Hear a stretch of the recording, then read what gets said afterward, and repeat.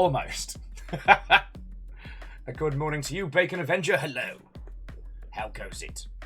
As the title says, this isn't actually a stream. This is a soak test in a trench coat. So, let's hang out. Let's have a natter. Hopefully, fingers crossed, things have been resolved. But the only way we're going to know is if we hang out and have a natter. So, hello. Thankfully, the sheer amount of game news today makes it perfect for having a natter day. And I pre-installed Call of Juarez Gunslinger last night. And while I know that isn't usually the kind of game we'd play, like, I just fancy doing something dumb with an unreliable narrator.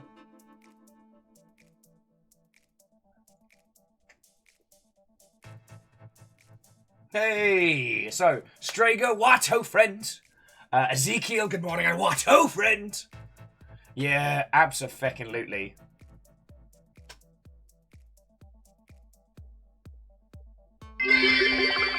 Jesus! The accidental mutant ticking off a bingo card box. That scared the fuck out of me. I gotta adjust the level. No, that was scary. Bacon, thank you for the 200. Yeah, tick off the Will forgot to unmute the mic on the bingo cards. Draconic Dude, good morning, what ho, friend? Chaunerous, Stamina Gamer, what ho, friend? Woo woo. 21 months, baby. Yeah. It's 3 months away from fucking 2 years. I've still got the post-GDC gravel to my voice. So if anyone's needing someone to voice an adventurer from the deep parts of dark, I don't know, dungeons in London, Londons and Dragons, I've got you, but only for a day change. Actually, Zeke hit me up the other day. Was it yesterday? Friends, I've just been in a box room. Days are gone. Zeke hit me up and was like, hey, Will, can you just do a quick line for a Space Marine? I was like, shit, yeah? If any of you want to hear what Space Marine Will sounds like, you're very welcome. But yeah, Ezekiel, how are you holding up, friend? I got the Everhood soundtrack going this morning. Nene-chan, good morning. What ho, friend? Hello, hello. Fearless is pretty sure it's not the bad lurg, but I have a slightly sore throat. Understandable. I mean, mine's from talking too much and karaoke. Oh no! Well, Ezekiel, so long as the technical problems hold up, I got nowhere else to be, so at least myself and my crew of miscreants can provide some digital company. God. I keep thinking, like, what the last couple of years would have been like pre-internet. No thank you. No thank you. Sorry, Down Under Dwarf. I hope I said hello. So, friends, the plan is we're going to do a soak test. If you're not familiar with the term, soak test is just letting it run, see what happens. Which I guess for us is extended wafflemancy. And then, I don't know, I can, I've got a few games on the...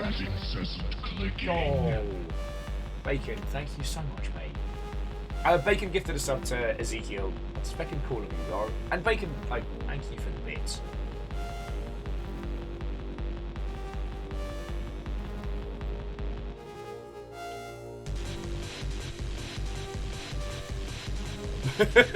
Ezekiel's just going to take the week to post hot takes on Twitter. Oh, spicy.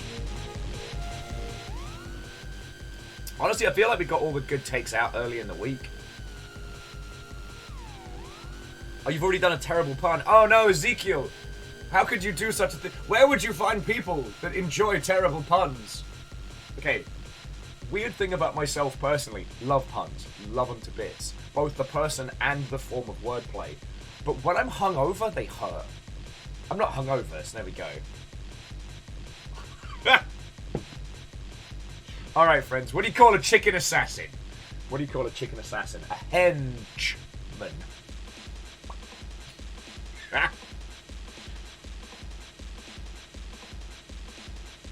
Oh, Fearless, so the soak test today is stability, yo. 882 days, baby. Viking 64, big shot, get nerded on nerd. God.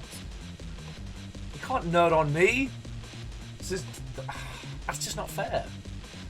Aperios, how are you doing, friend? Lato and welcome. I was listening to your show, and it was feckin' good.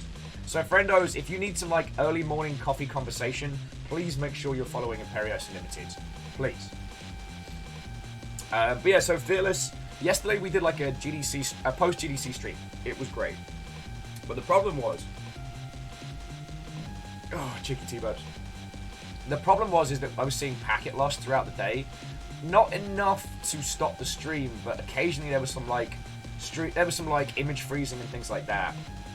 And I want to make sure it's solved before we're getting into any, like, really good titles.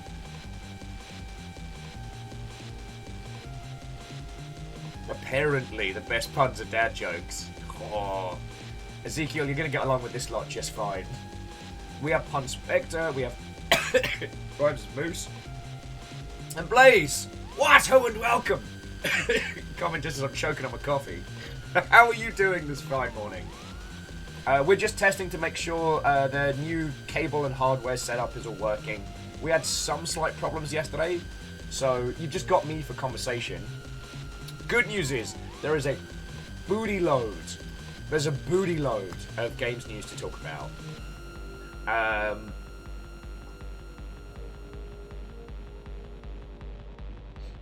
Like so much.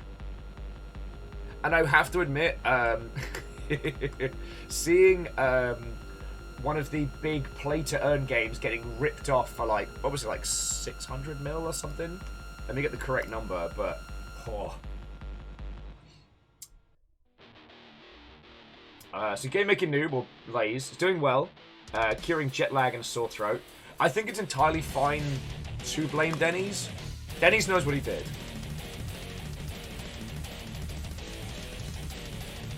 And I call a Watto friend. Hello, hello, Captain Stephanie Bond. Watto friend. Kisa. So Kisa, I might, I'm not saying I did, I might have told multiple influential people in the games industry about the cottagecore shooter. So...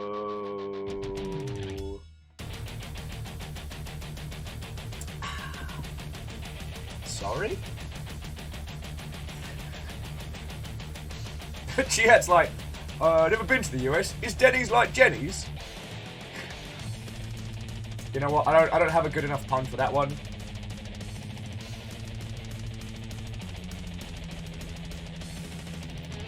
Yes, but less pretty. Denny's is eternal. Denny is Jenny's estranged husband. Okay, yes, in the Denny's cinematic universe, developing a backstory. Wendy is their cool lives in the city friend.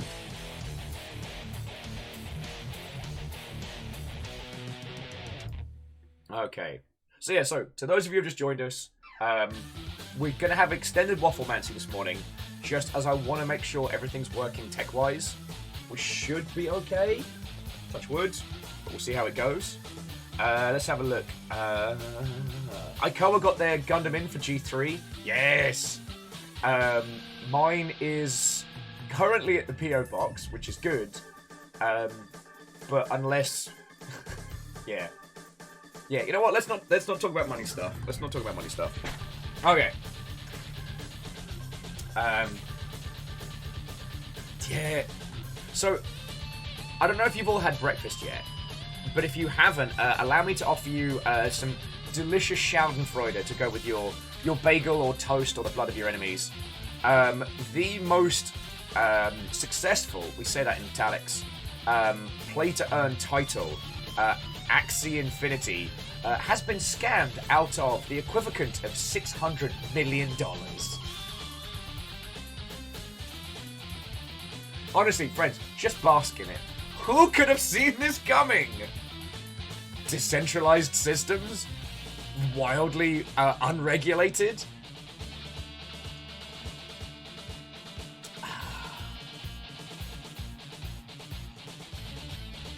You know who hasn't been scammed out of $600 million? Pokemon players. Pokemon Sword and Shield did not get scammed out of $600 million. And Zelky, an exceptional bunch of coconuts. How are you this morning?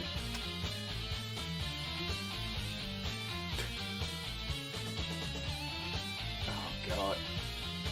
Sorry, Ezekiel was saying that apparently there is a gentleman in the Pentagon who is named Kirby. Sorry, a person in the Pentagon, I should assume.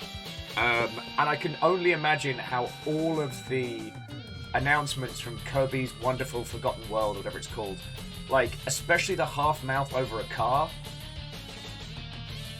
like, unless that individual is very high up, the amount of jokes they must get.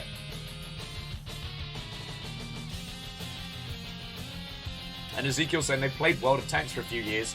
Feels like $600 million at this point. Yeah. Sadly, my EVE ships keep decreasing in price. Keeping a bunch of EVE Online ships in your hangar definitely isn't a solid retirement plan, and I don't recommend it. I am not an investment person. It's weird, every time I boot up EVE with the intention of just giving my ships and stuff away, I always end up faffing around and playing the game for like 2 days. And then I don't play it for another, like, you know, couple of years. Surreal.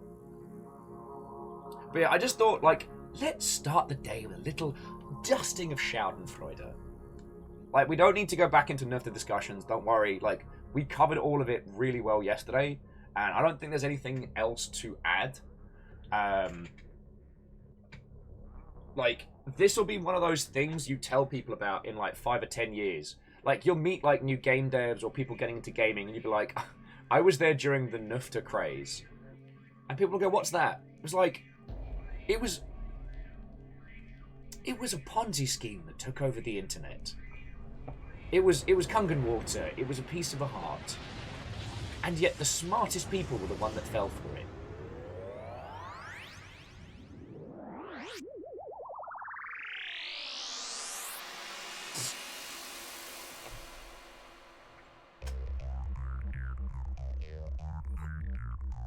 Alright, so whilst we're playing Operation Soak Test, let's have a look at the video gaming news. Starting off, I don't know why I'm doing this kind of like faux, what if Matt Berry was in the 41st Millennium voice, but that's just where we're going this morning. Slay the Spire is getting a crap load of free stuff. That is to say, a huge fan-made expansion to Slay the Spire has... Hey Will, please go on to Google Translate, do English to French and enter 5010 how. Then let the PC speak. I absolutely will not. Stammering, I took French in school, same as you did, buddy. Same as you did. But stammering, thank you for the 300. Catastrio, what, oh friend? Good morning to you. Friends, Catastrio was the individual we raided into last night who was playing Rainworld for the first time. So, good morning, hello. Please forgive the gravelly nature of my voice. It was worth it for karaoke. Yeah, hello. When I said, by the way, that I was a fan of Rainworld, I'm not joking. Like, here is the OG 3 Slugcats. So I've got the Survivor, the Monk, and the Hunter. But also, friendos, Catastrio is playing through Rainworld for the very first time. No spoilers. But it was lovely to watch your exploits. Like, and as I said, the hard thing was not going when stuff started happening. Online. Sensors online. Weapons online. All systems nominal. Stop it! What the Pecco Geckos? What up, the Hecko Geckos? Which does sound like a Teenage Mutant Ninja Turtles, like, counterpoint. But yeah, Stompysaurus, thank you for 29 months. You feckin' legend. Oh, and Catastrio, yeah, so this was drawn by the Artsy Poe, and this was the first piece of, like, I'm gonna say fan art. You can see up in the top right? Yeah, the top right there. This was the first thing that ever got drawn when I became an independent content creator, essentially. I've worked for video game companies, I've worked for a whole slew of different people, but that was the first thing I ever got that was just mine. Oh, okay, mine, I should say ours. so I got it etched onto my flesh. The goal is to get more tattoos based around the stuff we do here. But all I've really got is Hollow Knight, Rain World. I've got this is just our channel setup. I've got a Space Invader on my leg, and I've got the I Dare symbol from the Blackout Club on my arm. Oh, and Flip, yeah, there's songs from Everhood. We got taste in this house.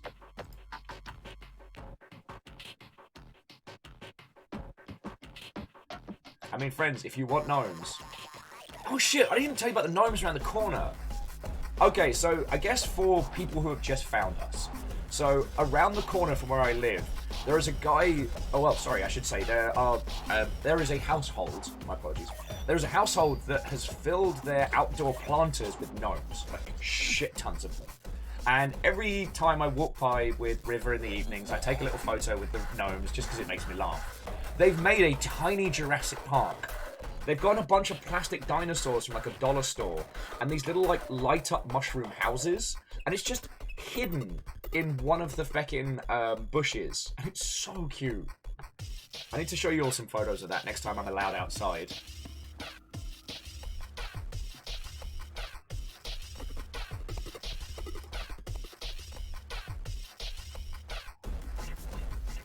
Flip, it is going lovely, thank you for asking. I was at GDC last week, which was wonderful. However, some heckin' bad words decided that they were going to hang out with a bunch of people despite testing positive. So myself and a lot of people of the industry have been exposed. So I'm in the current process of, like, did I get it and how long do I wait before I officially call it good? Do you know what I mean? So, it is what it is. Fiona and I had already planned to have me quarantined in this room when I came back anyway. Stompy, I don't know, and I was talking about this on Twitter. I actually don't want to know who it is, because you know me, like, I am a compassionate person, and I try and put empathy first, but, like, that was a jerk move, and if I know who it is, it'll always stick in the back of my head, you know? Castro, I might, if I don't dox myself too hard. Yeah, Perios. If I was exposed on Thursday, then yeah, I've technically got like one more day.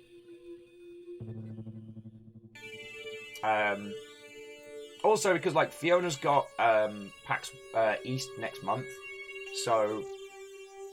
Like, I don't want to bring... I wouldn't want to give her, like, a horrible flu or something, you know?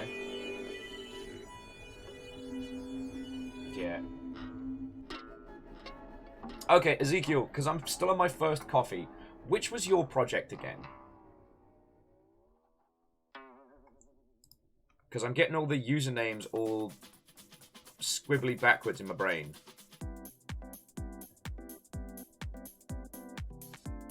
Because one of the friendos I met on Wednesday is making a really cool game that I haven't talked to you a lot about.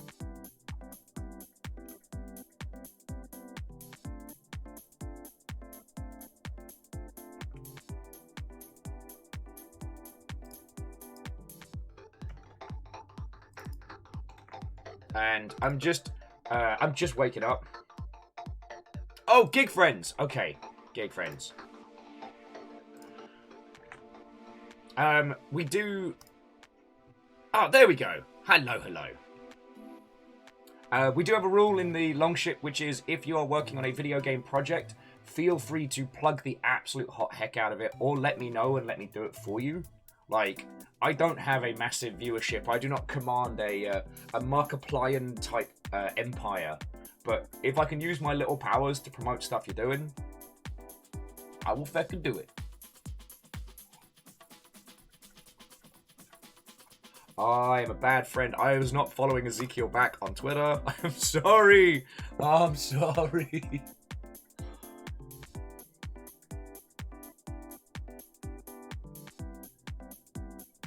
Chia, I'm definitely gonna need more coffee because I read your statement as quantity over mutiny, and I was like, I haven't done anything bad today. Stumpy says, so what have I been playing? Okay, thank you, Stumpy, very much for asking. I have been playing, I finished Wolfstride before GDC, which was one of the most interestingly paced games. I would only recommend Wolfstride if you really enjoy kind of like anime, like 90s cheese, combined with, I don't know, very spacing-based mech combat. I loved it, and the fact that it was fully voiced really did help get through it. And the one I was playing yesterday is this gloriously weird game. Online. Sensors online. Weapons online. All systems nominal. I know shucking wills into a weird game. Boop. And Petula, Watto and welcome. How many months is that? 16. Bleed Nora. Petula, thank you kindly. So, friends, I have hate. Oh, Ben, I didn't see you get in there. Watto, friend. Hello. Okay, so I have an incredibly weird game to share with you. And it's the kind of weird nonsense that I love. Hey! Down Under Dwarf, thank you for the bits, friend. Like, seriously. Bits are very appreciated right now. We're not going to talk about money stuff today. We're just focusing on making sure the internet and everything is fine. Alright, so it is a free game. This is a free game. And it is called The One Who Pulls Out the Sword Will Be Crowned King.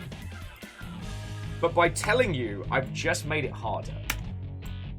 So, the way the game works is that there is a sword and a stone. You grip it with your mouse, and you drag the mouse forward to lift the stone from the sword. If your mouse strays from the sword, drop it. However, it is a massive online experience.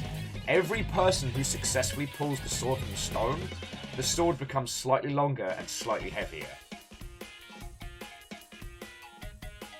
Like, it's the absolute reverse of like some Peter Molyneux type nonsense. Chapowskiwick competition community when. Well, that's the thing.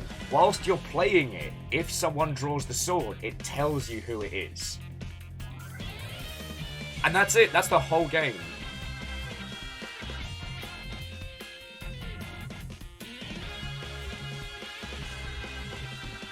Like, I gave it a go yesterday, and it was starting to make my hand hurt from where I was dragging my mouse across the table. Stop it, no. Do not make me get the water bottle. I will. Alright, well, I don't have the water bottle to hand, but I do have 24-hour sanitizing spray. Don't make me use it. But, like, I just remember how Peter Molyneux kept pitching us all these group experiences like the Cube and stuff like that. Lizzie, no! Stumpy's like, I will not be sanitized! This is going to be one of those days, isn't it, friends? Chia has a gaming trackball, so they might have an advantage, true. But if the mouse strays left or right, it drops. So you could probably disable the left and right movement, but I don't know. Will, did you just admit that you play with your sword in front of the internet? And that it gets longer when others play with it? Okay, firstly, I did this off stream, which is my time. Secondly, how very dare. Thank you for the 200 bits in terror.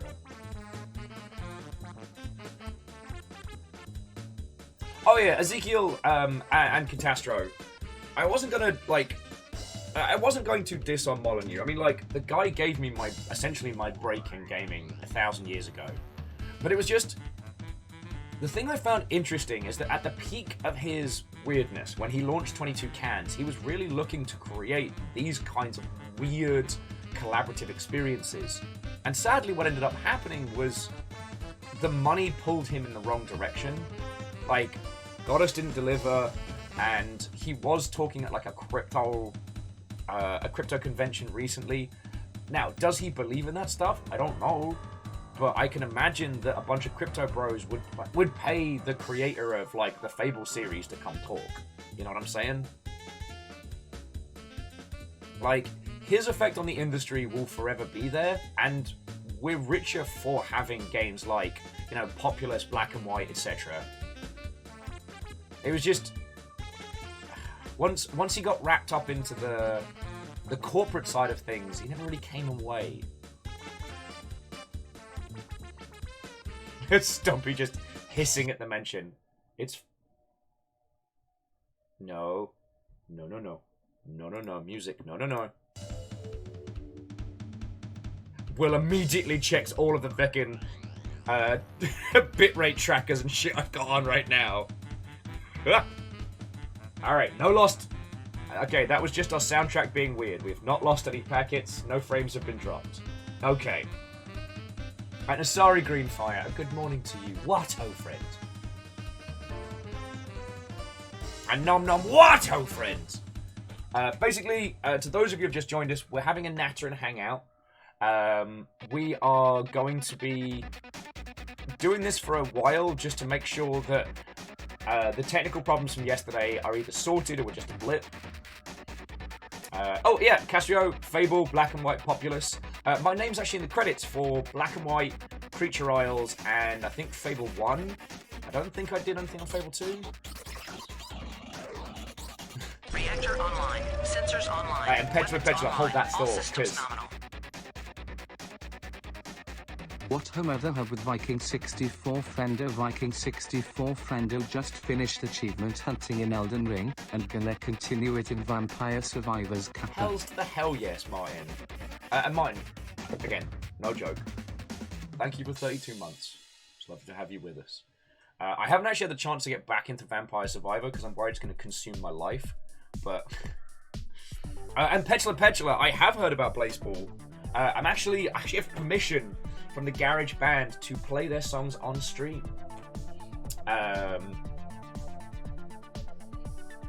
Oh, and Catastro, I can absolutely say what I did. I mean, it's online. Oh, also, Crux, thank you for filling the pint glass. Like, as I said, friends, we're not talking about money stuff today, but I am exceptionally grateful for anything you'll chuck in, alright? Oh, Chrono is now an Elden Lord.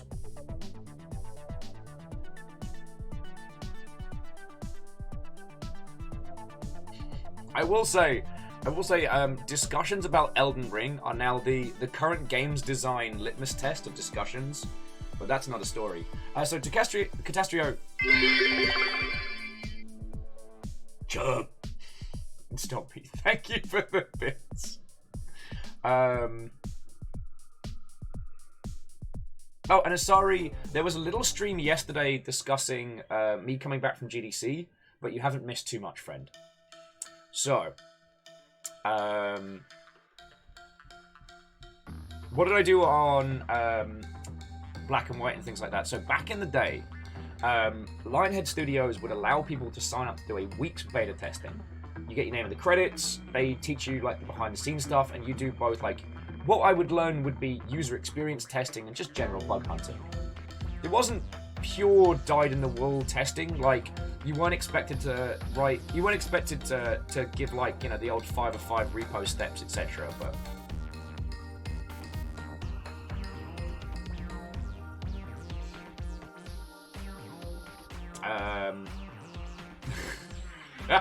Chia, do you mean you just uninstalled the sword game? And Sensual Kitsune, what? Okay, it is not a cult. Sensual Kitsune, it's not a cult. We have a lot of new people in. It's not a cult. It's not a cult. And Sensual Kitsune, I'm doing good. Like, voice is a bit shagged. Not, you know, being stuck in a room and not getting cuddles is hard. But, like... Why are you all like this? Why are you all like this? But yeah, so Catastro was asking what I... Catastrio. I think I'm getting it wrong.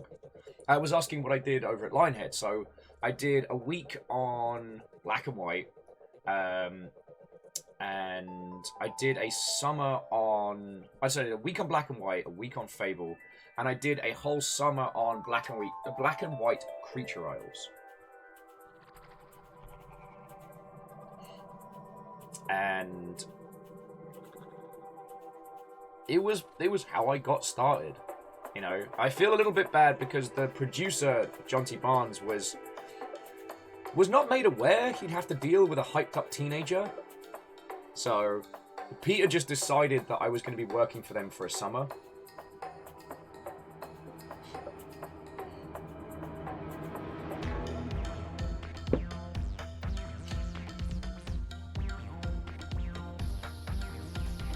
I go for cat or catcher if that's all the same.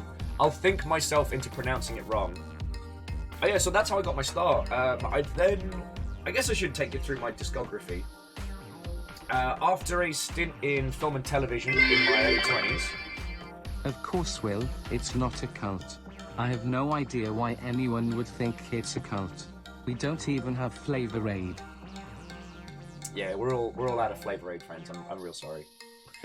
But Ben and Crux, thank you for the bits, friends. Alright, so speedrun Will's career. I joined Sega Europe as a QA tester, having worked in film and television, and then the big old 2008 crash kind of fucked everything. I worked as like a rank and file tester there before going to the Creative Assembly, and then I went from being a rank and file tester there to being embedded. From embedded, I went into the community team, stayed there for probably about 7 years, or 6 years. God, time travel is weird. I worked on the tail end of Empire. I worked on Napoleon, subsequent DLCs, Shogun, Fall of Samurai, Rome 2, and Attila was kind of mine.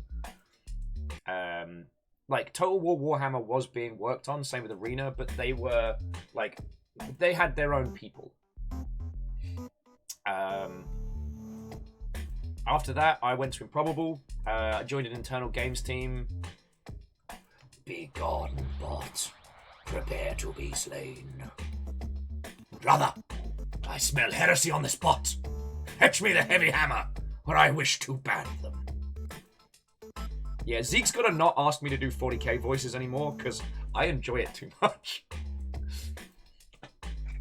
And remember, in Warhammer 40,000, everyone's the baddie.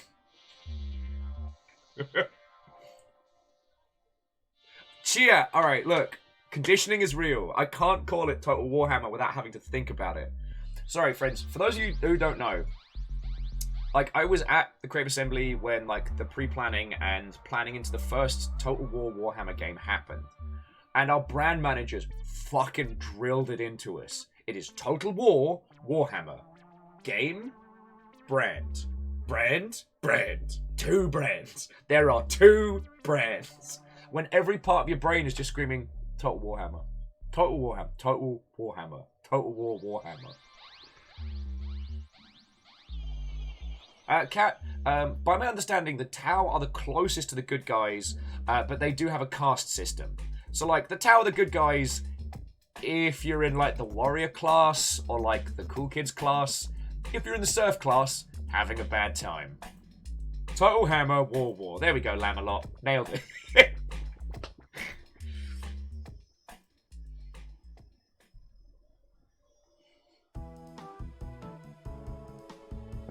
I mean, if you're playing as the Orcs, Fearless is correct. It's Total Warhammer.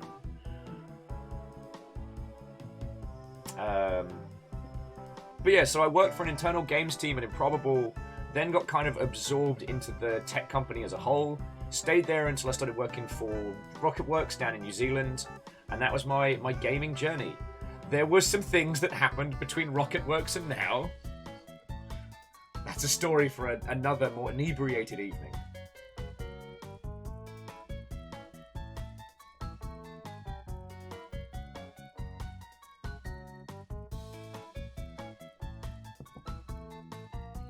Totally hammered Hammer War.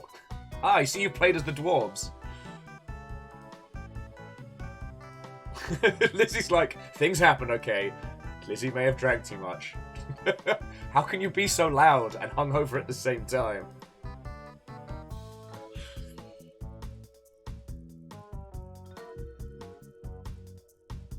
Oh, okay, so Fearless says the Tau don't have a serf class. It's more like they keep their utopian society stable with indoctrination, mind control, and disappearing those that can't be made to fit in. But they get gigantic mech suits that haven't been lost to time and don't look like a cathedral on steroids. Yeah, the Brave New World approach, definitely the good guys.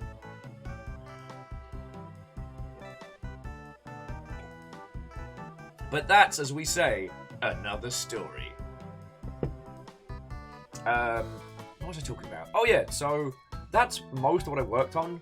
Like, my last games industry job proper, aside from like doing consultancy work and things like that, was I was the communications director. So I handled PR, marketing, sales, community, the whole shebang.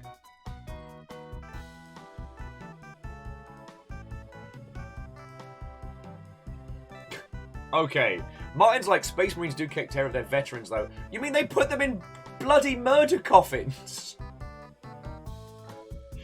Nope. Okay, arguably the only good guy in Warhammer 40,000 is Papa Nurgle, because Papa Nurgle loves you. Problem is, Papa Nurgle loves everything. Everything. And Papa Nurgle, given the chance, would just want everyone to get on. But that goes down to a, you know, a microbiological level. Soul. Great prosthetics, murder coffins are dope. God. We need to play Stellaris again. Caffeine did organise a great big Stellaris game last Saturday. And we can do another one of those again in the future. Yo, okay, bitrate is holding strong, and we are at half an hour. This is lovely. Okay, so, games news. Shocking literally no one, considering the whole Spartan thing. Sony has unveiled their Game Pass competitor. They're going to be reworking PlayStation Plus. They have gone for the 3-tier approach, which I personally disagree with. I think confusing your users is a bad idea, and I think it's one of the problems of the film and television model at the same time. The only difference being the film and television model usually has a free price point. Oh, this is a good song, but it always catches me off guard. Wheeler Dealer, what ho, friends? You wouldn't know anything about this particular topic. Okay, so let me give you the quick skinny on PlayStation's plan. So they're going to have PlayStation Plus Essential, PlayStation Plus Extra, which in my mind would be Plus Plus, but there we go. And then PlayStation Plus Premium, P3. The Essentials, the same thing. Plus you get 2 games a month you can download. Extra is the PS4, PS5 online catalog. And the Premium is a bunch of stuff that no one cares about, plus a large back catalogue of PS3 games. And will also involve PS1, PS2, PSP, and other titles offered in extra and premium tiers in the markets where PlayStation are currently available. You know, it's that simple to understand phrasing. Sorry, I don't mean to careen around quite so much, but one of the things that we've seen is when you confuse users with multiple tiers, they just tend to go, nah, I'm good. Because they feel like they're getting hoodwinked. Rather than users going, maybe I'll get the mid-tier, see how I like it, and move up, which you think would be logical. Users tend to look at the 3 choices and go, no. Or they look at the 3 choices and go, well, I've got the money, so I'll get the main one. This is something we've seen throughout gaming. These tiered approaches are all they do is confuse users. Like, this middle tier the PlayStation Plus Extra needs to not exist. Anyway. The only reason I feel that it works with other subscription models is when there's a free tier. So, like, take Hulu. Sorry, this is only going to really equivocate to people in the US, but in the US, you have Hulu. Now, you can just sign up for a Hulu account, watch a whole bunch of shows, but you have to watch it with adverts. And then you can choose, like, do you want just paid Hulu, or do you want Hulu plus Stars, Hulu plus FX, Hulu plus, I don't know, Billy Big Bollocks' Circus, I don't know. Or do you want, like, a complete package? So you can kind of tweak it from there, which works because the initial payment point is free. But with PlayStation Plus, I believe is required for online play. So you've got to buy one of them. Which one do you buy?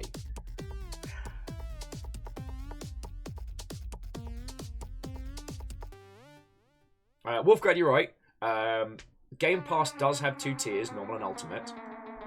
I think that works because Xbox Live was always a paid service. So you have the standard service and then the more.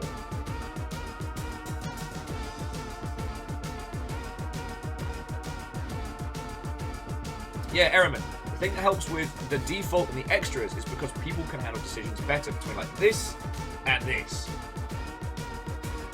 But the irony is that, at least in my humble opinion, from watching user behavior patterns, sales data, etc., from being in... Alright, Gnomes, you're up here, and you need to be down here. Is that offering users 3 tiers tends to get them to avoid all of them, rather than choose between 2. Mainly, and I think it's not because people are easily confused. I mean, but I've seen my fair share of parents trying to buy Xbox Live for their kids, because when it gets to the point of 3 choices or more, users feel like they need to research. There's the worry of, oh crap, if I get the mid tier or the lowest tier, maybe I'm going to accidentally end up like with a service that's like pay as you go or something like that. We've all grown up with phone plans and cable plans and things like that. So, now, if we take the business side out of this, as a user, the premium is $18 a month with a huge back cat of classic PlayStation games. That's a smart play. Like, currently they can't match other competitors title for title, but the PlayStation, especially PlayStation 1 and PlayStation 2, are such beloved consoles that people will pay monthly for the possibility of having those titles.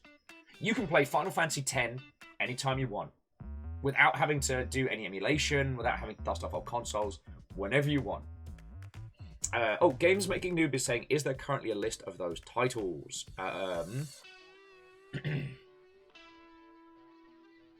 I'm scoring. Yeah, it is Final Fantasy Tactics on that list. Alright. I'm heading over to the PlayStation blog now to see if there's an official list.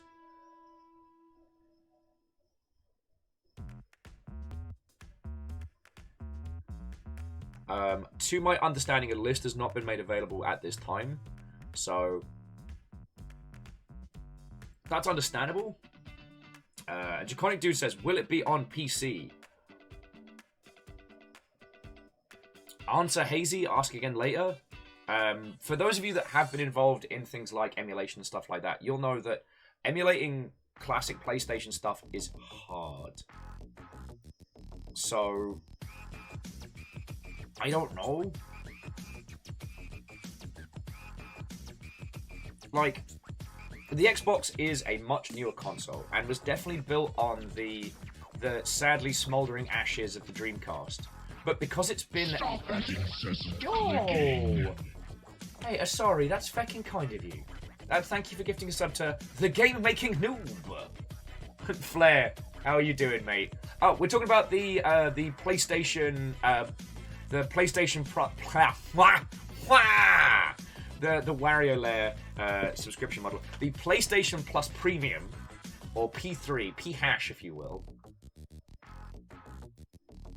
Oh, piss in a bin bag.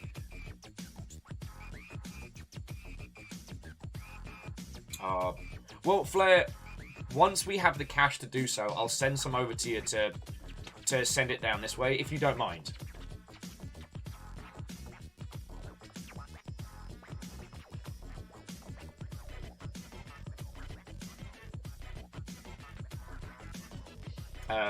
Kato was saying Final Fantasy Tactics, as in the greatest game ever.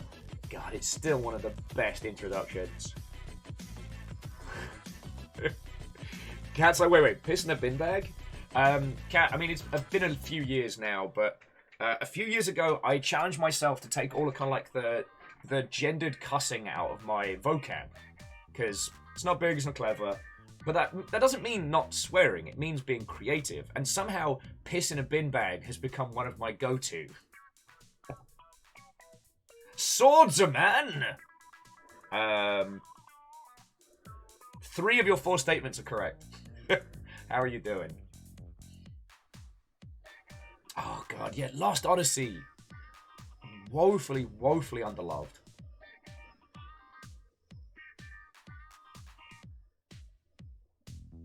But yeah, so actually, Games Making Noob, Kata, this is PlayStation's strength in this space. Like, Xbox has breadth and depth. It's got day in date new titles and very, very interesting indie stuff. So how does PlayStation compete in that space? Batcat. Now, the thing I was saying about the Dreamcast is, like, Microsoft helped with the construction of the Dreamcast, and then that led on to the Xbox, by my understanding. But it's all been stuff that have been designed to run natively in a PC environment, rather than, like, back in the day where you'd have a dev kit you had a dev kit for your hardware, but it was still, like, standalone, unique hardware you would have to get code running on. Like, and especially during the transition from, like, the 16 to 32-bit era, people were doing some weird shit with hardware to make it work. I know you all know this, but just for conversation framing, like, the Saturn famously had, I think it was like 2 CPUs working in tandem, and it is a nightmare to emulate. Or at least was. I think things are much, much better these days, but the fact that a lot of our modern consoles, like, it is very easy to emulate because they're designed to run in a Windows environment, does mean that, you know, it's very easy to get backwards compatibility on a lot of those titles.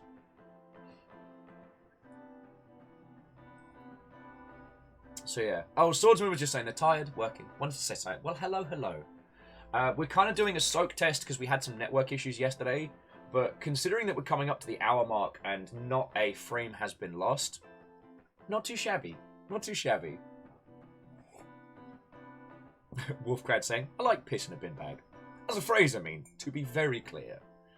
Yeah, it's like, I don't know. I'm actually not going to finish that sentence because I was about to say something horrific then. And none of you need that mental image in your brains, so I'm not going to say it. That means I deserve a dinosaur sticker because I didn't say a bad thing.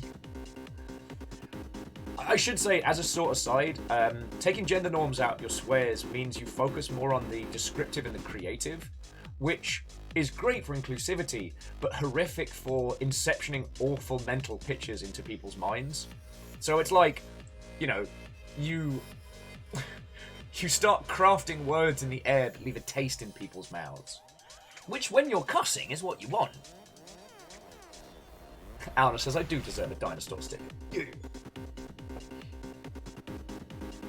But yeah, so I find this interesting. But yeah, as people were asking, are we going to see these on PC? I don't know. It's not impossible. But the current prevailing theory is that if Sony does try to do these games on PC, they'll be streamed. So like the old OnLive service. Well, I should say online style. Now, this could work because you're not pitching it as your main...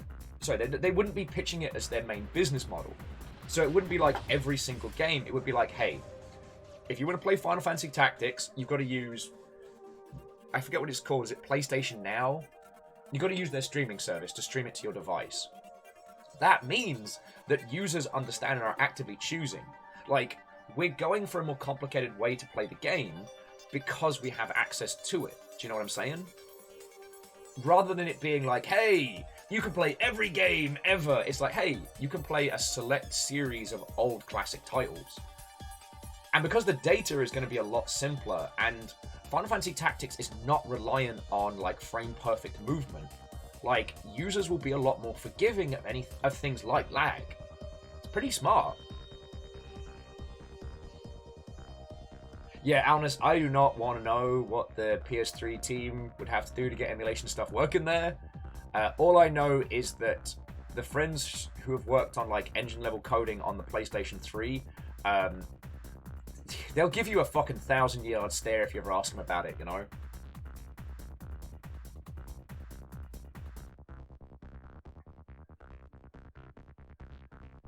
So Gaming Uber says, if both Sony and Xbox go full in PC subscriptions, and someone makes the Steam Link kind of hardware that actually works, Nintendo will win the console market. Yes, wholeheartedly. At this point, Microsoft's declaration in the last generation has been, we're not a console, we're a platform. You give us X amount of money every month, and it doesn't matter if you play it on our consoles, on your PC, on your phone, you're with us. And that's, I think, where they see their domination moving forward. PlayStation is kind of playing catch up to that same mentality, but they are still very much linked to like new hardware, new titles. And then so Nintendo just get everything else. The Switch has been a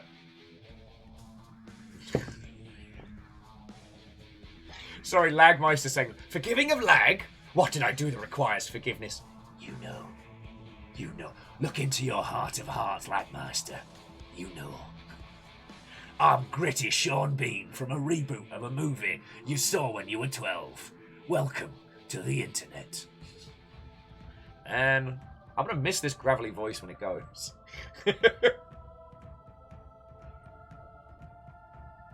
Oh.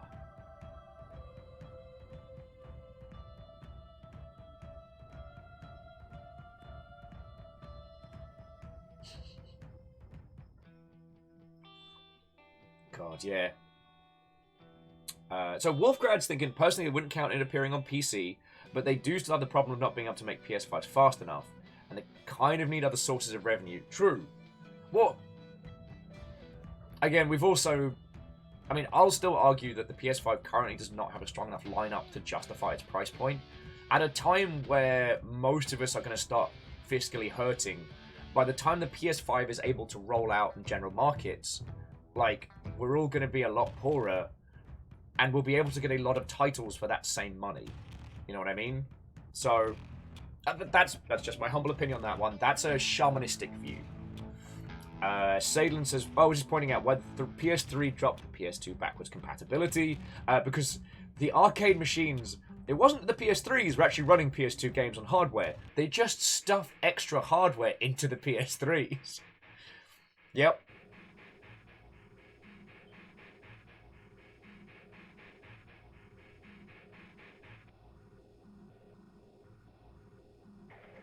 Yeah, you know what, Canada, maybe that's what I gotta do. I'm gonna get in all the gravelly voice work.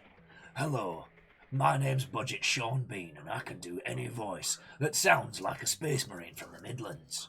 I will be available for hire for as long as my voice holds out. I have to start getting you to submit some lines for me. So yeah, so I think that's really all to cover. I don't disagree with the movement to platforms, and I think especially now that we're encountering chip shortages and things like that, which may have long-lasting effects from a business standpoint, from a purely mercenary business standpoint, moving away from being entirely reliant on consoles is a good, strong plan. As always, Nintendo are the exception, not the rule, but that's another story. Hey, nom nom. If this PlayStation bundle allows us to play Tokyo Jungle on PC, sold. Like, boom, there's $20 a month.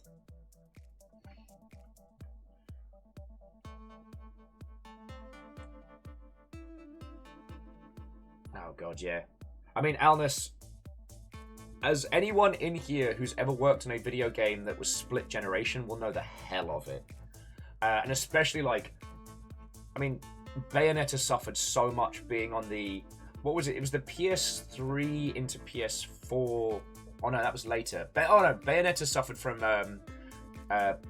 porting to PS3. Oh, poor Bayonetta. But anyone who's worked on a title that straddled console generations, especially PS3 into PS4, like, that was a bad time. That was a bad time. Alright, so what else was on the hot sheets today? Just, again, whilst we're doing our little complicated soak test. Again, Slay the Spires getting its community expansion is being made legit and is being released for free. Oh, there's a shit ton of old games that just got dropped on Steam. So I'm just gonna rattle off these because one of these will probably proc memories for all of you. So, Forgotten Realms, the archive, including Eye the Beholder 1, 2, and 3. Forgotten Realms Collection 2, containing Curse of Azure Bonds, Gateway to the Savage Frontier, Hills Far, Pools of Darkness, Pools of Radiance, Secret of Silver Blades. I might as well do the hero voice. Treasures of Savage Frontier, Unlimited Adventures. Then we have Forgotten Realms, the Archive 3, including Dungeon Hack and Mesobarian. Mesobarian. Then we've got the Kryn series with Champions of Kryn, Death Knights of Kryn, and the Dark Queen of Kryn.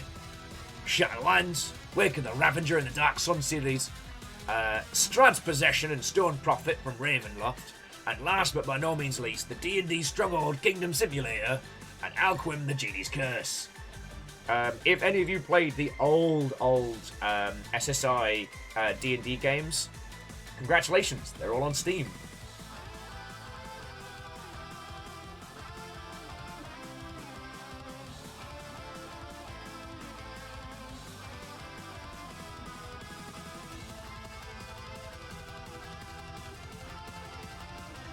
And Num Num, I do understand what you're saying. Like, the move to subscription models does cut out, like, the physical ownership of, and may drive retro prices through the roof. It's one of those it is what it is situations. The success of Game Pass has meant that that's where everyone's kind of pushing forward towards. Lizzie, you are correct. There is going to be more Rain World DLC. However, friends, Catastrio, who we raided yesterday, is hanging out in chat and is currently early on in Rain World, so we're not going to go in depth into discussing it today. But yeah, new Rain World content is going to be coming out. 5 new slug cats, new stories set pre and post the existing 3 stories. It's gonna be good. Salen's adding that was a whole set of solid games, but the Dark Sun games are delightful because, like, fantasy Mad Max. Yes! I remember a friend at a pub trying to explain the Dark Sun series to me, and I didn't get it. And I played... God, which one was it? Wake of the Ravager? I believe on an abandoned West site. And that was the point where I got it. Sorry, I will absolutely be playing the Slugcat DLC. I don't know... actually, I can't say anymore. I can't say anymore.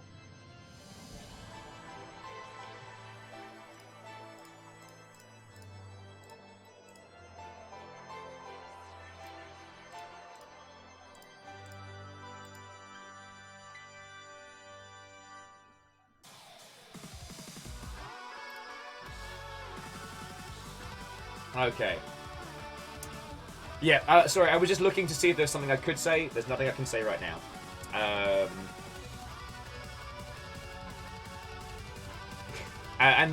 Sorry, the Slugclap plushies and Temp Fox, they are safe. I mean, eventually, once I am plague-free, I'll ask some friendos to come help me finish setting up, and we can really properly unbox everything. Slugcat will return. Actually, we can probably tell Twitter that we're live. What was the other game news from today? Oh, just some GDC stats. Like, attendance down, yada yada. Things that are pretty understandable, but I thought was worth writing up. Oh, and the person who's been doing false DMCA takedowns on Bungie content on YouTube is getting sued to fuck, which makes me very happy. As someone who's been community side when having to deal with false DMCA claims, it always sucks. Because users, and rightfully so, assume that it's the company who is issuing the DMCA takedowns. And it puts you in this horrible position where you're like, alright, I've got to make sure that they aren't legit before I say anything. So you have this horrible time where you can't answer people's questions about, why am I getting DMCA'd? Like, this doesn't make any sense. Excuse me. So, seeing people who do false claims getting their face wrecked makes me happy.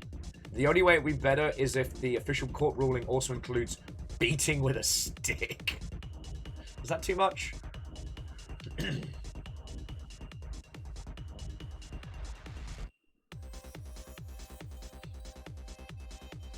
Okie dokie luckies. Also, what was the name of the title? We talked about it a lot when we played Blood West. It was a new school, like, thief-style game that dropped very recently. Oh, that's very interesting.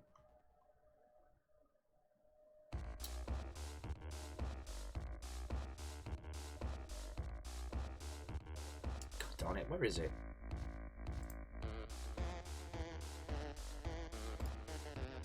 Or did it not drop today? It's not Weird West. Oh, God. It was a thief-style game. Oh, and Vanderbeest, head of household, what ho, friend! Thank you kindly for filling the pint glass. You get to watch me unravel live on telly while I try and remember what the feckin' game's called. Oh! God, I need some more water. Would just like to remind everybody that Going Under is on sale in Steam this week.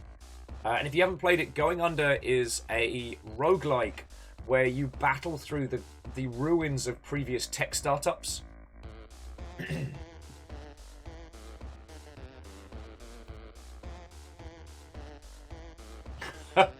Alright, you know what? Fearless, I'm also going to my wish list so we can have a little race. And Nom Nom saying, the court finds you guilty of impersonation and false DMCA claims. Your punishment? A shit ton of dollars. As well, and I'm sorry to say this, is playing Superman 64 5 hours a day, next 10 years. Blam, blam, blam, blam, blam. Order! Order! Does it seem like cruel and unusual punishment? I don't know. Does it? Tell me in 5 years. Now I'm gonna go get drunk.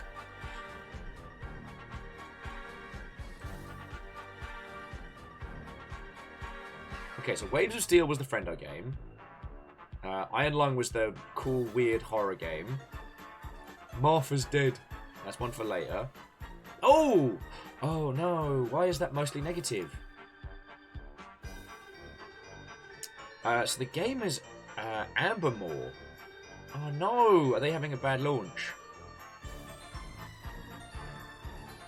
No!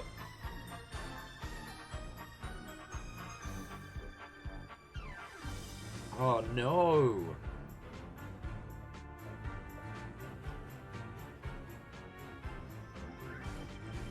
Oh, okay, sorry. Here's the title in question, because I know some friendos who worked on this. But yeah, this is Ambermore, and it looks like classic Thief. And we talked a lot about this when we played Blood West. But yeah, by the looks of things, it is having a very rocky launch. So I hope the dev team do well. I hope they have the time and resources they need to like patch and improve. Poor team. It's like, no! You were supposed to be the chosen one! Breaks my heart. So, they're going to be having a real hard time. Happy Pie says, have you tried it? I've looked at it after a tip from AI in Games. No. We were going to hold fire and get stuck into the main one. But it looks like... yeah, it looks like it's not ready. One of the things that... I was talking to people about this at GDC, is I try and make sure that when we stream a game, we stream it in a way that's going to help the game as well. Like, I don't want to stream a game and it be broken and wibbly-wobbly and all over the place, so that it ends up turning more people off that might have really enjoyed it. You know what I mean? Vanderbeest, apparently it's current launch. So... oh, you're thinking of Gloomwood. Yeah, Gloomwood's still got a while.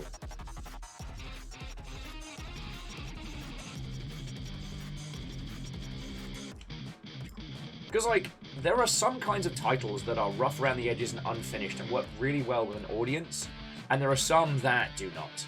And Hillian, a good evening to you, Watto friend! Welcome once more. Thanks, Industrial Wankers. We're currently just going through the day's game news. I'm doing something of a soak test. But, friends, if we do... if we find the banter runs out, I pre-downloaded Call of Juarez Gunslinger for us to play today. And if you haven't heard of that game, it's a cowboy game with some cowboy shooty gun bangs. But, and here's... Wow, they're just going at it out there. Thanks, bastards. Call of Juarez is one of the best unreliable narrator games that springs to mind. So, you're not playing a gunslinger in the Old West. You're playing the story someone is telling across a bar table. And I love that. Bacon Avenger, it's physically possible. We haven't hit it yet. It took about 5 days. Oh yeah, and Chia, like, I mean, at some point, I do want to do a Bloodlines playthrough with you all. And Bloodlines does have a few problematic's a strong word. It has a few parts in it that are difficult with our current, more, like, empathic sensibilities. But it's still one of the great games.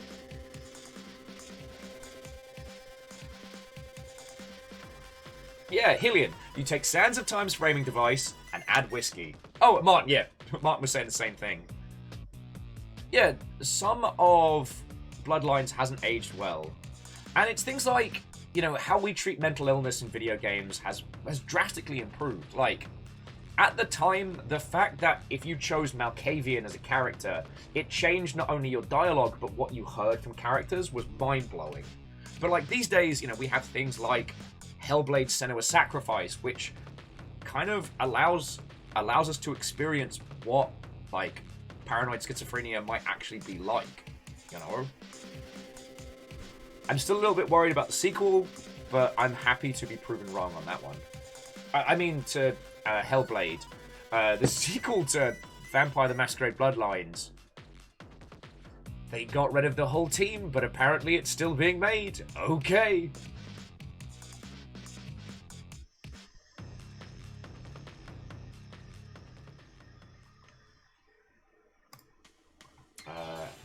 Have I seen Jitsu Squad?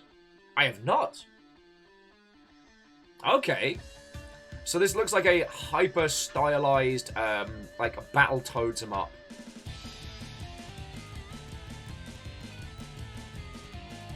That looks like a lot of fun. The reason why you haven't seen me do a lot of those side-scrolling brawlers is that those games are incredibly boring to watch one person play. But I hope in the future, like, as you know, as it's safer to have just friends come over, I hope to be able to do more of those games in the future.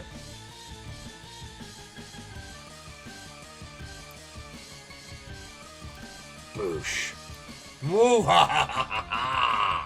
Alright, give me some 07s just to get rid of that Dingleberry's comment on screen.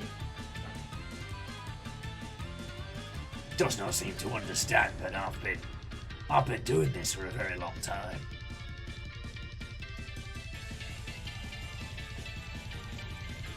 Oh, Chiat's saying Mech Armada. What is Mech Armada? Thank you, Kisa. Yeah, so Kisa, I'm sorry I kind of might have signed us up to make a video game. I'm kind of sorry about that. But I told some people.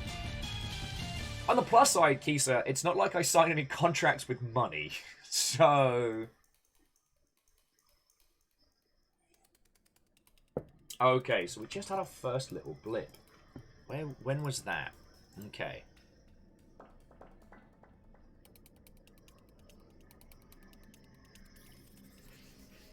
Should be fine. Yeah, Lamelot, someone did say mech.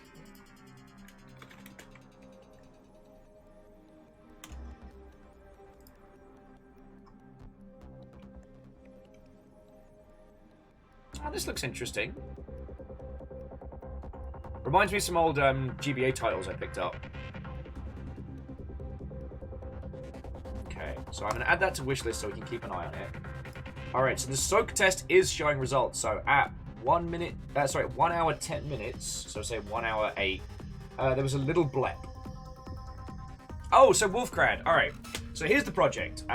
Kisa and I was drunk, Kisa wasn't. We were chatting in the wee hours, and I was raving about how, like, mechanics and thematics don't have to match. You can have really, really, like, brutal, engaging combat, but it doesn't have to be a miserable game. And so we started talking about, like, you know, empowerment fantasies and stuff like that. And, oh shit, I'm sorry, give me a second. I'm gonna close this feckin' window. Alright, it's time to hotbox in Will.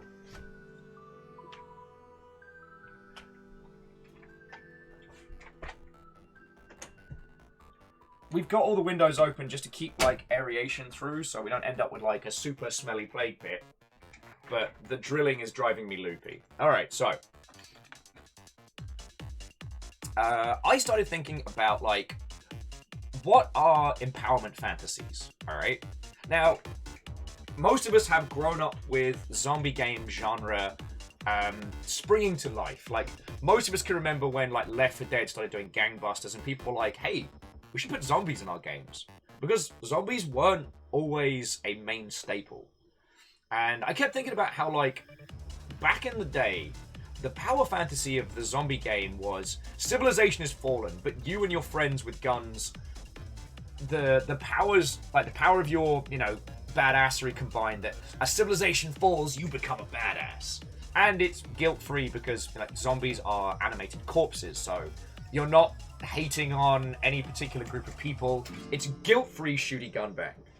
And I started thinking about, like, what my power fantasies would be now. Like, what are the fantasies that I want? And honestly, like, we came across this idea of the cottagecore shooter. Like, now obviously we'd have to scale this concept down. We'd probably go first person, low poly, stuff like that.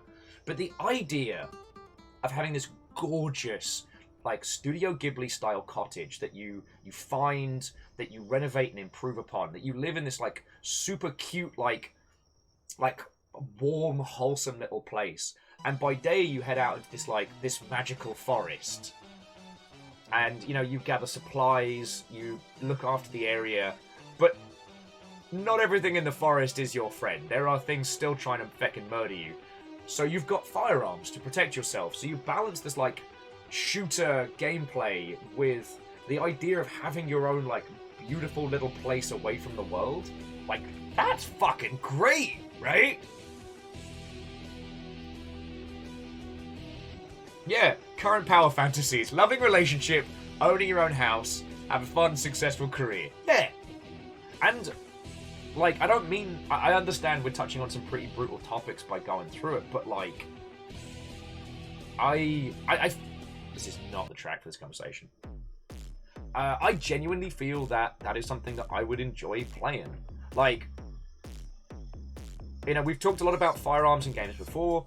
I enjoy, like, the mechanic and the aesthetic of them, but not to ignore that the reality that firearms are things designed purely to make people be dead now. But when it comes to games and aesthetics, I really enjoy them, but I'm just so fucking done with the misery. Like, I realized playing Escape from Tarkov, if you look at it from your character's perspective, eventually they would just give up.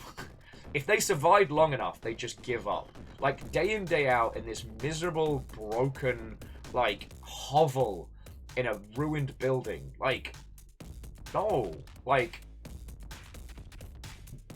once you reach a point of stability in that world, you'd look to make something that was more of a home. You know? So, yeah, Kisa and I started talking about it, and we started, like, brainstorming what the experience would be like. Obviously, it has to be single player because we don't have the resources to do multiplayer.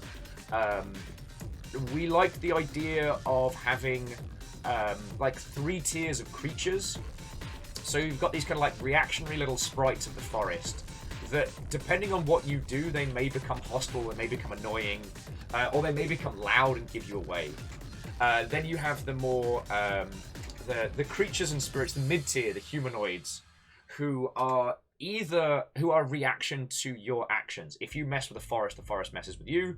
And if you go out deep enough, you encounter the guardian spirits, who can never be truly dispersed. And Hillian, you can absolutely do that. Personally, I don't want to work on that kind of project right now. Sorry, Hillian was saying you could do something like Haze, where you have the veneer of gameplay, but underneath you get to see the reality. Alright, Haze might not have been a good game, but all of its conceptual ideas are brilliant, and studying Haze as a game, I feel should be taught in schools, like in video game schools. But Hillian, the reason why I don't want to do that is because I think we've got enough miserable stories at the moment. Initially, I was prototyping a project with a friend, which was called Last Chance Hero, which was going to be a side-scrolling Kamen Rider-inspired brawler. Kind of a cross between, like, Beautiful Joe and the old Power Rangers Mega Drive game. But, like, it was going to go meta-narrative. The story... God, the story was so brutal. Look, I wrote it when I was in a dark place, alright? But the concept was, you've been hit by a car, and you're dying. And the last gasps of your brain kind of trying to process this take the form of your favorite, like, Saturday morning cartoon. And so the levels are based around your great regrets, and at the end it's the choice of, you know, accept your failings or embrace fantasy. It's fucked up, alright? Like I said, I wrote it, I was in a very dark place. And that one was where, like, a fun, peppy kind of gameplay style. Again, so you think, like, Street Fighter controls in a brawler was meant to bring you into this world, and then the underlying thematics of each level would slowly unfurl to be very personal things. But I just don't want to put a game like that out there, you know? I don't want people to feel the dark misery of personal experiences I've gone through. I want them to feel like... the idea of having your own beautiful place in the world. Like, I want people to have that kind of experience, you know? And CJ, what, oh friend? And yeah, and Chia, like, absolutely, like, having a cultivation and growing garden. Probably base it around, I forget which title it was. Oh, Chernobyl-like, like, day system, where each day you go out into the woodlands to either collect or craft or disperse. Like, if you end up summoning the wrong kind of little, like, spirits and sprites, you've got to catch them all, trap them in, like, a little lantern, get them out, and then release them into the wild. But if you release them into the wrong place, then you can have a negative reaction. Learning the forest would be as much of the experience, you know? Anyway, CJ, how are you doing, you lovely Mother Hubbard? What, oh, and welcome. We're having an advanced soak test.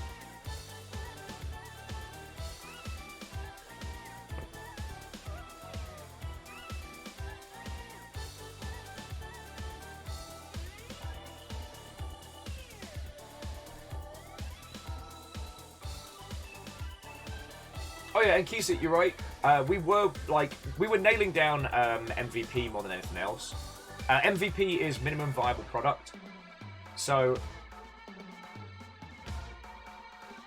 the idea with MVP is to say, like, here's the absolute bare minimum of what we could deliver that conveys our core experience.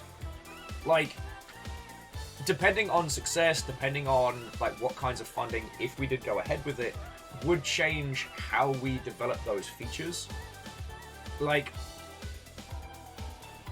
on the one hand, like, an early access launch would probably be ideal for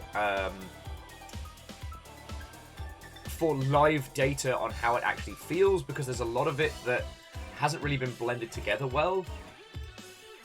But then that might remove the spectacle of the cottage, you know what I mean? So...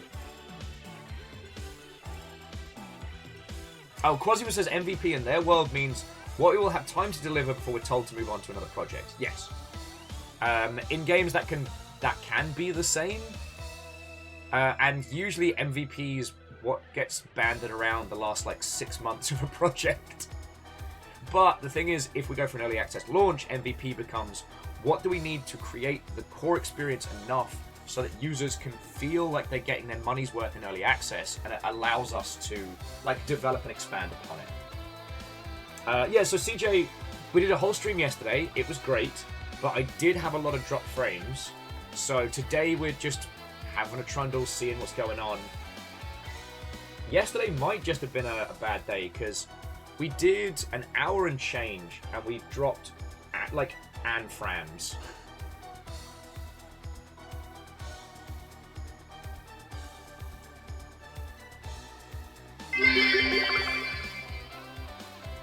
Quasi, thank you kindly. You're right, the cheer system, it works.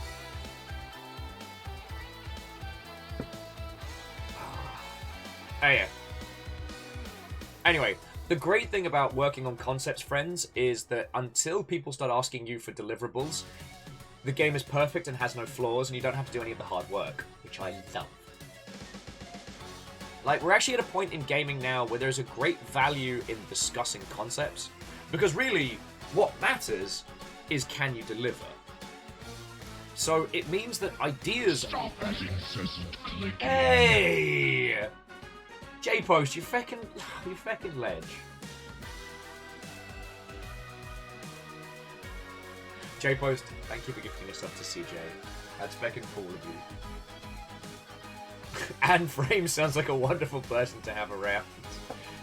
I don't know. Anne Frames is great for a bit, but they tend to outstay their welcome. I rewatched the stream from yesterday, and there's like... One, the lag between me talking to you lot was getting way too severe, and the occasional frozen frame of me going, hey, was not great. Like, friends, I do not smear well for those animators amongst you.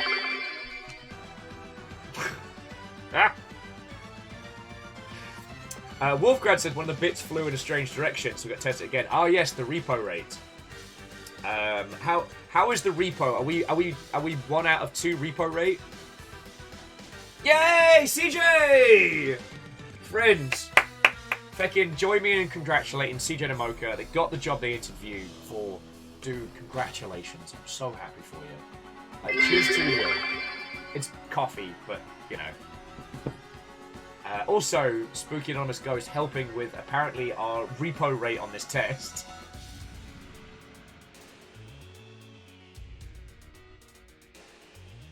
That's feckin' cool. Oh, and Hillian's starting training for a new thing in May. Nice. CJ says that thank you for our kind words, and it puts him in a very awkward position right now. And my brain immediately goes, like the back of a Volkswagen? I gotta stop watching feckin' Mallrats. I might be like one of 3 people that loves that movie. Oh shit, alright. Train's happening. I don't make the rules. I don't make the rules.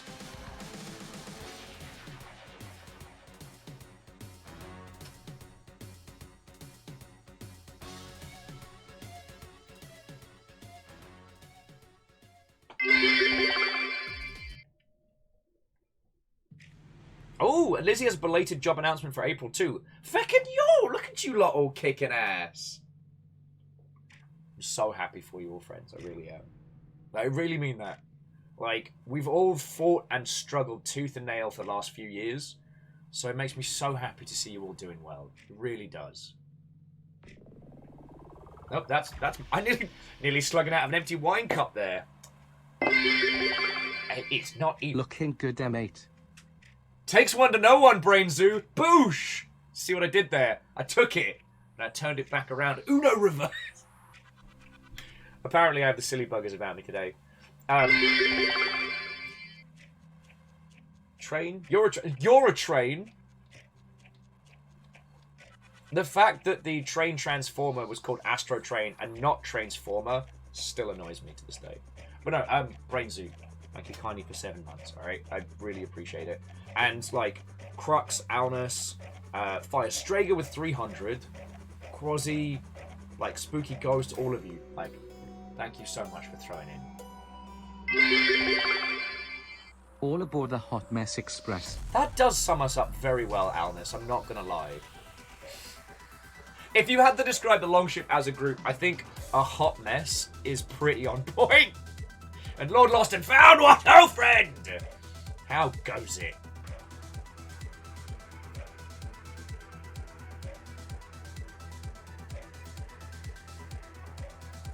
This is like, I feel called out. Tell me I'm wrong. Now that I have a real job, I could contribute. Aww. Hey, CJ, you know you're under no obligation, but I'm very grateful, friends. I'm very grateful. Okay, Hillian, I didn't know I needed transformative mixers. Actually, Hillian, would you be so kind as to throw that into the video drone in our Longship Discord? Just so I don't miss it.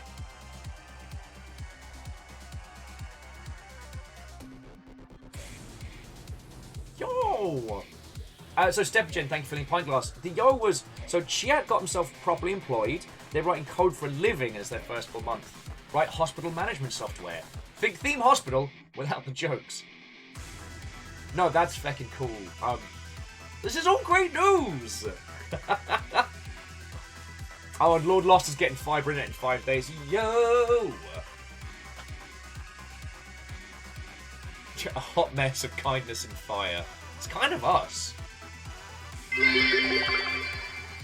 So, what you are saying is the Longship is a waffle topped with some kind of spicy sauce. Apparently that's us. Oh, Hillian, the video drone. Maybe I'll finally do that welcome to the Longship video.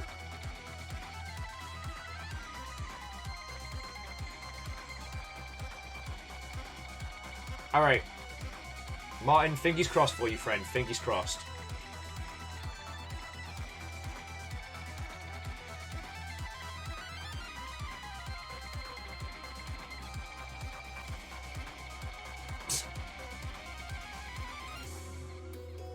Yeah, Kisa, you're right. It's about time I make that welcome new people video. And I need to stop fecking around. I'm gonna try... I'm gonna have to learn the... whatever Black Magic's one is. Da Vinci or whatever it is.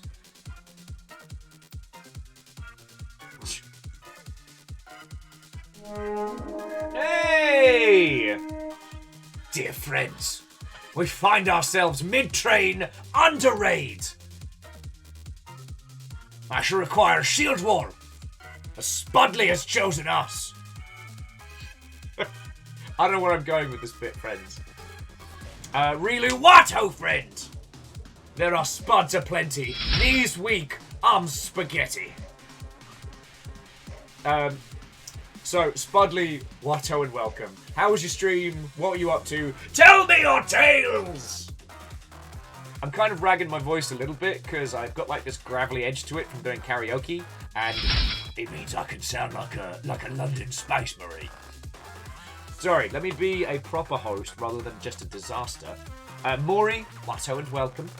Notorious Gaming. That is better than regular gaming. God. Sorry, Rilu. Apparently, I've just got big chaos energy going on today. Scardy's like, we're talking Resolve? Yeah, I need to make a welcome to the Discord video.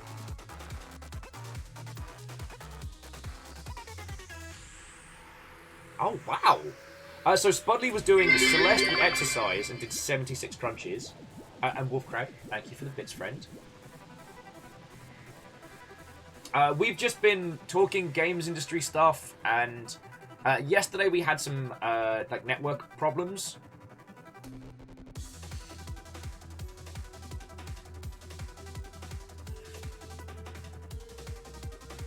Well, I tell you what, Scotty. I tell you what. I'll bang out a quick one, and we can plan a proper one for later. Because I'd love to do a cheesy like, welcome to the Longship. Oh, I didn't see you there. Hi, I'm Will Overguard. Like, I want to go full cheese.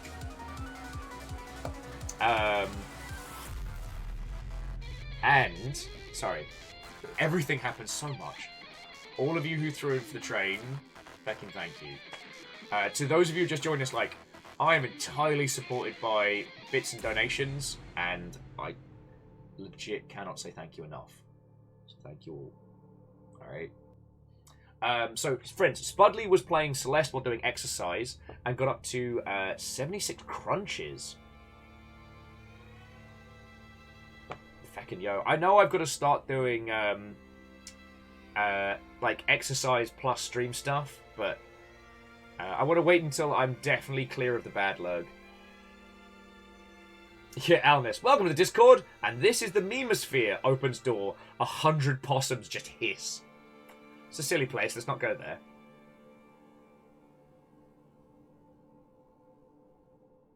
But Scotty, your videos were fucking grand.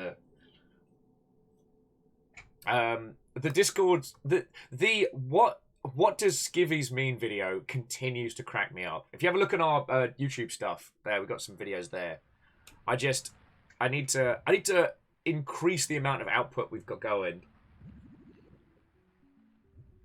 Oh, Rilu's saying that Spud did a play of Cuphead with exercise per death. Yo. Also, it is absolutely not a cult. Anyway, so Spudley, if we haven't met, it's lovely to make your acquaintance. My name is Will. Durry, it might be getting time to that point. But again, we'll start looking into that like post-plague. I mean, there isn't room in here to do. So we'd have to run some cables and some whatnot. What was I saying? Oh yes, I was trying to introduce myself. So Spudley and those who've come on over, it's lovely to make your acquaintance. I'm Will. I was in the games industry for 10 years.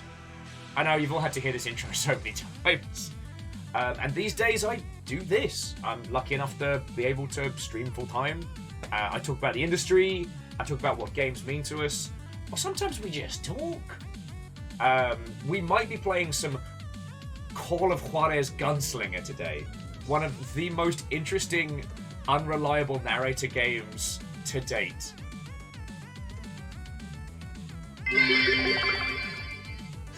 It's not a cult!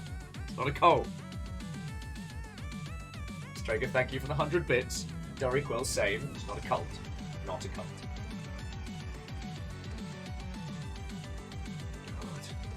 I will say, friends, assuming we kick ass and things continue, for next year, I'm getting long ship pins for everybody for events.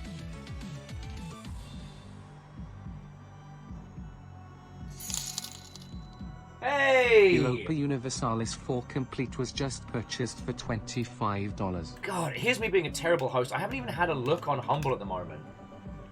But whoever that was, thank you for using the partner link.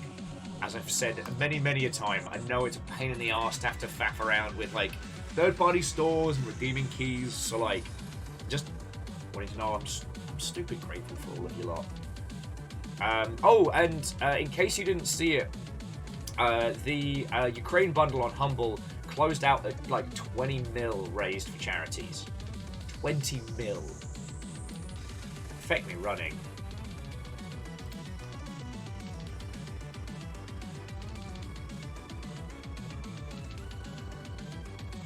Wait, Devolver has a sale? Don't threaten me with a good time. Although then again, I probably have all of the Devolver titles already. Oh, and there's still one more day on the Leading Ladies bundle on Humble. So if any of you haven't read Saga yet, you can get that for next to nothing. Oh.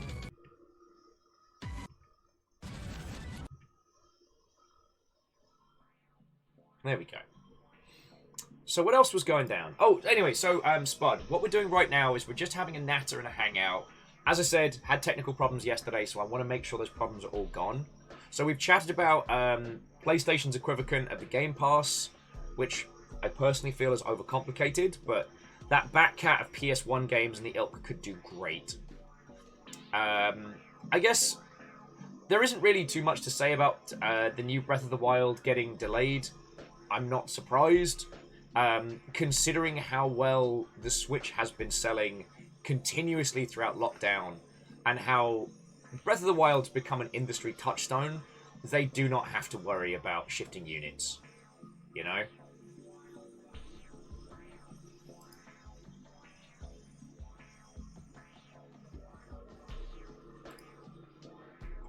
Well, so Bacon, Strags, we'll have a plan. We'll have a plan. There's nothing to put into action right now. But just so you know, what I'm thinking is the little red and silver boat with the black behind it. I'm thinking about that as an enamel pin. But, and if fingers crossed, if I can find a supplier, the black will be sparkly, like glitter. Breath of the Wild, breathe harder. Breath of the Wild, circular breathing. Oh, my life.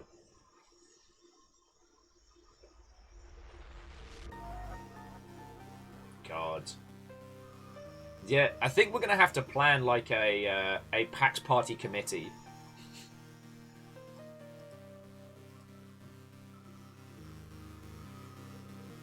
Oh!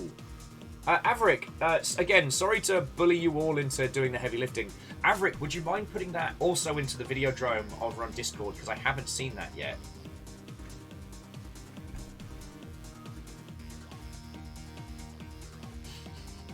Helium, Breath of the Wild 3. Is that Resuscitation? See, I would have gone through Breath of the Wild 3, Nose Flute of Time. Breath of the Wild 2, Bunny and Waffling feck around and find out.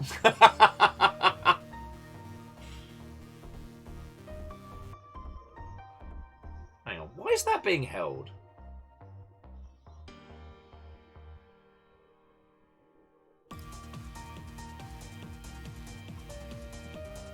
That was weird. No, Quasi, you're entirely fine. That was really strange. No, Lizzie, it was it was Twitch's auto mod there.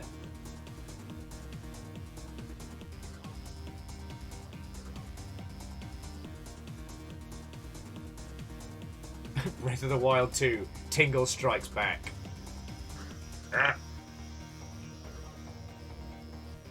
Yeah, sorry about that, Quasi.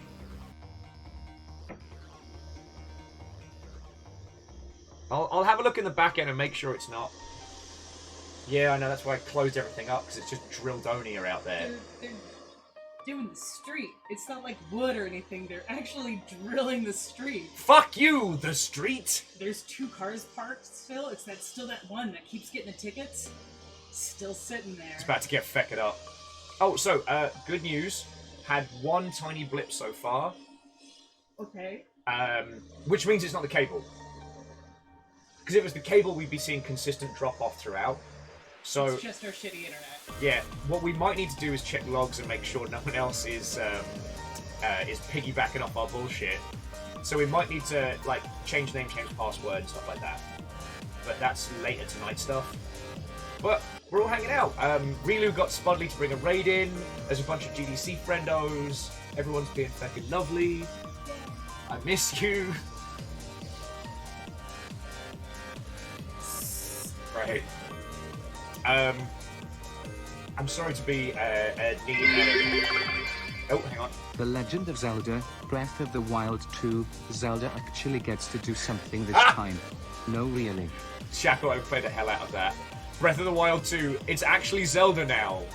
Link's in a coma. Would you mind just throwing some peanut butter and some toast together? Thank you.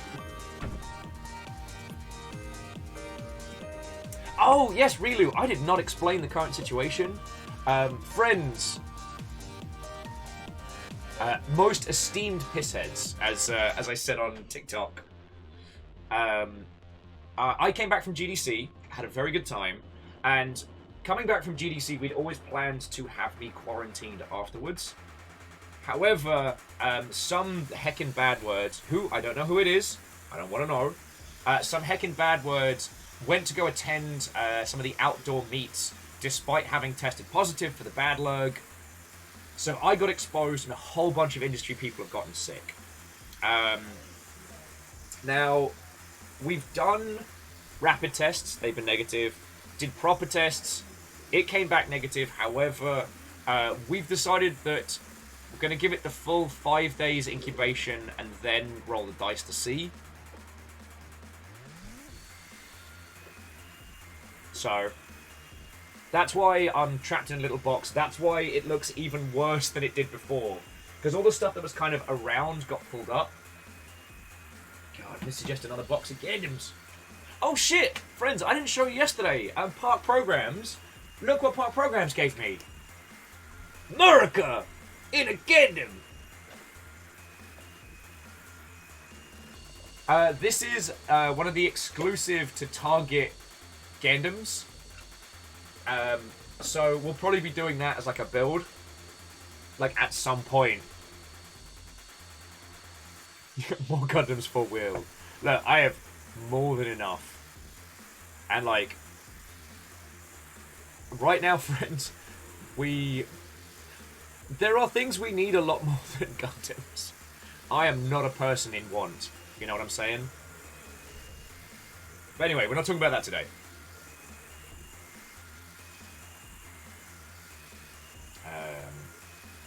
Chiad says, I'm not going to get hate for this, but how many Gundams is too many Gundams? I mean, it's becoming a storage problem. Look at all these chickens. Like, Gundams, Gundams, Gundams, Gundams.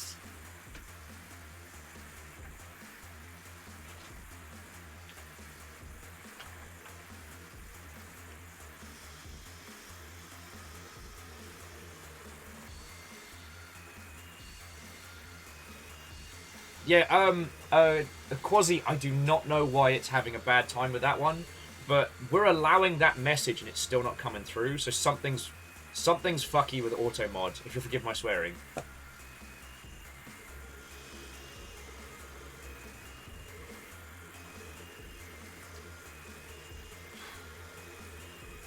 Nom nom, I don't even want to think about it. Like, okay, look, we're gonna wizard veto this one. We're gonna wizard veto this one. Like I said. Aww. Just take my bits, and I guess my joke and spam will have to be implied. Well, I'm sure I would have been very chagrined to listen to a Welshman read out 1,000 different bit emote names. And Quasi, thank you for 1,000, you fucking ledge. That's super cool of you. And Flair, nice. Yeah. No, seriously, Quasi, thank you so much. I'm gonna turn the tunes up just to drown out the. Hopefully, friends, you can't hear too much of the nonsense in the background, right?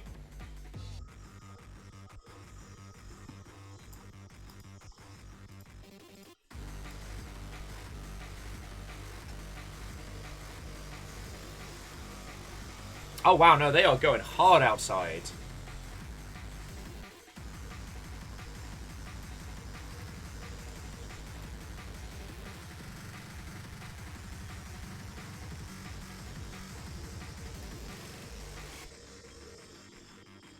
Okay, yeah. Tunes are covering it nicely. Lovely. Lovely!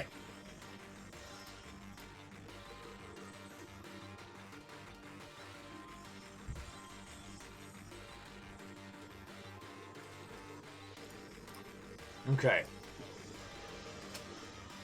Really lose like any idea what they... excuse me, T-burps. Are they casually digging up the road? Not a bloody clue. Not a bloody clue. Okay. So, what was the other thing Games News going down that I wanted to talk with your lovely selves about? Oh yeah, so we did talk about the new Rain World content. And friends, I was going to go live yesterday to talk about GDC stuff. I was just going to natter like this. And I see, like, Video Cult has gone live. And I'm like, what? And so, James, Lydia, and Dell were just dragging out this big announcement that is... They've taken a whole bunch of community content, bundled it together, added like canon story, polished it up, and are going to be releasing it at some point.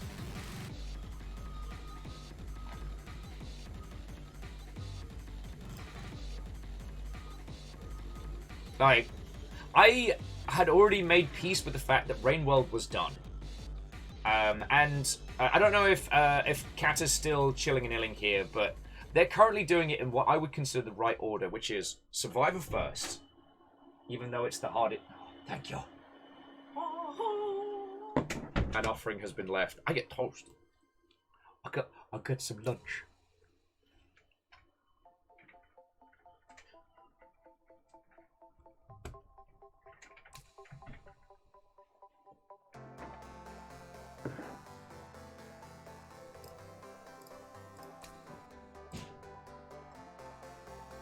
Oh, by the old gods and the new, I didn't realise how hungry I was. Yeah, so I'd already made peace with the fact that we weren't going to be getting any more content from Rainworld. I was okay with that. Oh, I was saying the order. Right. Doing it as the monk... sorry, doing it as the survivor, then the hunter, then the monk was, in my humble opinion, the right way to go through it. Because, like... the survivor is the hardest campaign.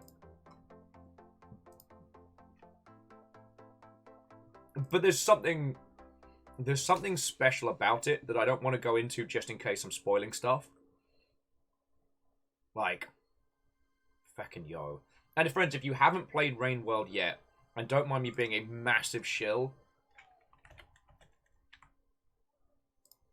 like, there are many great open world games. There are many great shooters. There's an inordinate amount of, like, exceptional RPGs, but Rainworld's something special. Rainworld's not about, like, leveling. It's not about learning attack patterns. Rainworld, you learn the land. The animation's procedural, so it's not about, like, dodging perfectly at the right time. It's about learning how everything fits together in this world. What interacts with what and how they're going to behave. And it is one of the most beautiful game worlds I've spent time in. Hands down. And I don't... there isn't another game like it. So, if you haven't played through it, like, I wholeheartedly recommend it. It's a long game, but it's a good game. Alright, Catastros, it's been lovely hanging out with you. Go get some sleep. I might load up our little gunslinger or something of equivalent now that the drilling has begun. Sorry, the drilling is back. The drill. Remember that time where I talked for 2 hours and then forgot how to make people sounds with my face? Sorry. So yeah, do you want to be cowboys in an unreliable narrator? Because I think I do.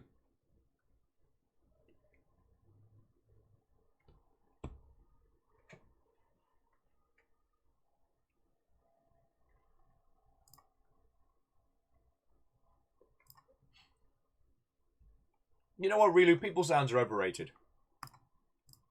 Now I shall make the sounds of the forest. Caw-caw, caw-caw. Badger sounds, like...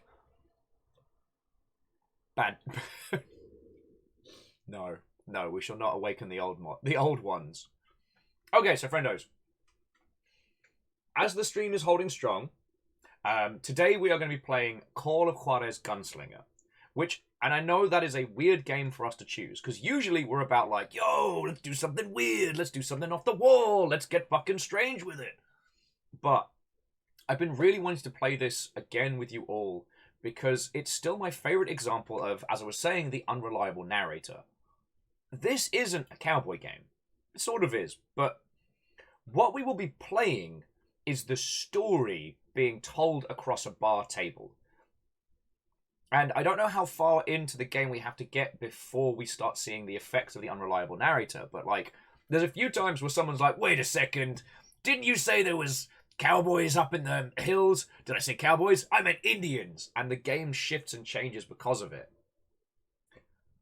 Like, as the person is drunkenly trying to tell us the story of, like, you know, shooting down a million dudes with handguns, the ridiculousness of it comes from the embellishments across the table.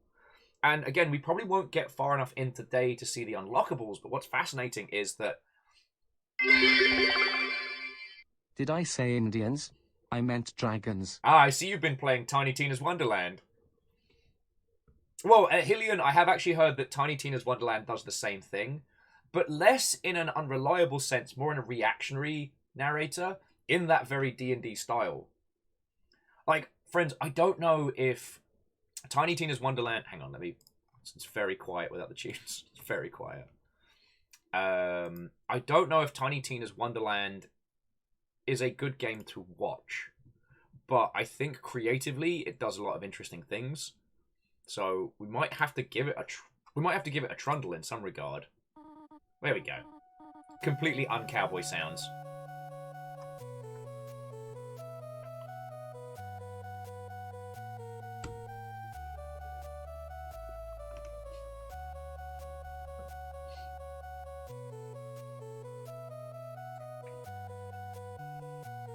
It's so hard to eat this and talk.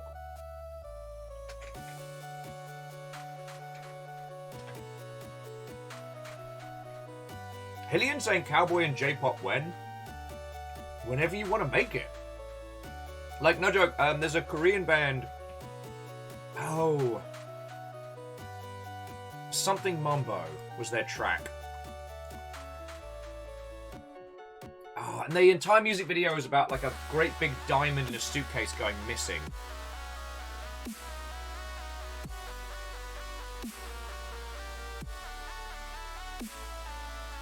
God darn it, why can't I remember the band's name? Anyway, that kind of like K-pop Wild West combo I think would work very well. The Good, the Bad and the Weird was conceptually and visually a good film. I just think it was either poorly translated or it didn't get the chance it needed.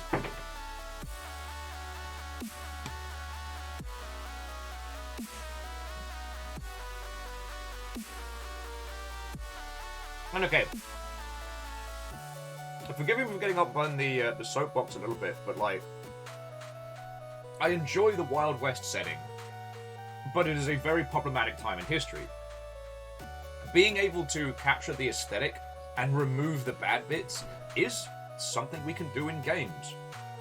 I'm not saying that we should ignore the bad parts of history, I'm not saying we should plaster over them, but we can take the elements that we like of it, move them over here, and create something better. Do you know what I mean?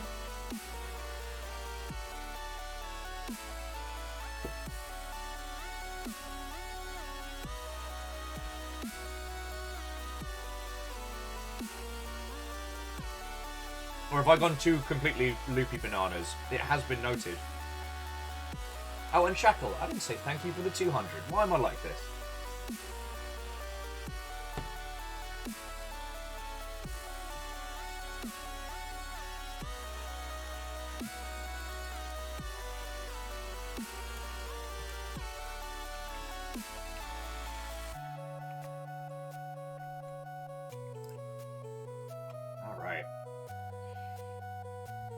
So friends, without further ado, let's get this game booted. I don't know if it has controller support.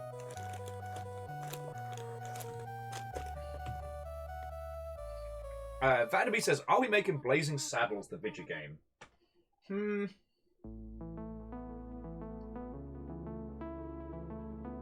I do not feel confident I would be able to make a title like that.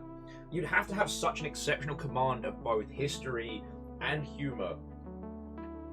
Because the Old West, historically, is a very bad time in history. And missteps with the humor would be disastrous.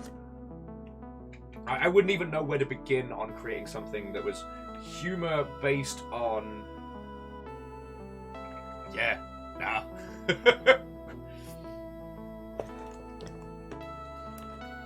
God, you just gave me, like, project management hives there. Like, it'd be the demo man of video game projects. Like, one errant joke, one whiff of poorly timed execution, and both, you're the baddies. And DigiSeahorse, how are you doing? What ho, friend? We're about to go be cowboys. How are you? I understand the tune absolutely does not... Aldous, I do love that joke. You couldn't make blazing saddles today. For starters, most of the cast are dead.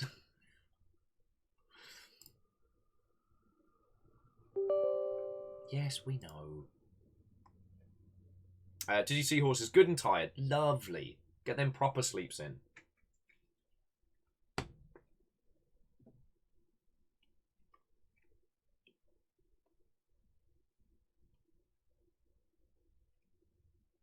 But the other thing I wanted to highlight about this is how, I mean, this was a peak 360 era game, and I know I tend to pick a lot of these apart, but what can I say?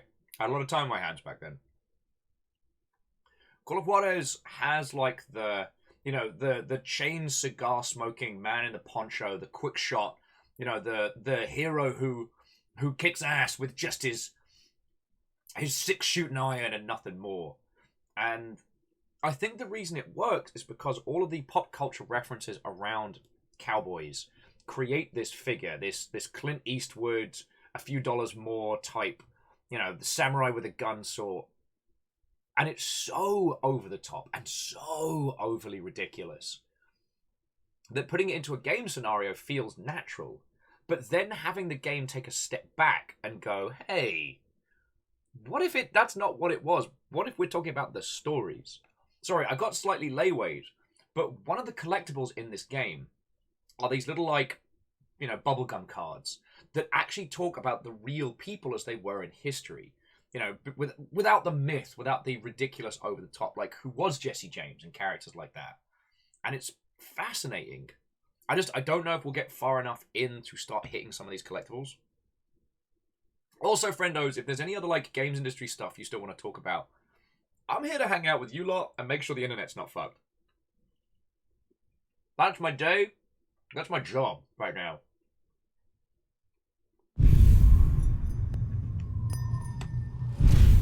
And there we go. First sin has been committed.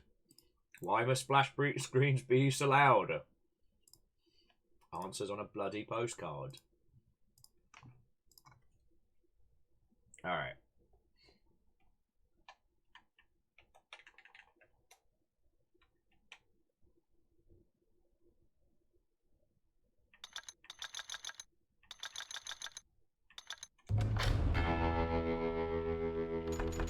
Nuggets of truth.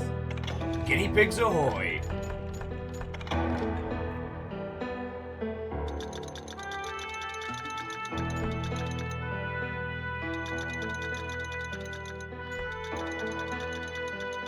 Alright, and subtitles are on. You'll have to let me know how the levels are. Hopefully not too loud.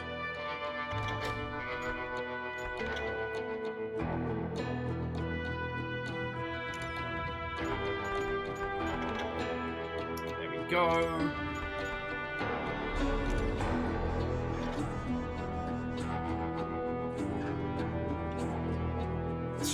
Well, see, Aldous, you'll get to see a lot more than me because I've got lights on me, so I can't see diddly squat, which is why I have to crank the gamma up.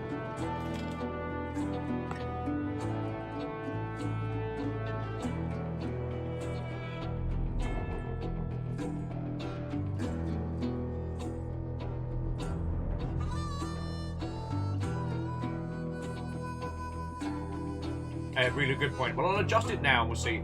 Sorry, friends, did you see what was saying? They got a gift code for Jackbox Party Pack 8 because they were doing Drawful 2 and one of the devs took notice and decided to join in. That's lovely. Like, I think that's one of the reasons to do this. Getting to experience games with people. If you put all your time and heart into creating a beautiful piece of art, you should be allowed to go in and, like, just hang out with... Oh, and heck, did you see, Horse? Belated happy birthday. Belated happy birthday, you lovely mother hobbit. Cheers to you. Right. Who's ready to be cowboys?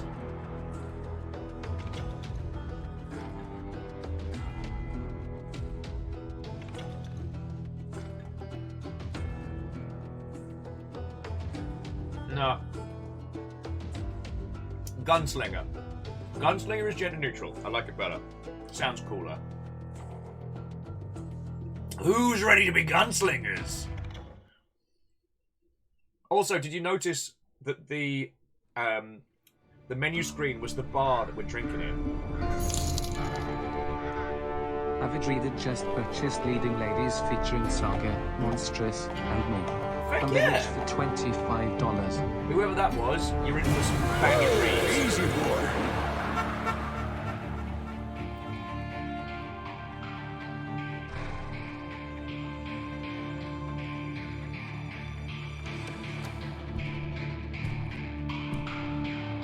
Don't I know you, sir? Don't believe so. I haven't been here in many years. Name's Silas Greaves. Silas Greaves? The bounty hunter? Used to be. Ah, well, what are you doing here in Abilene? Just passing through. Got a little business to take care of. Well, sir, it would be an honor if you would allow me to buy you a beer. Hell, son, it would be my honor to drink it. I'm Molly. Howdy. I'm Dwight. That's Jack and Steve. Ben's behind the bar. Oh, I bet you got some great stories. A couple. Any of them true? Jack, be nice. A few. What about your shootout with Henry Plummer's gang in Bannock, Montana? Is that where you started as a bounty hunter? That's what it says in this here dime novel. Don't believe everything you read in them dime novels, boy. First man I hunted was back when I was riding with Billy the Kid. You knew Billy the Kid? Damn right. That scrawny son of a bitch had no fear. Wouldn't back down for nobody. I heard he collected the 10 stars off any crooked lawmen who crossed him. It was a war, boy. The Lincoln County War. And Billy promised his regulators would take the life of every bastard who helped bushwhack John Tunstall. Kid had a big chip on his shoulder and a hair-trigger temper. Made him dangerous as hell. Ye, and I cannot state this enough, also ha.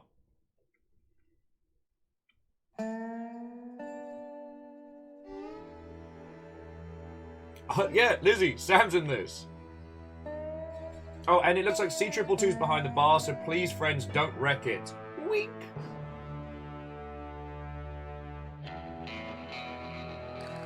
Oh yeah, and I guess in the grand scheme of things, like, this is pre-crit roll. So when a larger portion of these voice actors were just, like, rank and file, you know what I mean? Okay. It was about 30 years ago. Rilu, sleep well. I hope you feel better, friend. And also, feck you for your post about carbonara yesterday. But I got mac and cheese. So really, who was the winner? It was you, but I'm still happy. Billy was hiding out in an abandoned farm near Stinking Springs.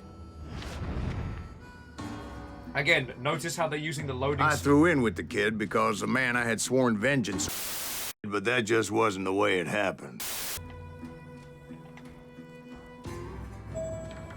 Return to hideout. Oh, yeah. Okay. Friends, thank you all for bearing with. Look at me. Not stressing out. Not freaking out. Oh, and Salin, are you on Hades or just going to the store? Alright, so return to the hideout is up this way. I can't remember if it reacts if we decide to go the wrong way. Let's go to, yeah, still a soak test.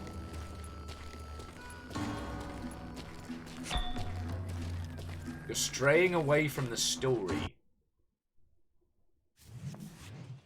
It was about 30 years ago. Love it. Billy was hiding out in an abandoned farm near Stinking Springs.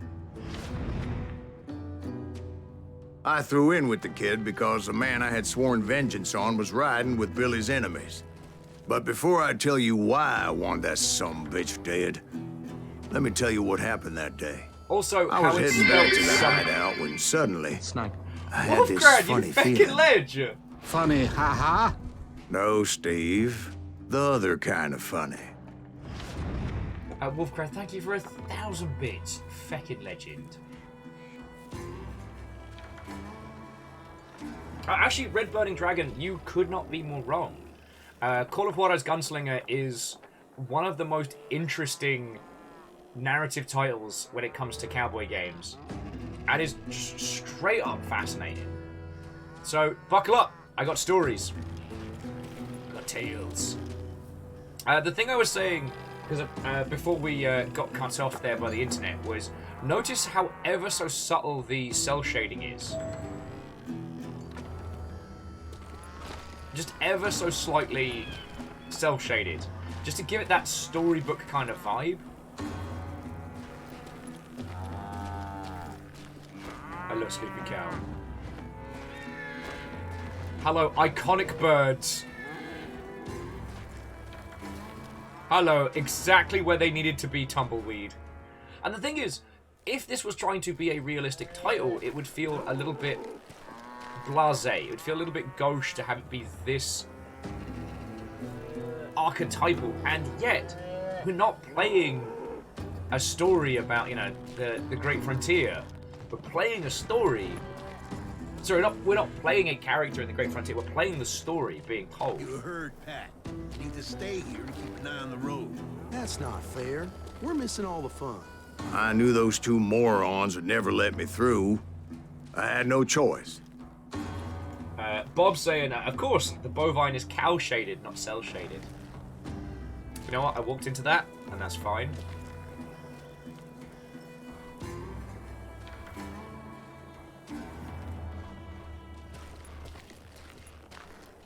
Bacon says that the cell shading kind of set dressing is giving them a Borderlands vibe.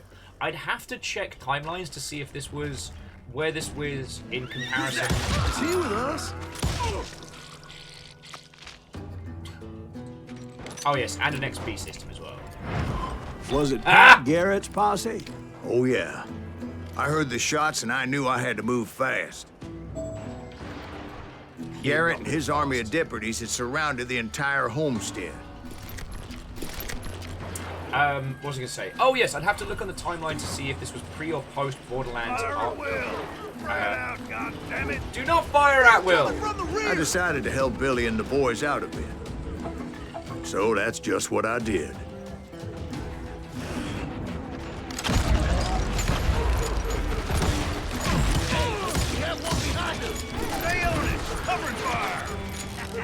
Sorry, bear with me just a second. As the governor of New Mexico was paying for the kids' apprehension, Garrett was able to hire every gun hand in Lincoln County. That was an eyeball shot, apparently. So this game was 4 years after Borderlands. Okay, thank you. Because as I'm sure you all know, like, Borderlands initially was planned to be a gritty, realistic game until the big old rework.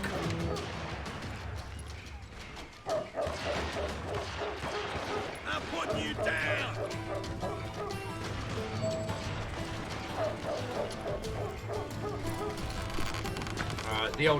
The old hero's journey. Oh, hold X to take a secret. The Nuggets menu. Okay. So this is a little bit on the actual history of what this story is kind of based off of. The Lincoln County War is often considered one of the most famous examples of the range war in the history of the West. Range wars were conflict over the control of open range, or rangeland freely used for cattle grazing. The disputes were usually over grazing or water rights, but in this case the fight was over control of the dry goods trade in Lincoln County. The quarrel around those conflicted between their interests in Donald Murphy faction and the newly arrived Englishman, John Tunstall. At first, they tried to use the legal system to resolve fights dissolved into gangs, yada yada. Shooty Gunbang, Billy the Kid, history. Billy the Kid met an untimely and violent end. Oh, Lizzie's got the actor list for this title. Watch out! He's one of us! God damn it, he's right behind us! Where the hell's Garrett? He's never around when you... Alright, you have a skill point to spend. Close quarters, long range. We've got to be a dual-wielding desperado for this one. You know, usually I'd be the person to snipe from a distance, but... I mean, snipey gunbang, sure, iron sights do better, but let's just shoot more. They left. I stopped drilling. Yeah. No, the crew's gone. Okay. Amos was really excited about construction people. Huh. I thought he'd be very against it. No. He was just like, new friend, where are my new friend? They're not here, where are they? Okay. Bless him. Oh, sorry, so jumping back into chat, Salem was adding, it's almost realistic, but we applied a slight cel-shaded approach to it, so that the whole thing's a bit like a Wild West hero story. Yes! And it comes across in all aspects of this. See, the thing is, quite often, I will put very arty games on a pedestal, and that's fine. But when it comes to projects like this, like, I don't know if we can call Call of Juarez AAA, but it's definitely a game designed to make money. Or it needs a game that needs to make money. The fact that it can do this kind of artistic... it can have this level of artistic intent despite being a mass market product, I think is fascinating. You know? Garrett's men were running around like a bunch of chickens with their heads cut off. Sir. You think you can kill me too? Oh, come on. Come on now. Excuse me, I was led to believe I would be having a second gun by now. Let's do this. Or not.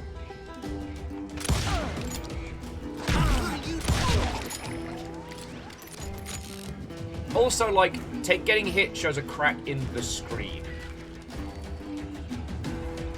Yeah, this is absolutely an Ubisoft game. So we've got this.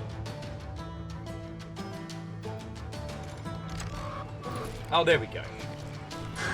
Still, one of them reached the water tower. You can avoid lethal shots when you're sent. Not a bad idea. Sense of death gauge. It would be a turkey shoot from up there. Avoid bullets using left dodge. Oh!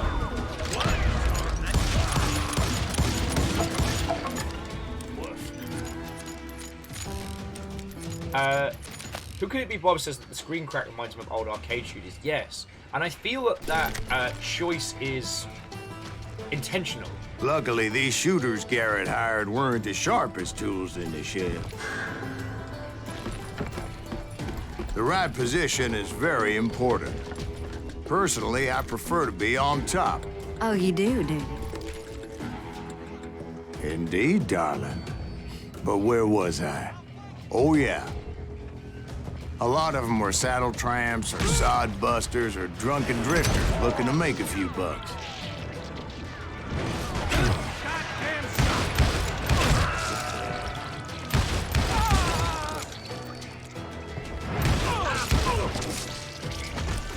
Next contestants, please. Kisa says they're a sucker for cel shading. It's a lovely way to make an art style really pop. I was going to try and leave it, but let's be honest. Then, I heard a friendly voice yelling at me from the window. Back door! We'll cover you! Watch your flank! Truth be told, things weren't much better behind the house. I cut their numbers in half, but that just made the ones that were left twice as mad. And to the Big Blue Heron, I've not found a blue harlot yet, but give me time, this story's got legs.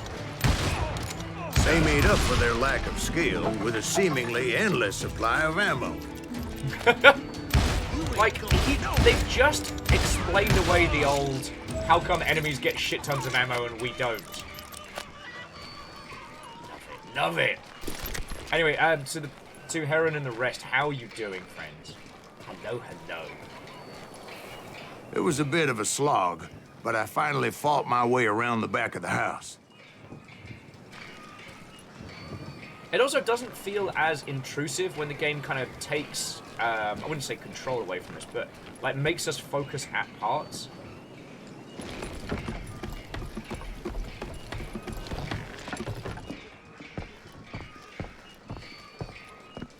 There's nothing up here but explosions. Alright.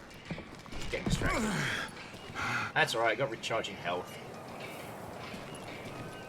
Oh, but yeah, the things I find so fascinating about this game, and the reason why I wanted to do a day on it, is because so much of it is just regular game mechanics now passed forward as the tropes of, you know, boastful storytelling. And like that, I was inside, none the worse for wear. I passed Dirty Dave. What's up, Dave? Deader than a rat in a And trap. upstairs, I found Billy and Charlie Beaudry. Oh, darn it. Let me move forward.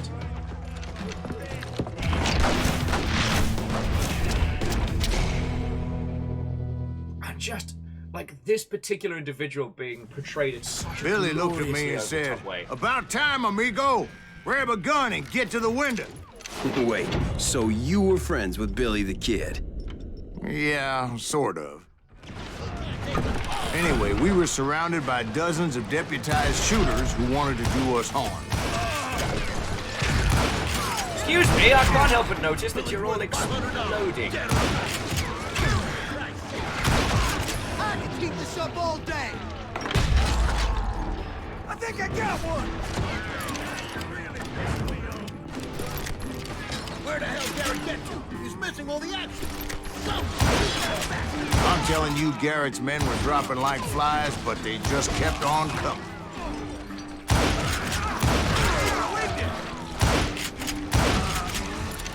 Sorry, bear with me just a second, friends. It looks like I've got to save the day.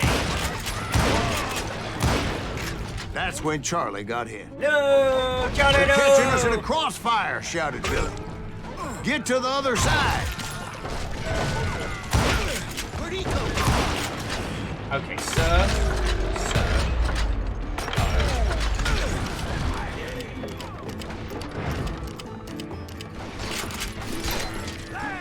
You know what? Kisa, I never thought about God Hand in that manner. So Kisa was saying it reminds me of a bunch of other titles. And you know what? God Hand is a great example of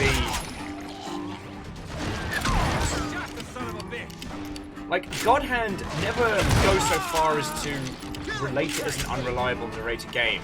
Like, it never tells you in direct words. I don't know how many of those cocksuckers I personally put down. Language! It was pretty clear, even to Billy, that maybe discretion was the better part of valor. What's that mean? It means that it was time to cut and run. "They got a Gatling," Billy shouted. "Get the horses and bring them round back. I'll draw their attention."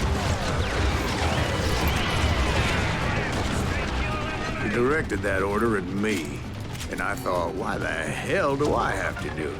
But I went anyway. Dumbass that I was back then. Hang on, so let me take a beat, because you're making some great comments. Alnus is saying that they really like the idea that they have recharging health, because who wants to hear about grabbing bandages? Or how, like, getting shot in the arm resulted in, like, 3 weeks, you know, fighting a fever and dealing with blood poisoning to survive. And yeah, Kisa, I never even thought about the idea that God Hand, if you don't look at it literally, obviously you shouldn't. God Hand's a great game, but no one should take it seriously. But the idea that it is a story told, it is an ultimate tall tale, it changes the perspective on it a lot. Like, sorry to use the big old nonsense words, but like, narrative framing is what we're chatting about today. I said missing his Those poor sons of bitches are Many done. would have fled in my place. But I had that false sense of invincibility that many young men have. Like Jack here. Alright, so what do we get? We get Iron Sight slows down time, boring. Let's just do more dual-wielding nonsense. Don't stop killing. Yeah, let's kill more. What are you saying, old man? Jack, he's just joshing with you now. Yeah, he better be. Mr. Greaves, please continue. Please, call me Silas, ma'am. Now, where was I? You were heading for the barn.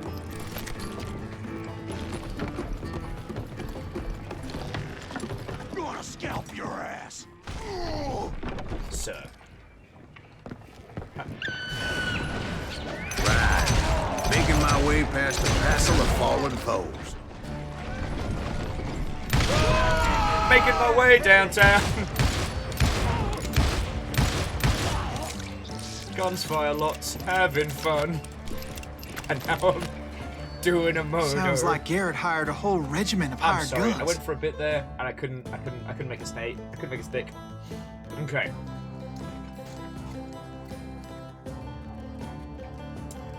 Hillian, there is something very, very satisfying about the repeated rifle.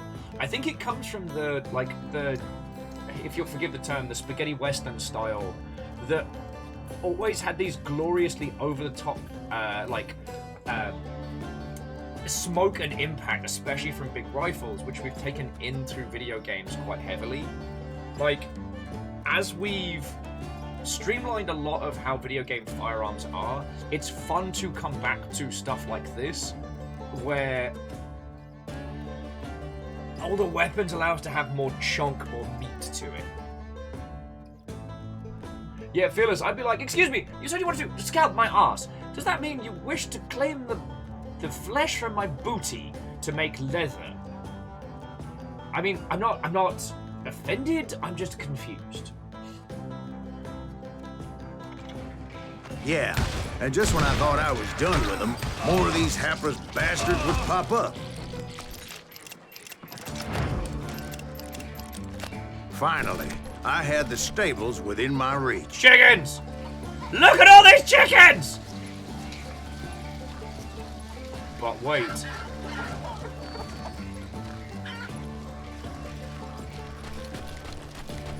And that's when I met Sheriff Pat Garrett. I read that you went toe-to-toe with him, sir. That backstabbing bastard with that tacked-on tin star.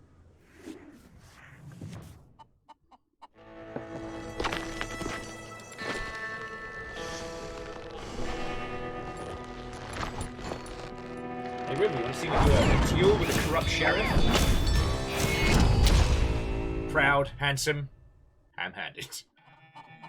Oh, big girl. River's just lying right there. You challenged him to a showdown. You read that in a dime novel? It said he showed no fear as he took your measure with eyes like a rattlesnake.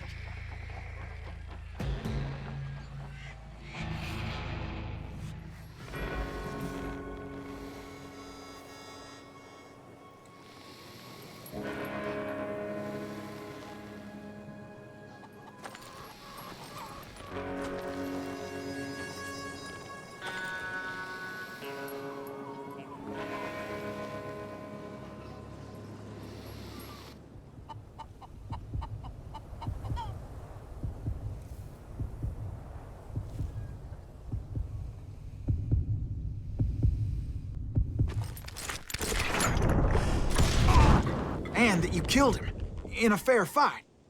Is that what that penny dreadful said? No, Kill a man in boy, a fair that fight. ain't what I meant when I said I met Pat Garrett.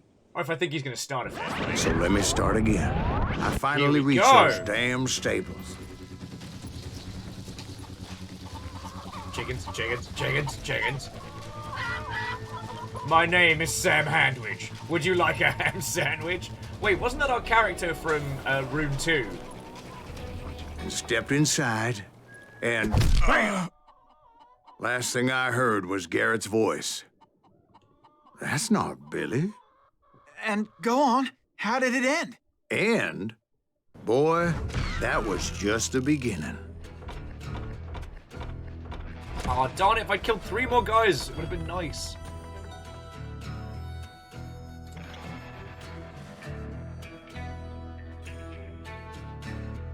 Nah, I'm good. I'm gonna keep it on the easier difficulty because I do feel some of this loses a little bit of its luster with repeat. So what happened? Did Garrett arrest you? Yeah, after I came to, the bastard had clocked me with his Colt.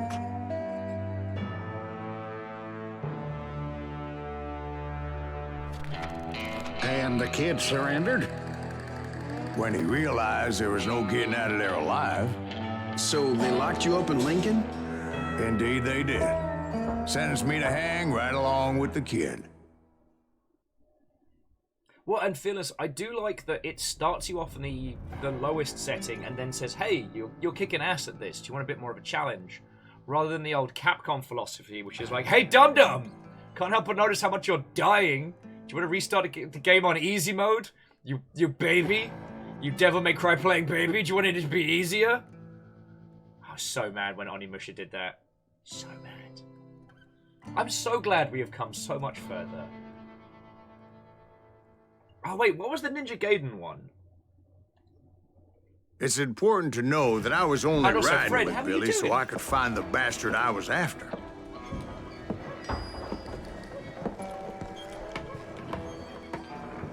He was with John Kinney's gang, and they were sworn enemies of Billy's regulators. Why were you after him? I owed that son of a bitch a bullet for what he had done to me and mine. Instead, all I got for myself was a goddamn death sentence. Which we know we're gonna get out of, because we're the one telling the story. Luckily, it was right around then that I heard Billy make his move. He shot Jim Bell and a few other guards as he made his getaway. Reactor online. Later, they Sensors wrote that online. some lady Weapons friend online. planted All a pistol systems for him in the privy. What the papers didn't say is that Billy helped me escape too. And to extremely low, Watto and welcome. You're right, this is rad as heck. And thank you for 11 months, friend. My first order of business was finding a firearm.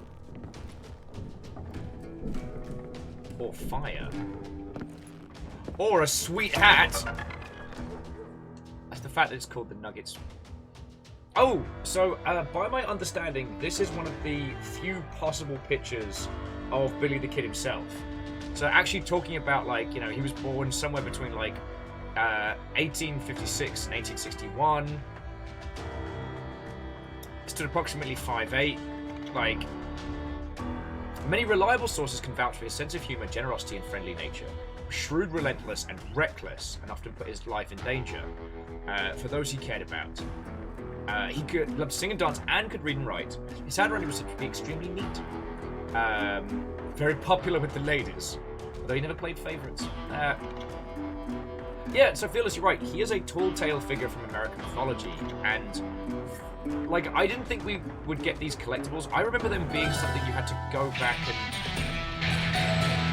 like unlock later.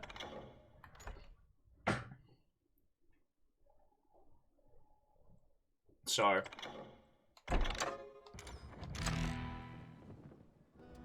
but the thing I really enjoyed about this is that they're showing us the reality alongside the tall tale. Like, the character we've seen who has like a red hat and like a chiseled jaw and like a repeater, like, that's not Billy the Kid of history, that's Billy the Kid of this story. And I think that's why... Luckily, I located Deputy Bob Ollinger's mean-ass shotgun. Oh, we're gonna do mean things with that.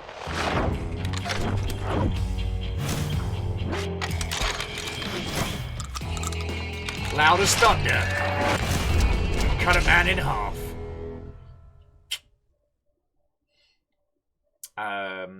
Oh, Keisa, was I meant to bring your bucket along? I'm sorry. I saw Billy through the window, and he yelled that I should take to the rooftops to make my escape. So I did. Anybody see Billy? Oh! That son of a bitch shot Jim Bell! He had it coming. You won't get away with The kids escaped raised a huge ruckus. Hell yeah. That scatter gun was like a double-barreled howitzer. It could blow a man clear off his feet. You hardly had to aim the damn thing. Oh.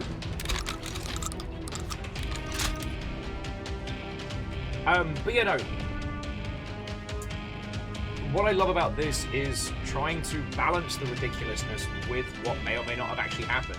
Alnos is pointing out the OG Medal of Honor games where after missions they give you kind of a mini documentary on the real world influences. Yeah, and I think that's important.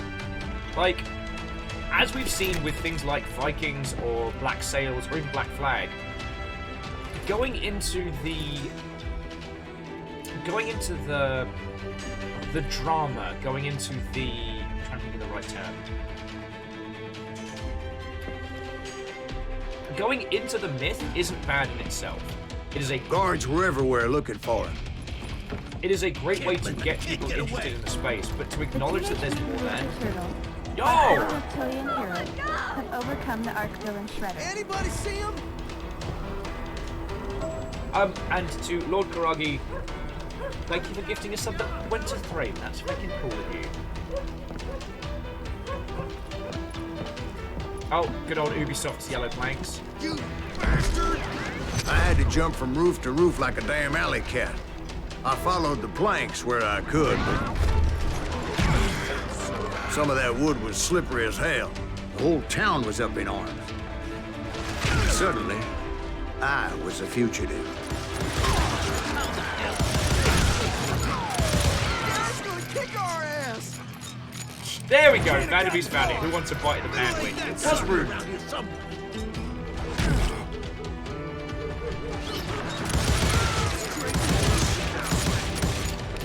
I'm running out of ammo. Let's not fuck around. Oh. Violence is not the answer. But yeah, the other thing being the planks falling down as the story unfurls. Do I have to do everything? It was freaking cool hanging out with you. Sorry, to Lord Karagi, you'll have to tell me your... Well, okay, it is entirely your choice. But it was lovely hanging out with GDC. If you want to say who is the person behind the username, I'm more than happy to have a natter. We're playing Call of Juarez Gunslinger today because I really wanted to talk about unreliable narrators. And let's be honest, this game's fun. Justin! Okay. Shut the windows, lock the door. Off the street! So that bastard you were after, what did he do? He did me and my family a grievous harm. But I knew if I was ever gonna find him, I would need to get my ever-loving ass out of there. Make our way through the town. I tried to be stealthy and sneak my way past. This town doesn't have a moment's peace. Bernie, get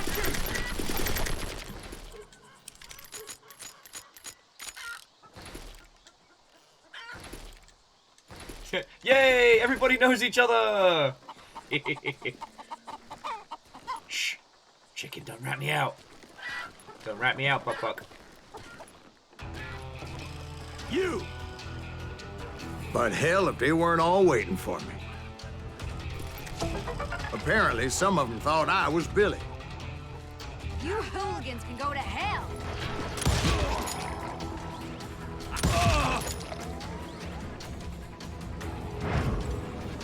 Next contestant, please.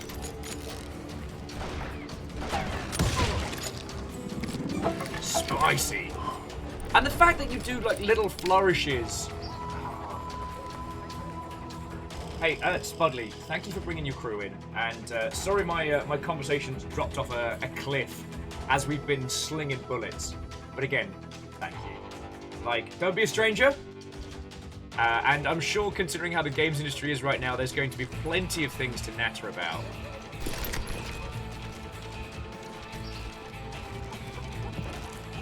Hey! I'll be in town somewhere!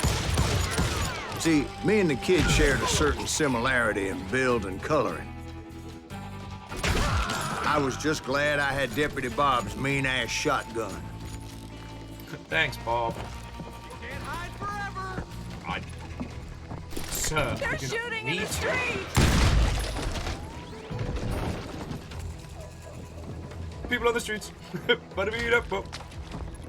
Let's do this! Get your headstone! There's children here. So much lead was whizzing by my head, it was like everyone in Lincoln wanted to put me in the ground. I knew I needed to find a horse.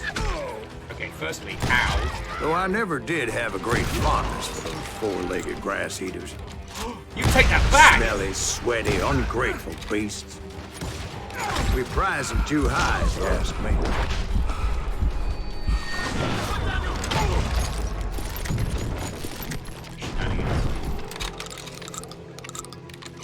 I immediately have come to dislike this character.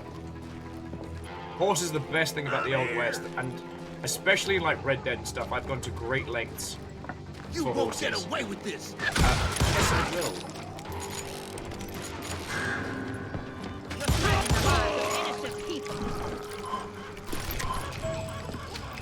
just the hand animations to accent the flexing. God. Like, I hope you all don't mind me just... And the thing is, I'm enjoying the story too. Now, there's stuff to be said about not getting too carried away with the tale, about not letting the But where was the kid while seductive you were drama busy of the getting tale shot at? override the history entirely. Gone. And that's when it occurred to me why Billy set me free.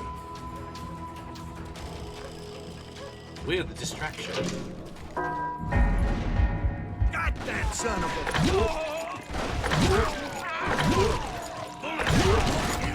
Respect for decency? So I could be a hapless decoy and draw attention while he snuck out of town.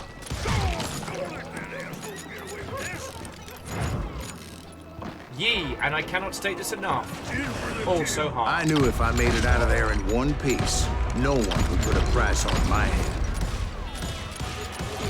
Because everybody in Lincoln would be dead? No, because they all thought I was Billy, and all that blame would fall on him. Meanwhile, Deputy Bob Ollinger was organizing a posse to put me down. He was already a mean son of a bitch, but he was doubly pissed that I stole his mean-ass shotgun. Fair, it's a good shotgun. Hey, got something for you. Did he get away?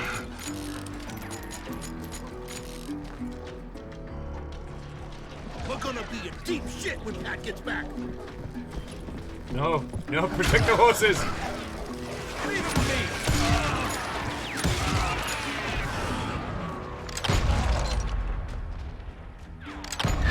Protect the horses!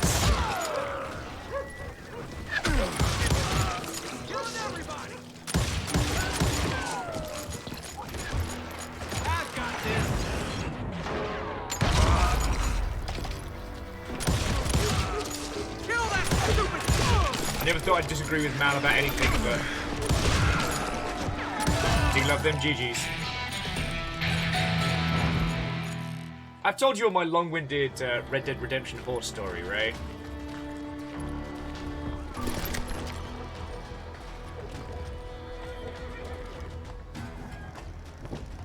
To be fair, partner. Nope, can't do that, boys, and I'm never gonna try again. No, I told you my long-winded. Yeah, I'm sure I did. I can't imagine I didn't tell that story 8 times.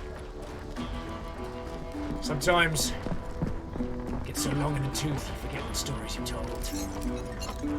Sometimes all we are stories. Sometimes I just contemplate the blacksmith's fire. Oh, well, I should spend my skill points.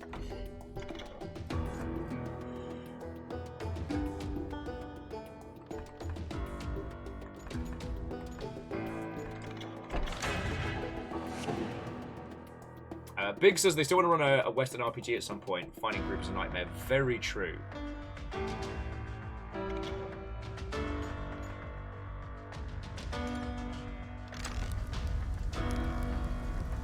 Like, the old scheduling monster is the greatest beast you can face in Dungeons and or Dragons. I mean, that's why, don't worry, friends. Tumbleweeds. So Crux says, it seems you have a distinct lack of cover when wandering through the streets, and everyone else is horrible shots, or you're a robot and bullets don't affect you. So Crux, when did you... Finally, I found what I was looking for. The stables on the edge of town. Let's go this way instead. So Crux, the reason why I wanted to play this game for you all, even though it's a big budget, Ubisoft, ridiculous fest. I guess Billy saved your ass, taking out Bob Ollinger the way he did. Billy didn't kill Bob. Well, sure he did. He dispatched him right after he shot Deputy Bell. No, sir. Because Bob came right up behind me, angry as hell that Billy had lit out. Hello, Bob, I said. I think you better let me go. And he says, I don't think so, boy.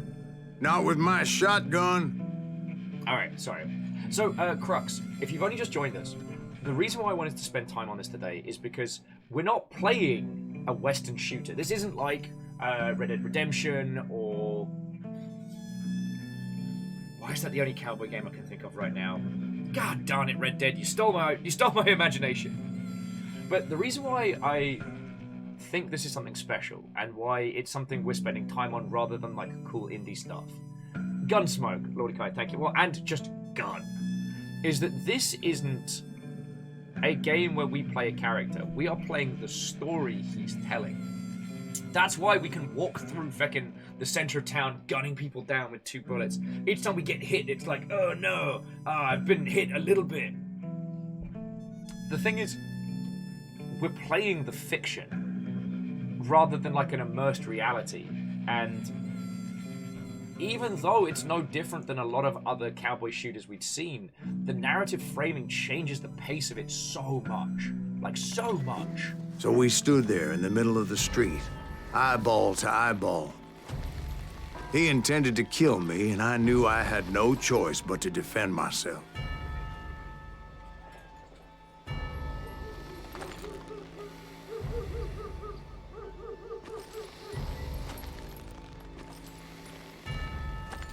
Yeah, see, it's making me like pat belly, rub head, pat belly.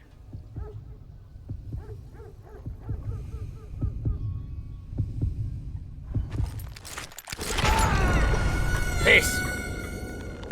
He shot me! Alright, let's try that one more time.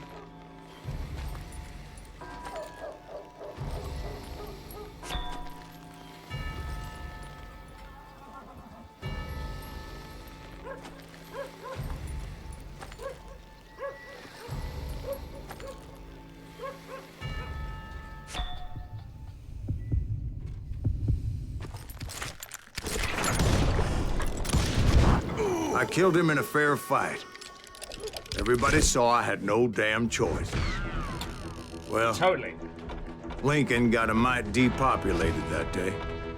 And yeah, that Garrett gunned down Billy 3 months later, so his escape was all for naught anyway. I feel as I wholeheartedly agree. Seeing more games like this, and Bastion is probably the other like cornerstone example. I feel like a dingus for not having thought to mention it sooner. You know? So where'd you go after Lincoln? Mexico. Until I realized nobody was looking for me.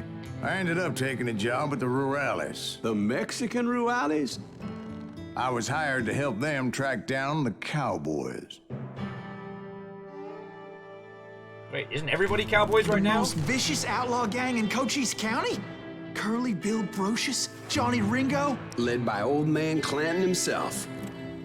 They must have paid you a pretty penny to take them hombres on. Not really. But truth be told, I had my own reasons for going after those boys. And at this point, like, from what we're playing here, we don't even know if this guy even is who he says he is. Like, he's an old man in a bar getting free drinks from an audience.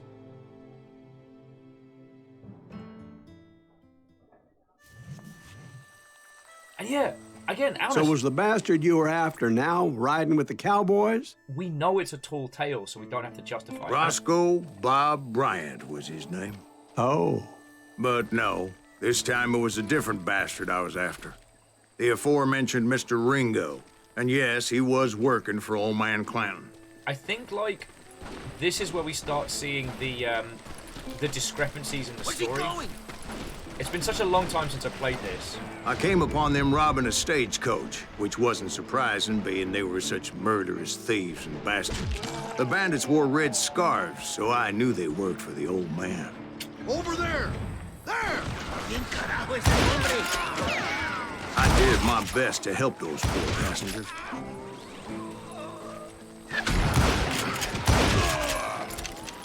Moments later, the attackers were dead. And I checked the stagecoach to see how many passengers were still breathing. None. The answer was 0. It was then I wondered if the rocks weren't hiding more bandits. Was that all of them? Or did I just hit the rear guard? I quickly got my answer. They attacked from on high like Apaches often did.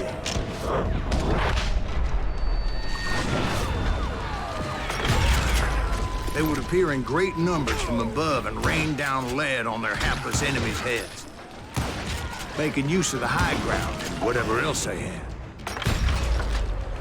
Yep, the Apaches always appeared out of nowhere, and there never seemed to be an end to them. Hold on. Were you attacked by Apaches? What happened to the cowboys? Did I say they were Apaches? I said Clanton's cowboys attacked me Apache style. I was in a pitched battle, but I was holding my own against an overwhelming enemy force.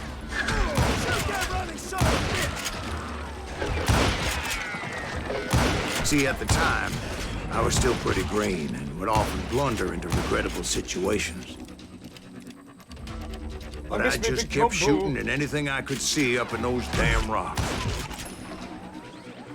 I didn't see Ringo, but I knew he was with the cowboys. He and Roscoe Bob had done me a dreadful wrong, and I was determined to have my revenge. But to get to Ringo, I knew I'd have to fight my way past these other assholes first. Unfortunately, I was running out of ammo. Another perfect example of my relative inexperience as a hunter of men. I immediately knew that a tactical retreat was called for, as my vengeful fury was much less impressive without the bullets to back it up. Speak for yourself, man.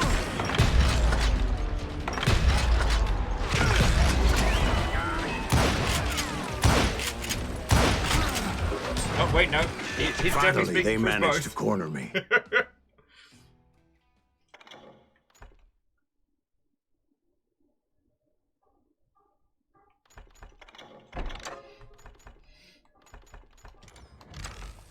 Trapped as I was, the odds of my survival seemed pretty slim.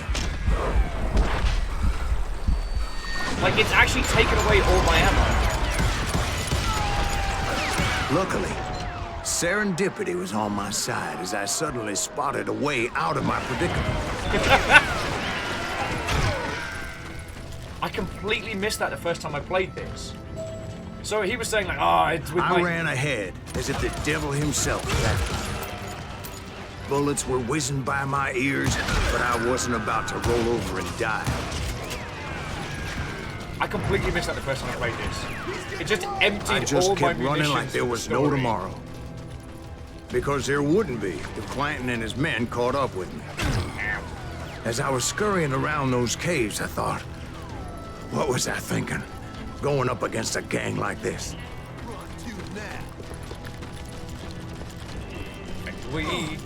Feckin' we.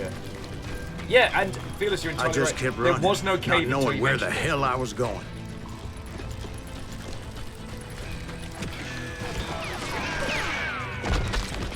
And that's when something miraculous happened. Like manna from heaven. I found the desiccated remains of what looked like an Apache warrior. Do you see how they just drop? He just drops that plot point in there.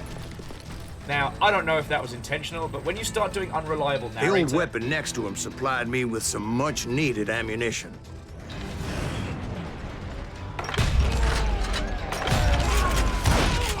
Bat Masterson once told me it was more important to be lucky than good, and he would know. Alright, get rid of the remaining gang. Oh, would you look at that? All our pistol ammo's back.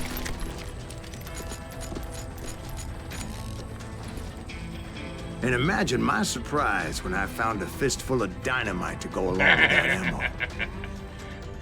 Well, there's no way this ends poorly. That stroke of good fortune evened the odds and bolstered my confidence.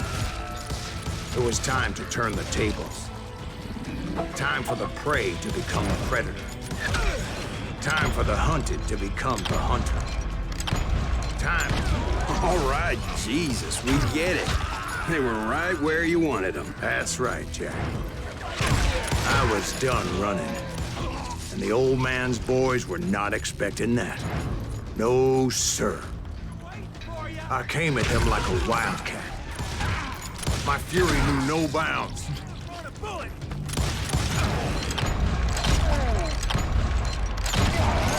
It was finally time for that old man to pay for his sins.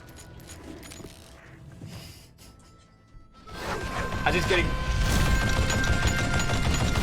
cranky, cantankerous, mean as hell. It's Old Man Clanton. I yelled out at the top of my lungs, "Clanton, I'm coming for you!" A little stealth might have made more sense, to be perfectly honest. Because that old fool had a Gatling gun and enough bullets to last him till Kingdom Come. But I knew I could not let that deter me. Not if I was to find and kill Ringo. I needed to get that old man off that gun.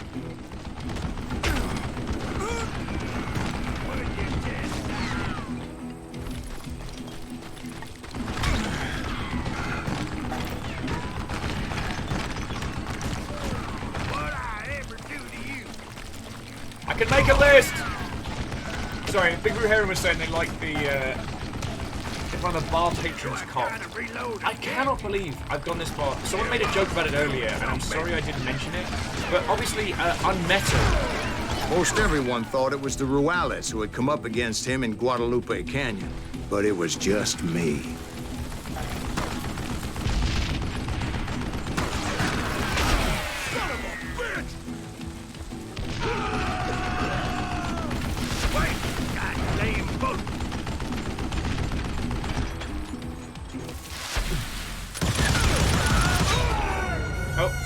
Blow myself up there.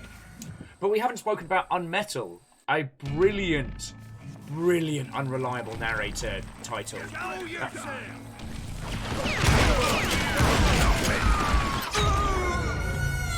Which, if you haven't seen, by the same person who did on Epic, and you play like a faux Solid Snake type character.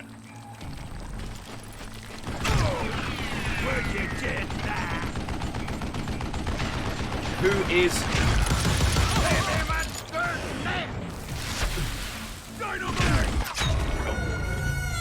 is simultaneously being interviewed having been shot down in a helicopter and is retelling the story to his partner on a long car journey. And God, they have such fun with it.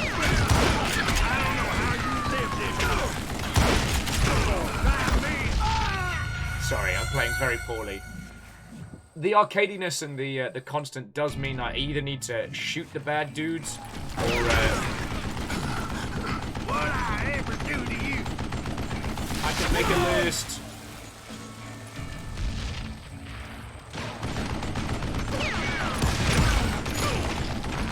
Wait, goddamn boat.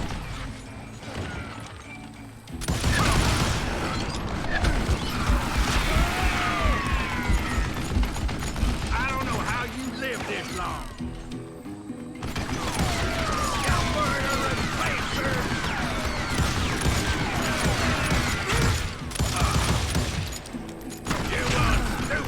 Wait a second. What a piece of crap.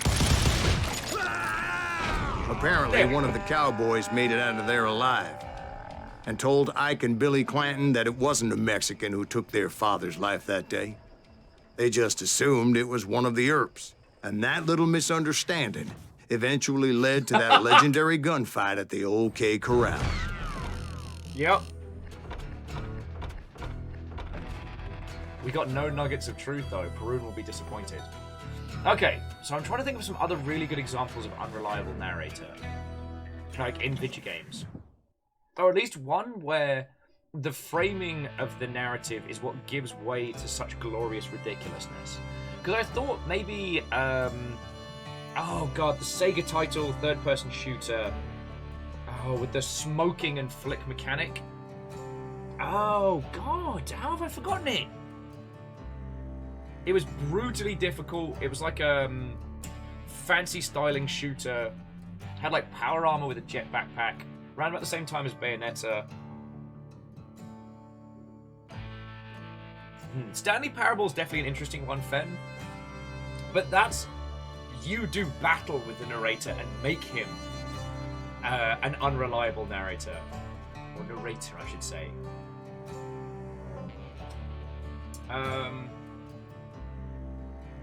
Borderlands is a pretty standard game. Oh, who could this be, Bob? Hayes. Yes, we talked about Hayes earlier, but I want to re-mention it because Hayes is an awful game, and it fecks up so much. A few weeks after that dust-up at the OK Corral, I was still after Johnny Ringo. Thank you.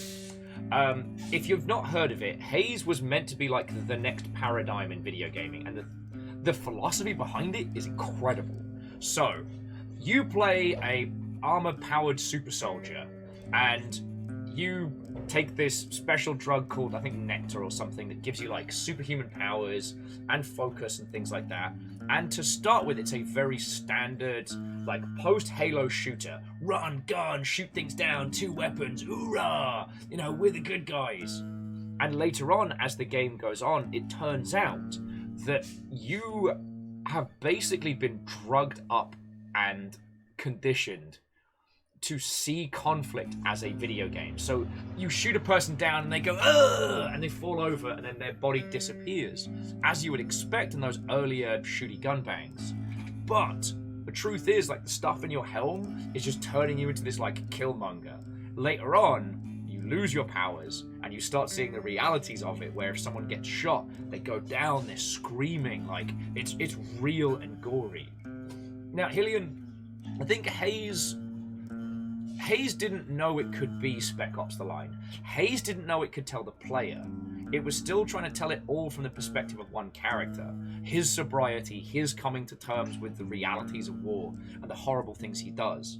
Unfortunately, I mean, there's a lot of stories as to why it went so poorly. I had tracked him and the cowboys to their hideout at a sawmill, and they were loaded for bear. The game was hyped up beyond all recognition, and they were trying to launch a first-person shooter on pretty early on in the PS3's lifespan, so they had a lot of technical challenges. And unfortunately, they weren't able to deliver what they wanted. The other thing was,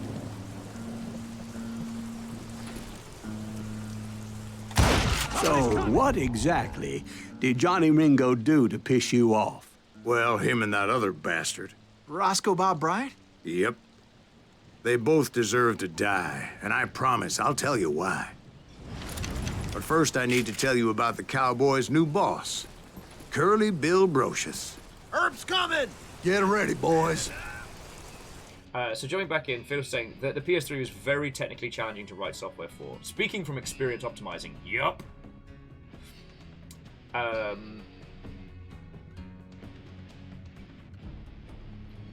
Book was saying Mark the Ninja had the ninja become more and more hallucinated as the tattoo progressed.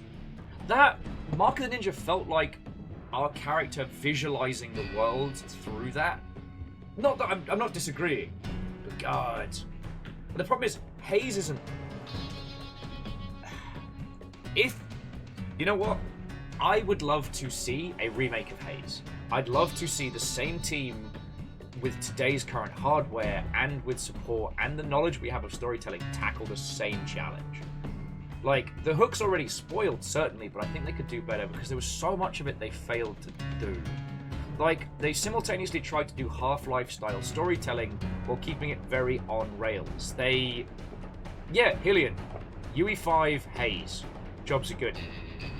Now, parts of me, and I feel a little uncomfortable saying this, but with UE5's very, very realistic people, you could do a great job of showing, like, the difference between, like, the shiny gunbang style and then the very real parts. Like Last of Us tier uncomfortable. You know what I'm saying? When it comes to, like, the effects of your violence.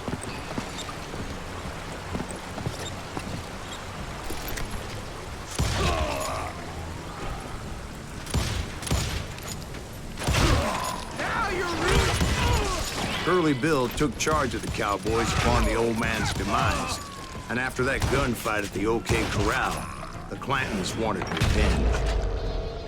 So they murdered Morgan Earp and grievously wounded his older brother, Virgil. Actually, Hillian, that's a good job, because, again, you could do, like, a very stylized...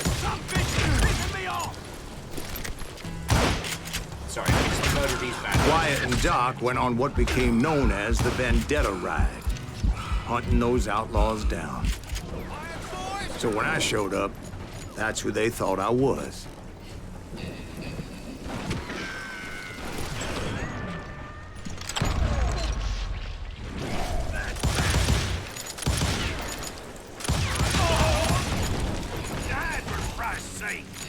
Look, I'm always playing as a sniper, friend, so let's be ridiculous today. Let's be dual wield.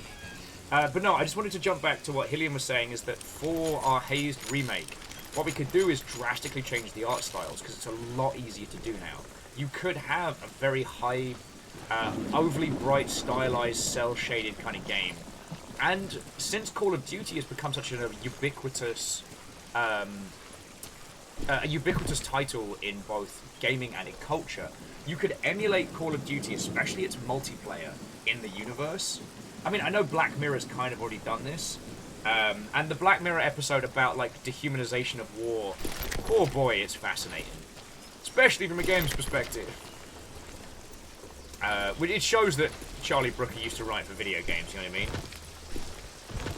Yeah, and yeah, Fearless, we could, yeah, using the shaders would make it seem much more stark in terms of the differences without having to, like, quadruple the amount of work we've got to do.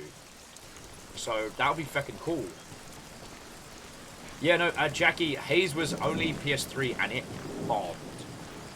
I mean, it's hard to convey at the time, but Haze was one of those games that, like No Man's Sky and stuff like that, it was hyped up to all heaven. It was going to be the next paradigm of storytelling, of first-person shooters, the whole shebang.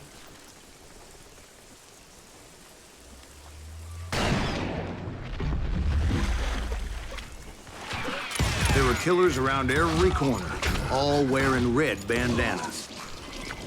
That's how the cowboys identified each other, and I was beginning to wish I had one myself.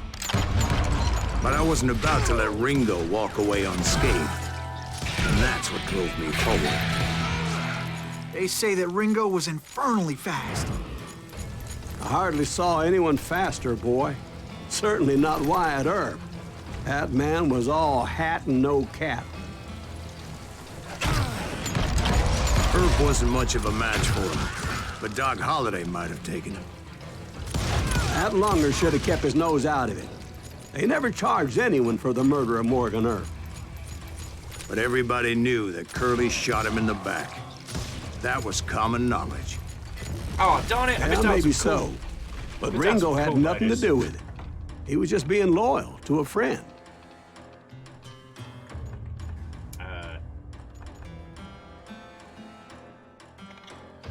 There we go.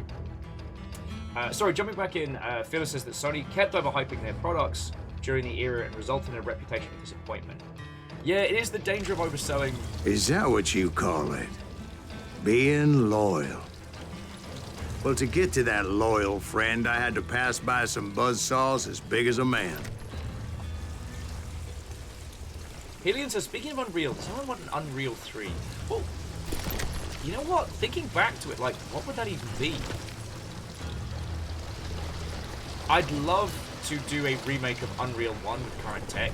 You know, just like, you're dropped on an incredibly alien world with no understanding, no knowledge, just go. I'd love something like that. But you know what? I couldn't tell you diddly squat about Unreal 2. I played through the whole damn thing. I couldn't tell you a single thing about it, man. Excuse me, sir. I have a question. What's that, Dwight? After old man Clanton died, why didn't his son take over the Cowboys? Because Ike Clanton was dumber than a box of rocks and a yellow belly to boot.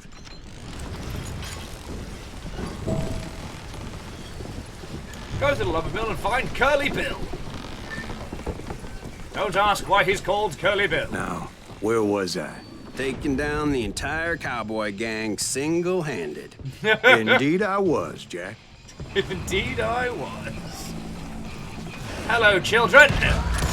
Father's home.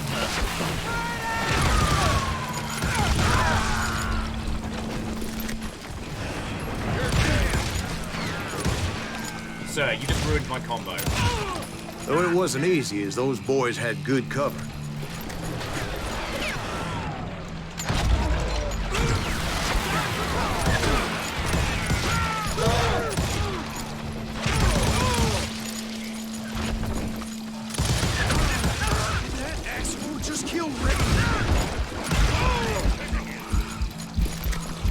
contestant, please. Boy, you are shit out of luck. And again, friends, I know I said this earlier, but this game gives us so much time to just revel in the ridiculousness of this story. Yeah. Fen says that we need more cheesy Wild West games, by the way.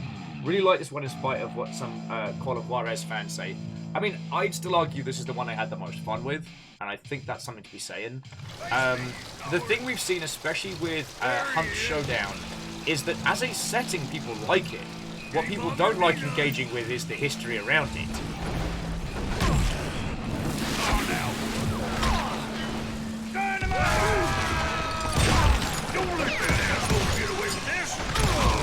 There were carts everywhere, piles of lumber, and God knows what else for people to hide behind. That really was one hell of a sawmill. Quite an impressive operation. Sorry, what was I? Oh, yes. I think that the removal of the history from the thematics and the firearms is one of the things that's helped Hunt Showdown do as well as it has. Plus, it's so drastically different from everything else. Now, I don't want to go into like that game's construction because I feel like we've And where was Curly Bill? Did you see him? that game like 8 times. I'm about to get to that, Ben. Patience. But one of the problems that I'm painting a picture here. There was this beautiful waterfall and a crystal clear stream that led to a verdant valley that was truly... Consider your picture painted. What happened next? Well, finally the bastards that were still alive made a last stand.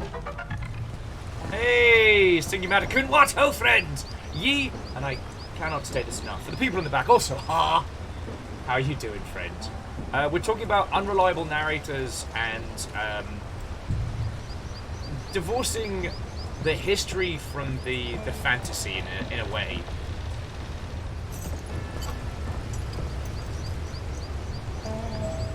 Excuse me. Oh, here we go. Beautiful picture scene painted. Yeah, so Hillian, thank you for picking up what I'm putting down. Hillian was saying is that one way to get around that is, which we covered, is transplanting it to somewhere else, like a different planet, like Trigon. Yes. Then you can romanticize, like, you know, the gunslinger, the cool person, and take out all the, oh, I don't know, racism. Just take it all out. Yeah, Fendella, and you're right. Romanticizing stuff in media has done and will always be done. And again, I'm not saying that we should ignore the history. I'm not saying it should be removed. But I think there's a lot of space to explore the idea. If that makes a weird sense. Oh, and Sing, Trigun's still good. It falls a little odd in the later sections, but that's another story. I'd love to see Trigun get like the same treatment as Full Metal Alchemist Brotherhood and stuff like that. That would make me very happy. Curly Bill, Johnny Ringo, and his compadres took off into the lumber yard, and I followed after.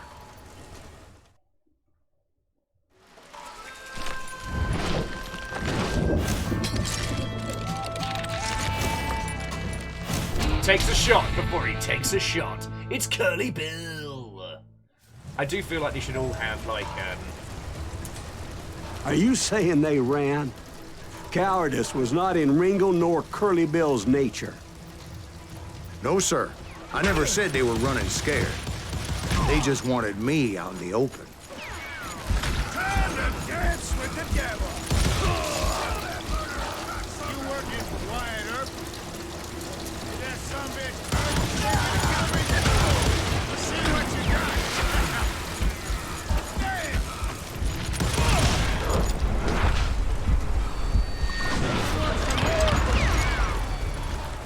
They call him Boris the Bullet Dodger.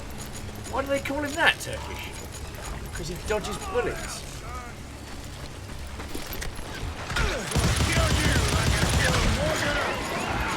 Sir. Yes, guilty as charged. No! No! Bad touch! No! Send you to kill me?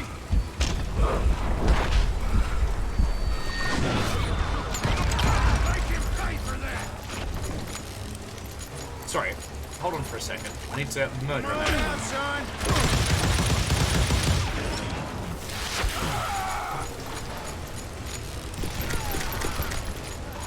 Where was I? Ah, yes. Actually, how did Desperados 3 do? I actually haven't checked in on it, like, in terms of, like, sales and critical reception. Brocious gave me no choice but to take his life. But Ringo was nowhere to be found. He's the getaway I knew driver. you didn't kill Ringo, Where exactly because did he he get was away found from? dead in a different location altogether. To this day, his killer is still unknown. Indeed. Took me a few months before I finally tracked his ass to West Turkey Creek Canyon.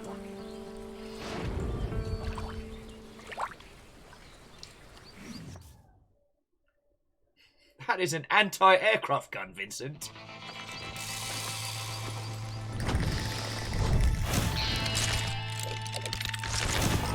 Next in line to take over and take a bullet, it's Johnny Ringo. I don't know why I feel the need to do Radio 1 DJ introductions for these cowboys, but here we are. That's incredible, sir. I always thought that Doc Holliday was the one that killed him.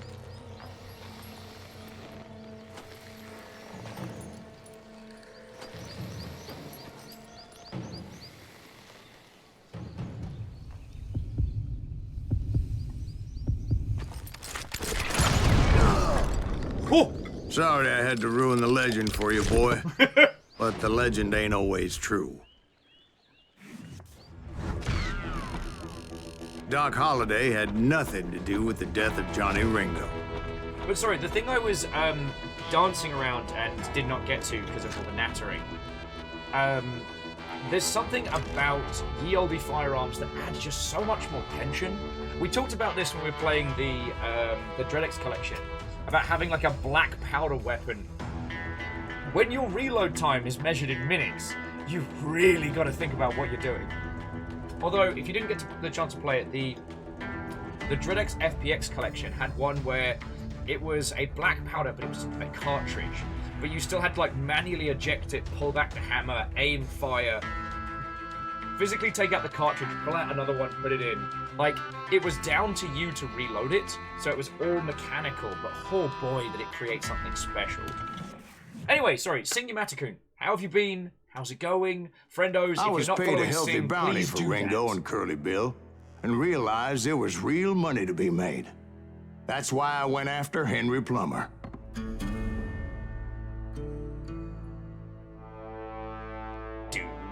Wasn't he the sheriff who augmented his income by shaking down miners and robbing gold shipments? That's the one. Oh, yeah, I remember him. He ran that gang of thieving outlaws called the Innocents. So it's true that you went toe-to-toe with him? Indeed I did, son. Indeed I did. It's just full of stories.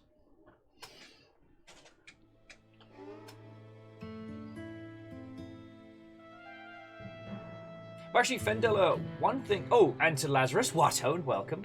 Fendella, one thing I wanted to touch on is, you picked a lot of different areas. Like, the interesting thing when it comes to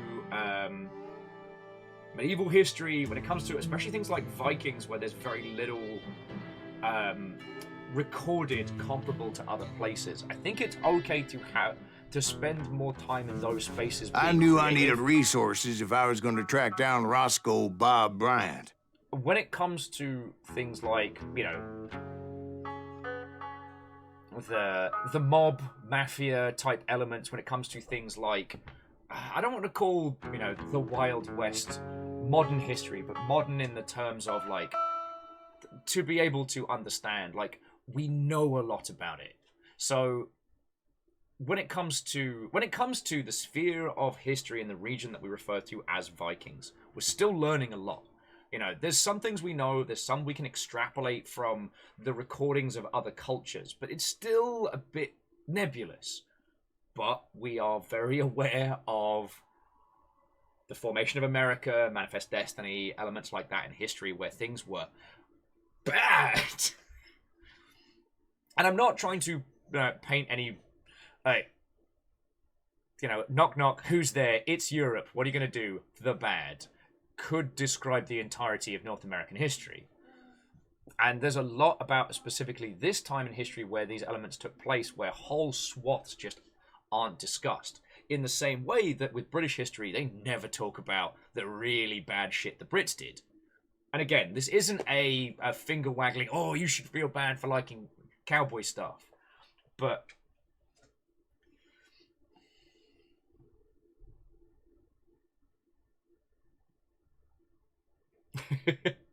yep. Good old diligent documentation. Bob says they come to see a cowboy stand off against a full plate knight on horseback with a lance. I believe Deadliest Warrior did that. And hunting Plumber looked like a good way to get rich quick. Like, if I remember correctly... As the local vigilantes exposed him as the leader of the bandits and put a generous price on his head. Yeah, if I remember correctly, the... Plumber rallied his gang to plunder one last gold mine before making their escape. And that's where I thought I'd find him. Sir. Yeah, the Deadliest Warrior show had a tie-in video game where it was like a Spartan warrior, a medieval knight, a cowboy.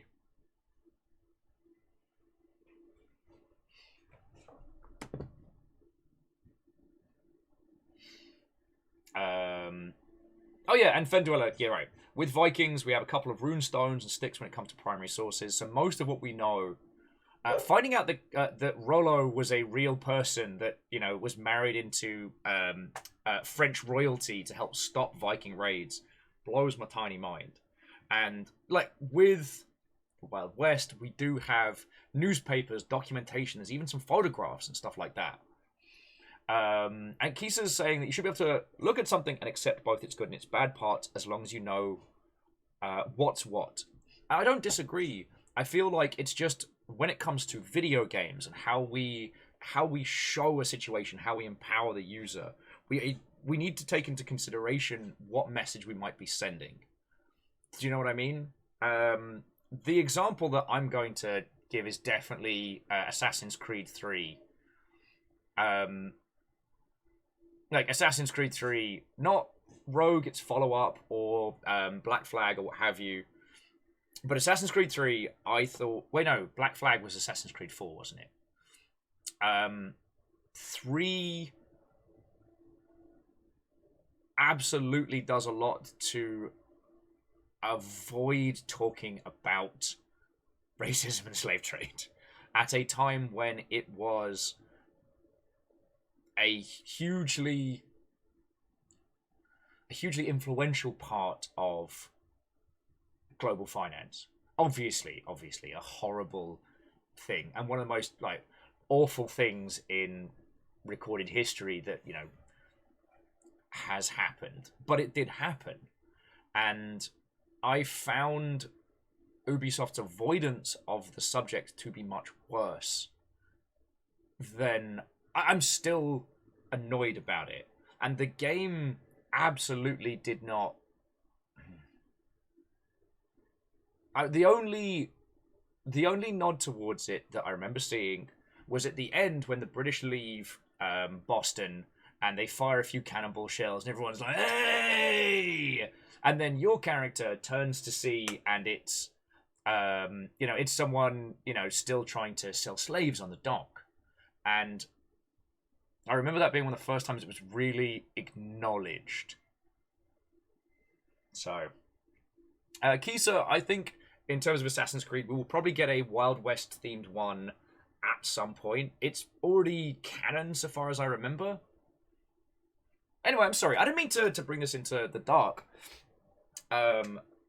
The reason why the unreliable narrator works so well is that this game isn't saying, oh, you know, slaughtering of the native populace didn't happen. This game is... this is an old man telling us his story. It is literally the idealized version. And because little elements within the game acknowledge the reality of the time, like, feckin' yo. And yes, you're right, Fearless. Assassin's Creed Rogue did deal with it quite well. And I am glad they came to it. But the way Assassin's Creed 3 felt is they wanted to have the war for independence and only look at the good bits. The Brits are evil, It's time to fight for the freedom of America. Are we going to talk about the bad stuff that we're doing? Okay, no, we're just going to leave it. All right.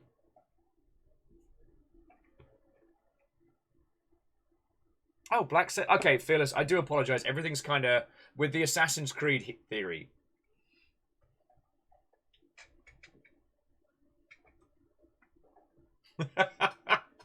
Fendweller, and I do agree. I love the petty insults that people leave in history. It's great. Oh yeah, and Git Ned, we mentioned this earlier, but yeah, like the Prince of Persia: Sands of Time narrator as well.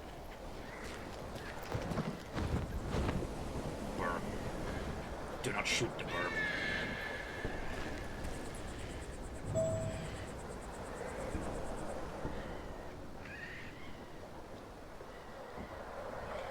See, and Phyllis, again, this is more my personal opinion, but like, you are playing in Assassin's Creed 3 as a I think your mother is meant to be Native American and your father is British, and at a time, and you run around wearing a white coat. There's no way people wouldn't give you shit constantly. Even the dogs are agreeing with me. Well, they're excited because I'm trying to kill a fly. Anyway, that's my irk, is that it felt like it was a story that wanted to look at only the good parts of a piece of history, and from a series that had always sought to be historical. Do you know what I'm saying?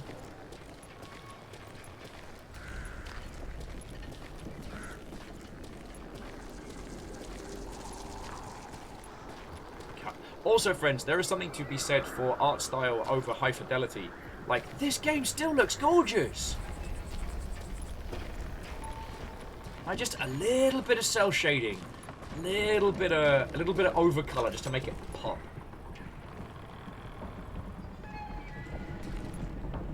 It makes me nervous standing so close to all these goddamn barrels of gunpowder. Why would you be nervous? No one has the cojones to come after us. As long as you don't light up a cigar, we're fine. Yeah, besides, George is up there on the rocks with that rifle of his. Nothing gets past him. Get it? I've got the crazy eyes. This is the thing I picked up for W's. They kill buggies. I sprayed it on a fly and it died midair. God! Should we be breathing that? No, it's totally all natural. As my late father pointed out to me more than once, God made men, but Samuel Colt made them equal.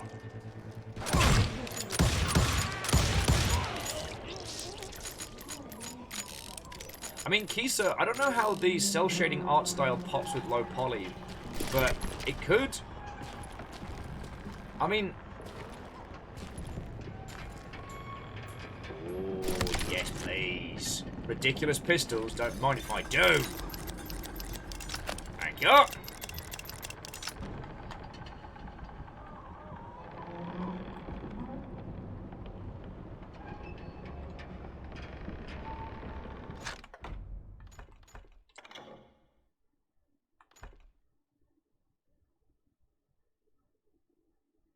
Stack them high. Extra damage for combos.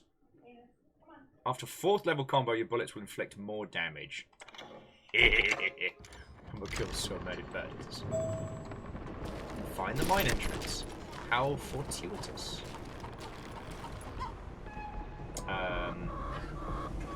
Yeah, and again, sorry, I'm not just trying to pick on Assassin's Creed as a franchise here. I'm not trying to be just a jerk. It was more... That was an example that I personally found weird, you know?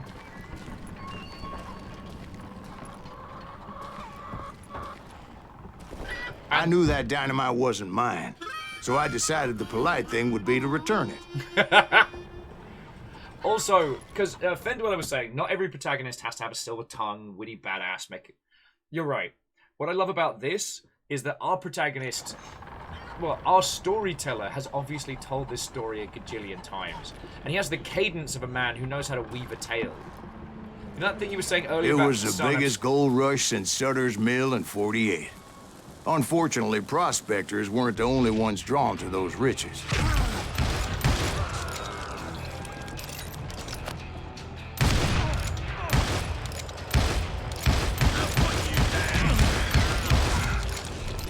There were thieves and killers, robbing travelers and hijacking gold shipments. Fine, we'll use the rifle. Like those that ran with Plummer.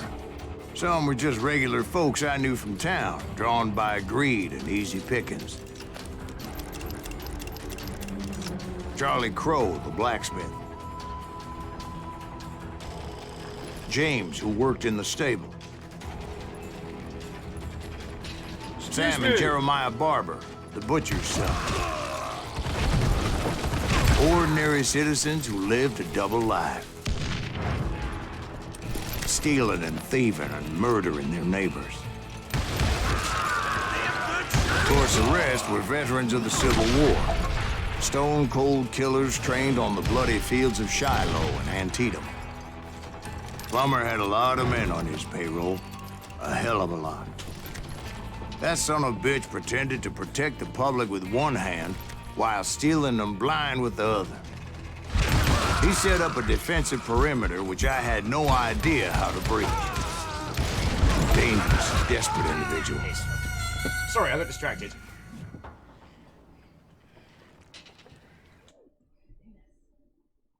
What were we talking about? Oh yeah, just Damn you! historical representation.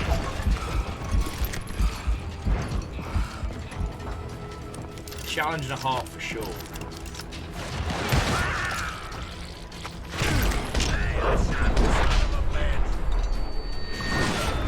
What in...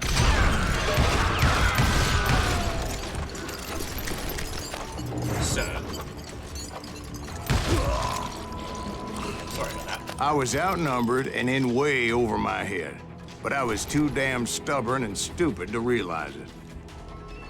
I thought I was some kind of hero.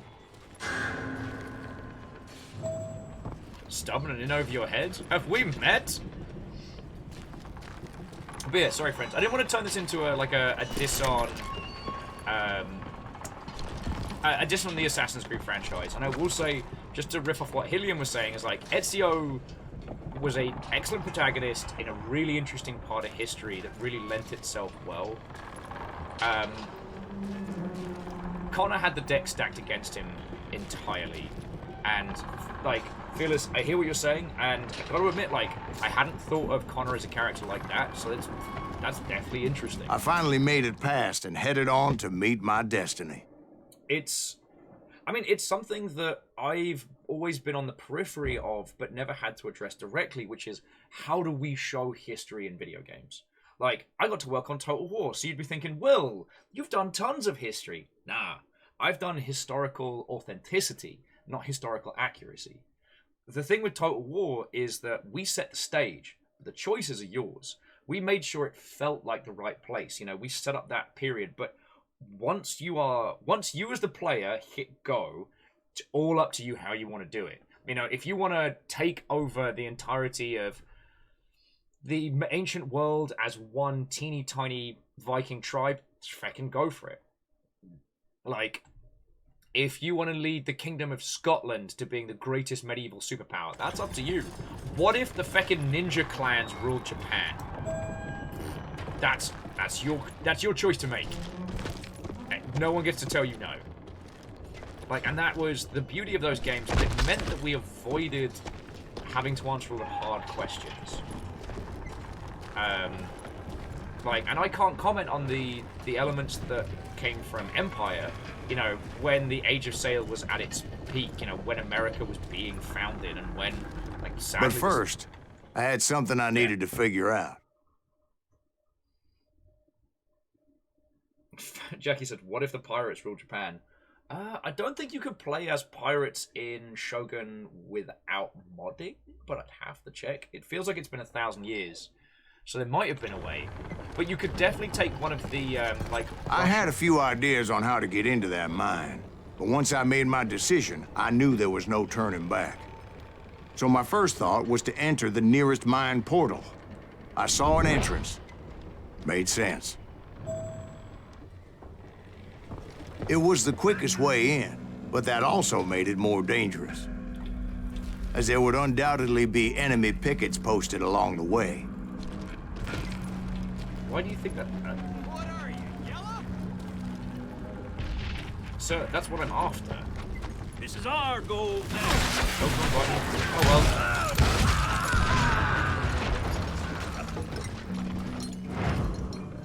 You can run. Besides, once you enter a mine like that, it's easy to get all turned around.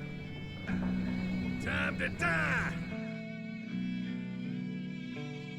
Oh no, Night Valen. This is why we're playing this today. Like, this is one of the best unreliable narrators in games. Well, okay, that is a strong contest, but it's certainly up there. And as an excuse for it to be fun and arcadey as well.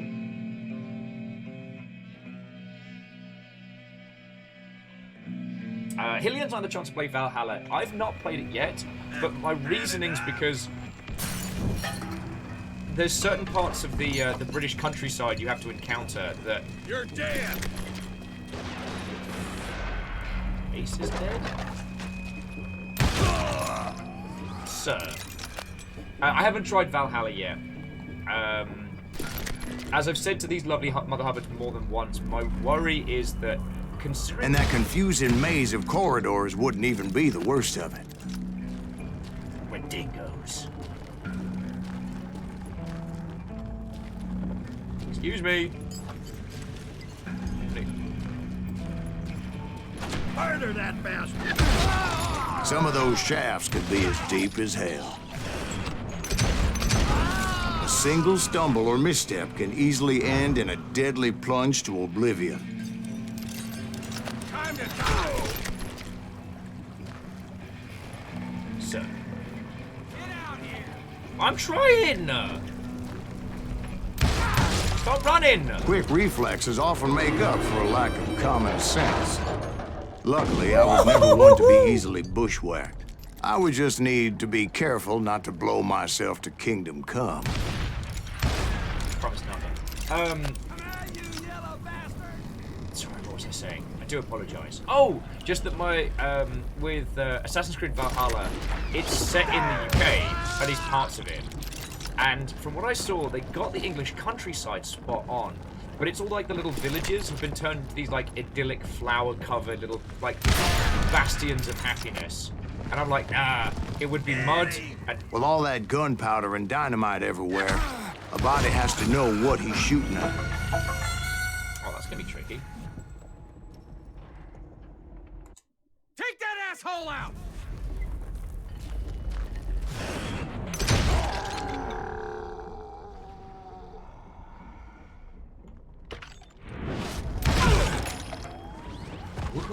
Sorry, where was I?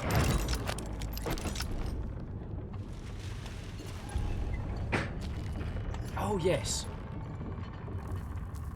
No, so Fearless, it's... Yeah, the villages are more Ghibli than Holy Grail. One wrong bullet could have turned that mine into a dad-blasted tomb. Oh, are you trying to kill us all? Sir! I freely admit that my plan of attack was not just moronic, but clearly insane.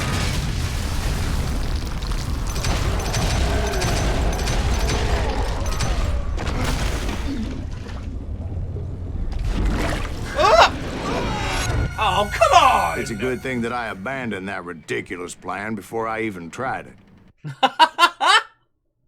Okay. Instead, I spotted a ladder, a way into the mine from the opposite side. Can we appreciate how exceptional a set piece that was? So he's explaining this whole mine full of explosions and things that could have gone wrong. And then, you know, we do the leaping, diving gunshot, fall into the water only to get beamed to death by a feckin', like, minecart. And then he goes, good thing I didn't go for that plan. Like...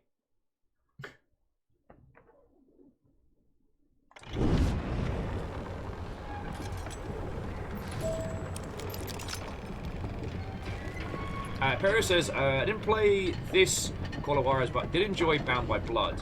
So the same system that allows you to aim at 2 people with 2 guns at once. I've not unlocked that yet. This one's all about this kind of... It was a long way around, but that approach seemed more sensible at the time. Like, I don't know how much of it you've been... Of course, being I had a problem with heights, that scaffolding scared the bejesus out of me. Climbing down that ladder required some caution. Because even though I had a younger man's reflexes... Okay, so, Aperios, this game is fascinating because guy walks into a bar and says he's this ancient, retired bounty hunter. Everyone's like, oh my god, I read about you in these books. Can you tell us a story? So he sits down at the table full of people and he's telling them the story of all of this. And so it is ridiculously and gloriously over the top. Like C222, like Ben was pointing out, like, the ladder wasn't even there in-game until we'd already gone through the mine shaft, gotten exploded, and been by the feckin' minecart. It's feckin' glorious.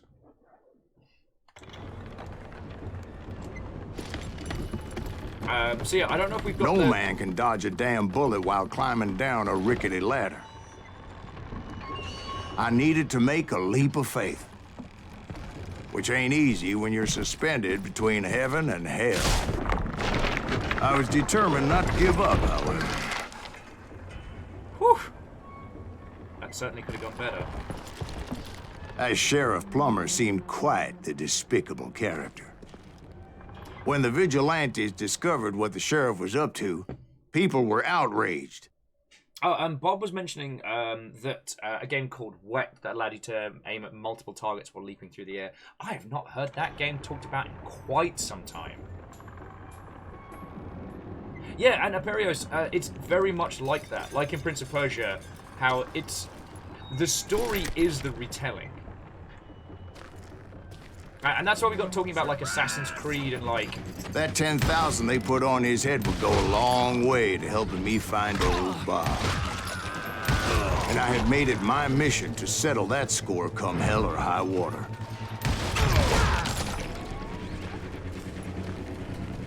Yeah, I'm gonna need you guys to to run at me in teams of less. But first, I would have to make a choice. Take the elevator or climb the ladder.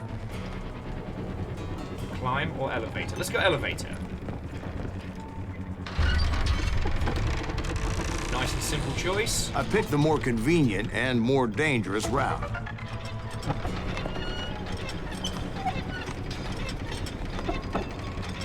Excuse me. Aren't you all supposed to be shooting at me?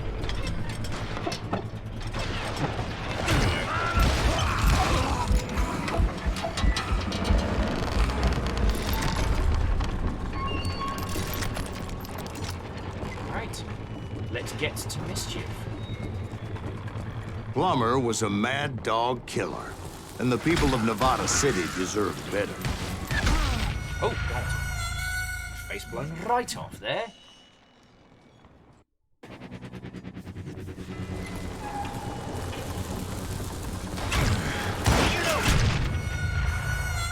This! Hold that thought.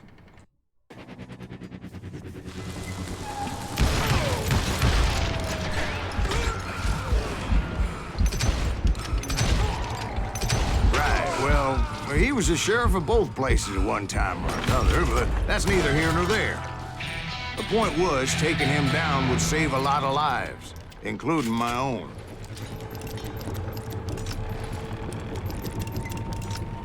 Sadly, I can't push the cards. Alright. Take out a couple of enemies in a row to regain your focus. Your concentration bar will completely refill. After reaching a combo, that is a multiple of 6. Brilliant. Ooh, legendary weapon unlocked. I will assume that is good.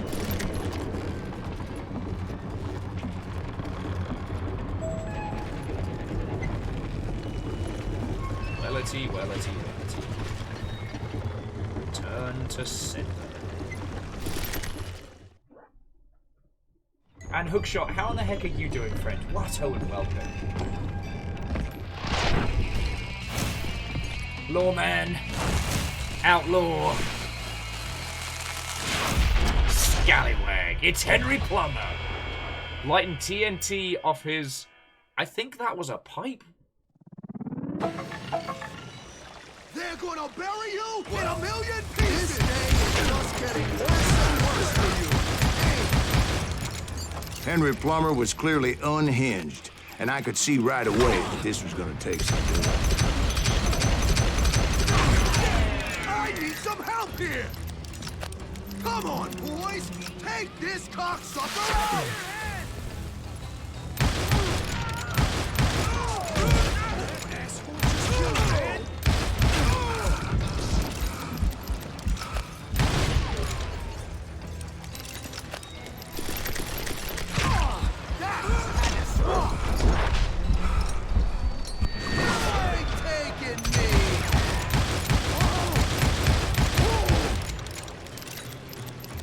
Sorry, bear with me a second while I crush this person. You son of a bitch! No blood money for you today!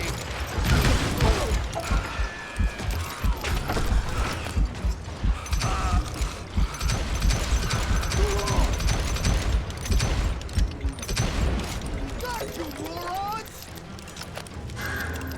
This is gonna hurt! I can shoot too! So that's how Henry Plummer died. Wait. Him and his crew were worth their weight in gold. And now, I was officially a bounty hunter. So Hookshot, how are you doing, dear friend? Did you pop in yesterday for the GDC roundup? TLDR, everyone's hungry for titles. Steam Next Fest did as well for everybody. So, did you finally go after that Bob feller? Well, I heard word he was in Kansas with John Wesley Hardin. So that's where I went. Where in Kansas? Abilene. Why do you ask, Ben? No reason. Was Hardin as fast as Ringo? Ringo was fast, but John Wesley was as fast as the devil himself. Oh, heck. Hell, he killed his first man at 15. From that day forward, he had a price on his head and wouldn't back down for nobody, not even Wild Bill Hickok himself.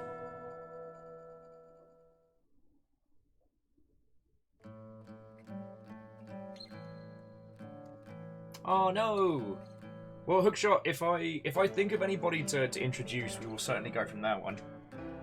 Oh, and Zeke, I didn't see your new Purity Seal, but I did tell these lovely Mother Hubbards that you let me voice a Space Marine for a line.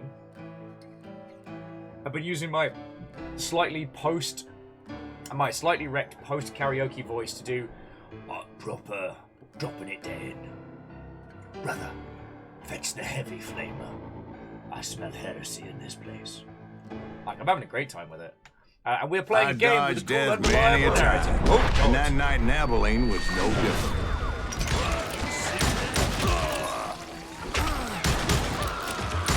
I was there with the intention of finding that bastard Bob and collecting the bounty on John Wesley.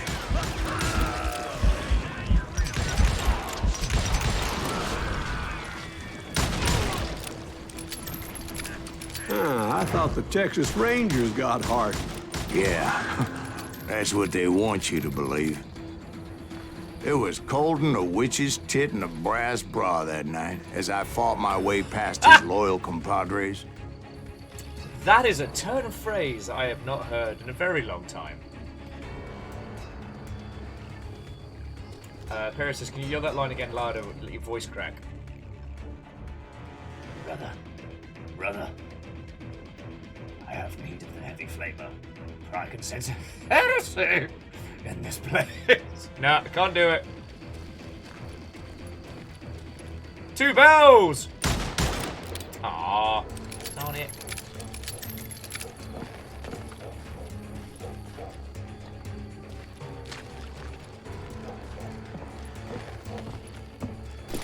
To the very same saloon we're sitting in today. Wellity, wellity, wellity. Ye, and I cannot... Look around and imagine this place painted in blood. Hardin was waiting for me, and...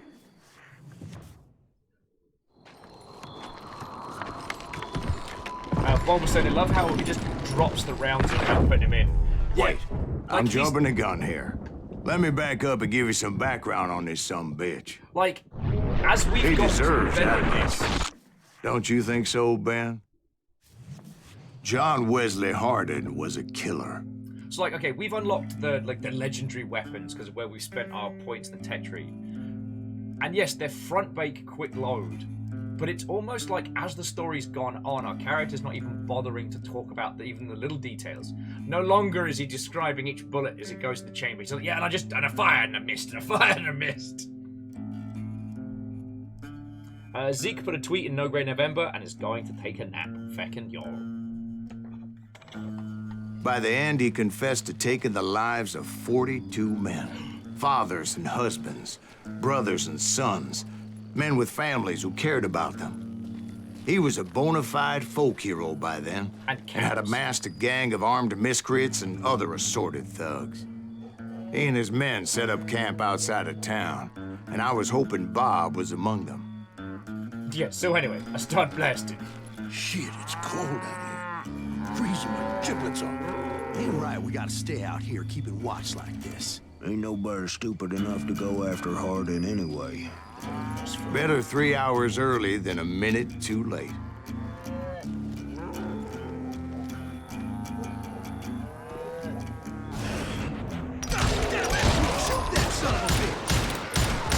They didn't ask why I was there. They knew. Most of them were wanted as well. I figured Hardin was here somewhere, but to get to him, I'd have to get past his gun hands. I had to spill a lot of blood to find out Hardin wasn't in that camp. He was carousing in town with his closest friends. Hardin's boys apparently didn't want me to reach the Bull's Head. Some were hightailing it into town to inform their Jefe of my unwelcomed presence. Gun hands are worse than knife hands, scientifically proven.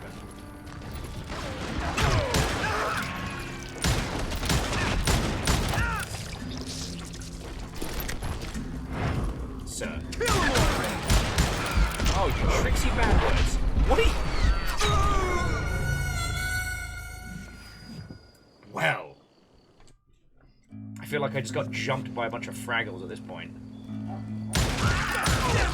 Shoot that son of a bitch! Oh, come off it! So I fired and I missed, and I fired and I missed.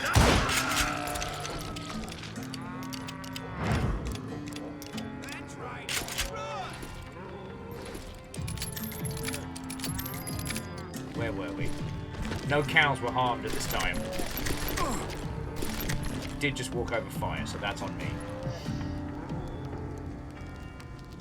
Okay, Aperius, which is worse, gun hands or knife hands? Because gun hands, more dangerous, but easier to handle.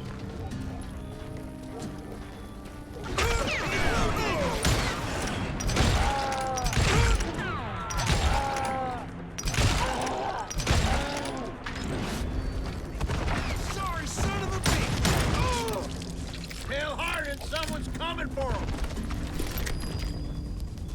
Stop that sumbitch! Who keeps saying that? Let the boys know we got another law dog.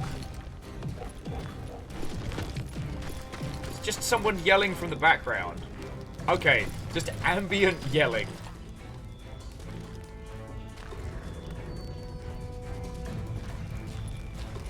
So Fearless was saying that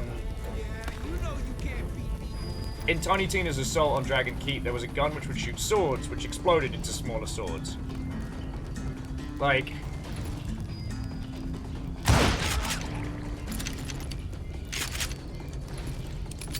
From what I've been hearing, the Tiny Tina D&D style game is very good.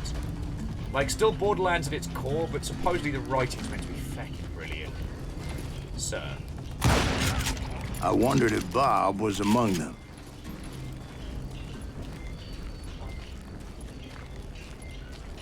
Indistinct yeehaws. Ah, yes, though, you're right. They probably have set up some ancient walkie-talkies to confuse me.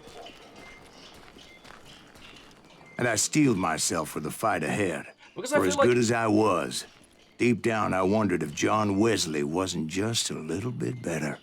Like, knife hands are dangerous all the time. Gun hands would only be dangerous when loaded. Like, they'd still be awkward and inconvenient, but there's a level of safety. Also, enter the Gungeon's giant shotgun cartridge that fires a shotgun spread of shotguns that are themselves firing may still be peak nonsense. Clear the town of outlaws. Before I could test my mettle against Hardin, however, I would first need to dispatch his cadre of hired killers. Most of these degenerates were beyond redemption, but John Wesley might have been a different story. I didn't learn until later that that night was in fact his birthday celebration.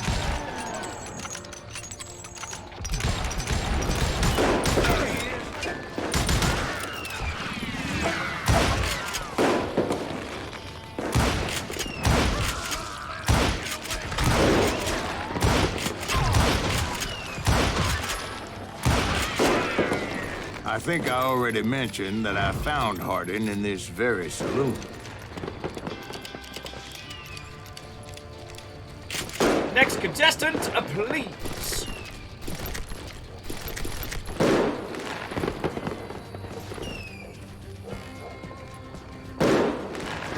Suffice it to say, nobody there was happy to see me.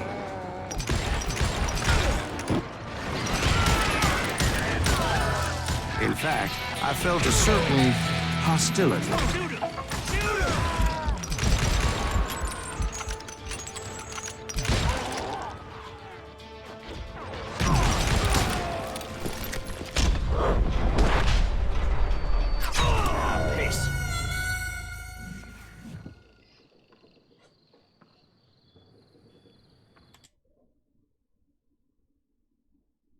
Let's try that again with feeling, shall we?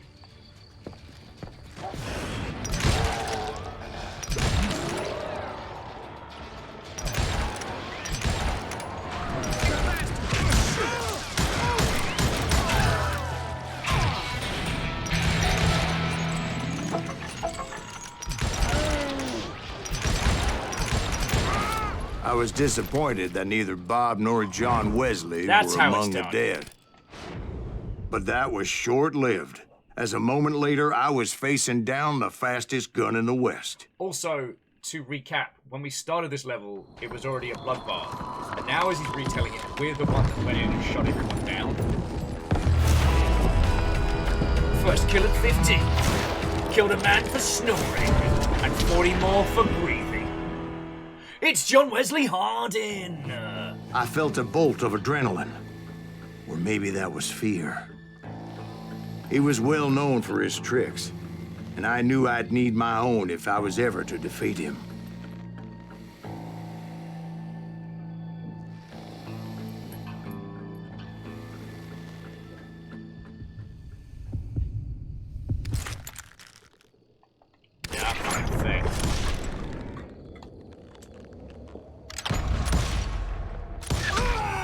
Nope! That's No, a wait. bullet in my face! You didn't hit me then. I'm sure of it. Wonder how many times I can fail this draw. This feels like a shooting gallery much of the time. It does. And it's like, no one could be shot that many times and survive, or continue, or even walk. But yet, this is a story. And I will say, friends, I do agree with you. Borderlands as a series is a great vehicle for co-op with a smattering of good humor. And don't get me started talking about feckin' Handsome Jack, because Handsome Jack in Borderlands 2 was still one of like the exceptional creations. And at least until I played Tiny Tina's Wonderland, I will say that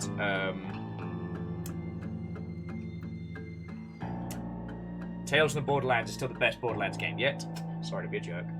But they are vehicles for co-op with friends, and I really do respect that. It's just from what I'm seeing on the new Tiny Tina game, it's good. Like, it's written funny, it's fun to play by yourself as well as with friends, and that ain't nothing.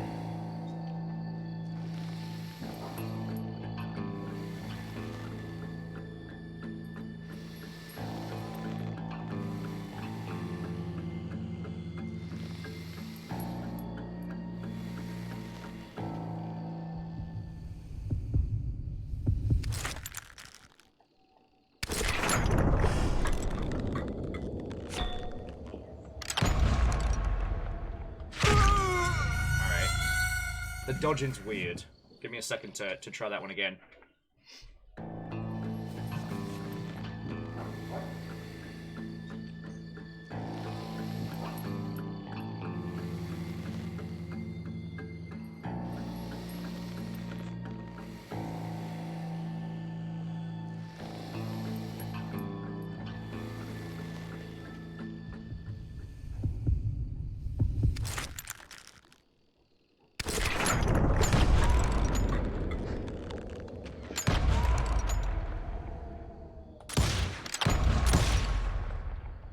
That man was faster than greased lightning. But being inebriated as he was, he didn't count his shots. And now, he was at my mercy. Wait. So he didn't die? No, I sent him to prison. Years later, after he was free, some restless Avenger took his life. Shot him in the back at a saloon just like this one. Anybody up for another beer? Ben?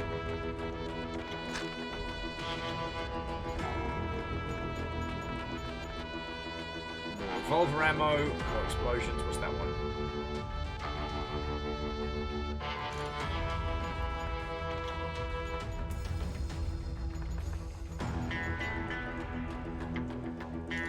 Yeah, let's just go for more ammo. Let's just be full-on murder nutties.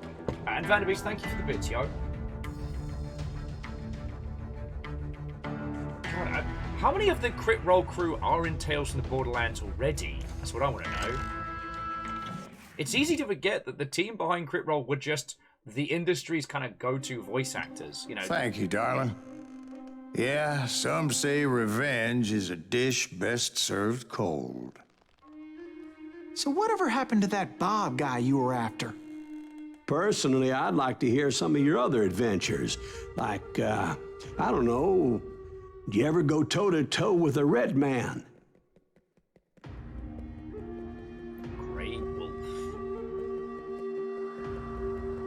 Yes, I did, Ben. I remember once I was after this renegade Apache, Grey Wolf. Strangely enough, revenge was also his primary motivation.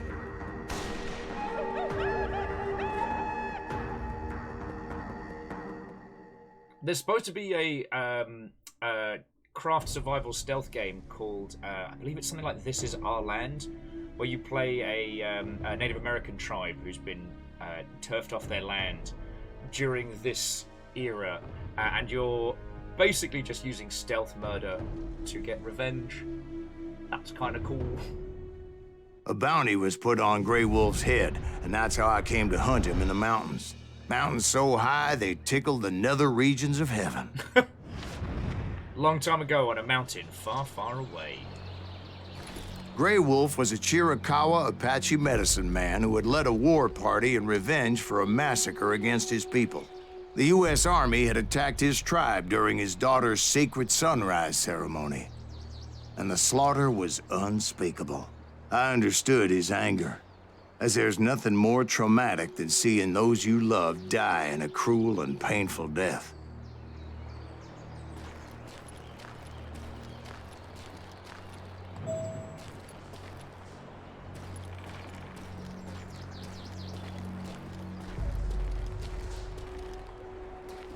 Sorry, I was my banter going off into a million different directions. It is fascinating to think of a time when the cast of Critical Role were the people you hired when you couldn't afford the big name people. Like, remember when, God, what was his name? Nolan North was every voice in video games. And I never got over, what's his name? Is it John DiMaggio? The bloke who played Bender being the main character from Gears of War. And now, like, you know... Right from the beginning, I couldn't shake the feeling that Grey Wolf was watching my every move. Really? Really? Wait, where are my cool guns? Well, that's BS and chips. He led a band of young Apache warriors who wanted retribution and were more than willing to die for him. Where's my shiny guns?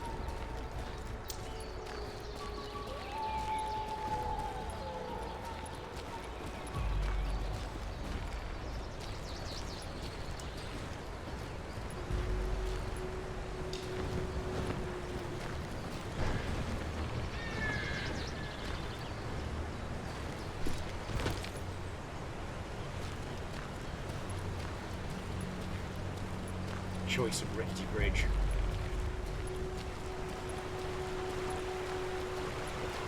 Oh no, that's a terrible idea. Why am I here? Caffeine's like, shiny guns are for closers! What up, friend? Well, damn it, I guess I better actually stop playing this like I mean it. Caffeine, how are you doing, mate? How goes it? We've been playing Call of Juarez, Gunslinger today, talking about unreliable narrators and nonsense. They saw me before I saw them.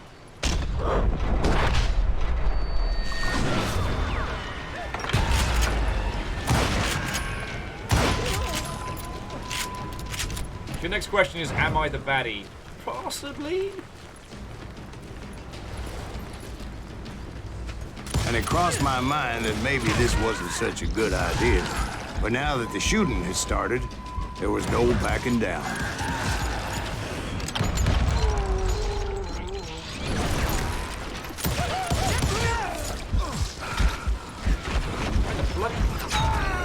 I'm getting my ass kicked here. I got too used to having my shiny guns.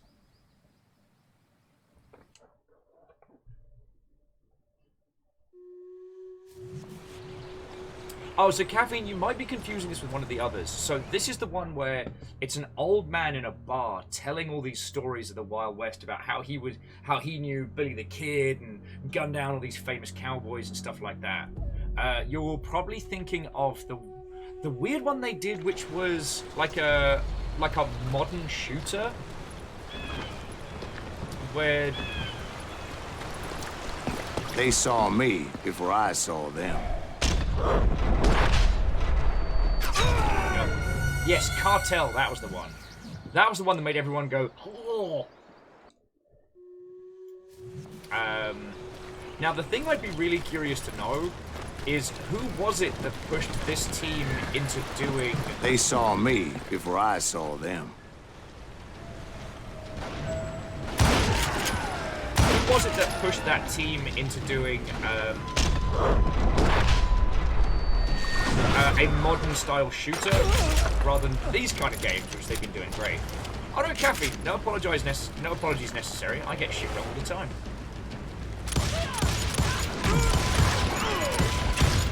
Okay.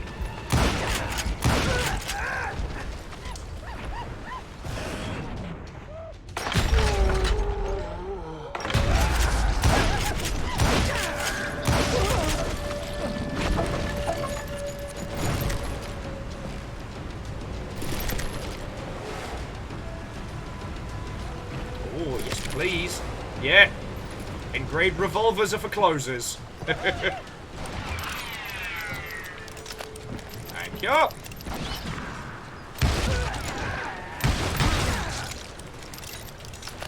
What's the thing from Metal Gear Solid? Engraving serves no tactical advantage.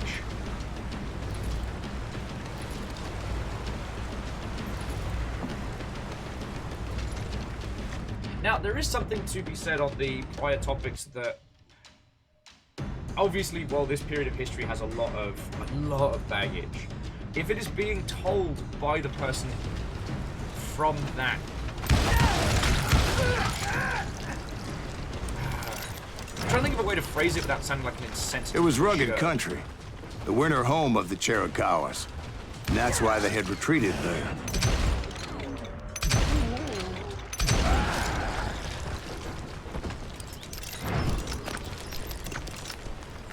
I admit to having some regrets about going after them the way I did.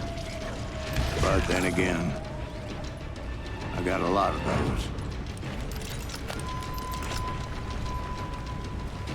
Yes, caffeine. Yeah, by baggage, you mean state-run genocide campaign. Now, that has been acknowledged at the start of this level. It's just, I feel that if the character makes, you know what? Let me progress a little. I'll see if I can think about how to bring it together. Because, as I was saying, this is a story.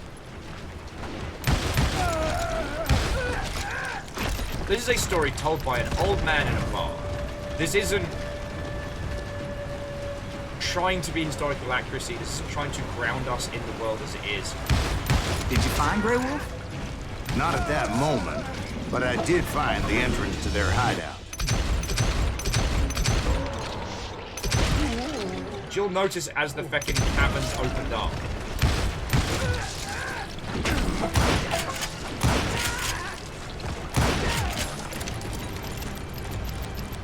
Like, those two huge pieces of rock just pulling apart. Weapons online. All systems nominal. A deep crevice that led to a deeper cave. Don't tell me you went in there. Yeah, but it's not out of bravery so much as pure, angry cussedness. And Snuggly Warho, friend, you are entirely correct in saying blam, blam, blam, blam, blam, kablamo, ye, and I cannot say this loudly enough, also ha! How you doing, Snuggly?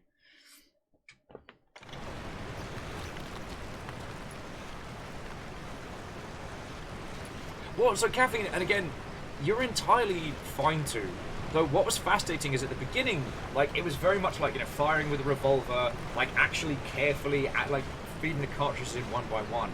As the story has gone on, as the story has gone on, as our character has kind of gotten a little bit drunker, has been a little bit dismissive of the details. In the last round, he had two, like, front brake revolvers, just going clack, clack, clack, clack, clam, clam, clam, clam.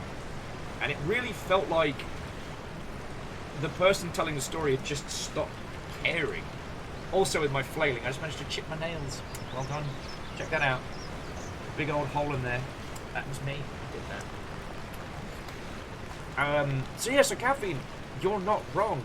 But it's a reflection of the person telling the story, which is one of the reasons why I found this going through. Yeah, it's as Aperios is saying, it's really starting to lean into this tall tale compared to what happened. Like, how do we cross this? Let's go this way.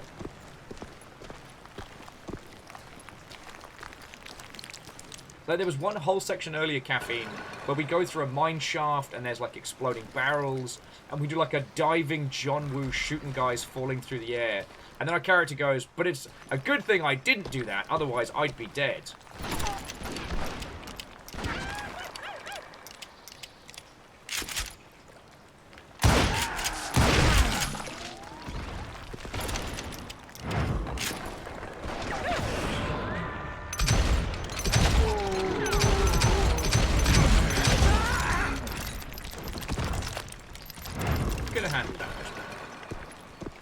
See, back then, I had a stubborn streak a mile wide, and I wasn't about to back down.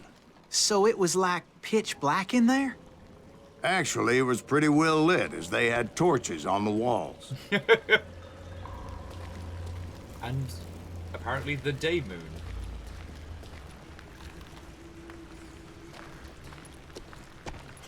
Gavin's like, right, pause the game, and a major bone to pick with the animators.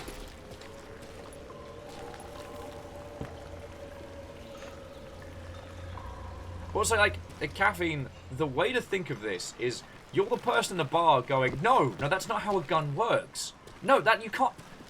Like, if you were in this situation, you'd be calling bullshit on the person. And Snuggly, that is Sam.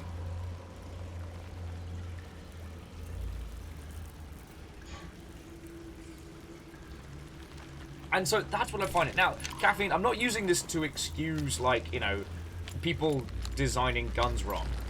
But the whole thing of this story, and the reason why we're playing it today, is because it is the ridiculousness of these kind of tales.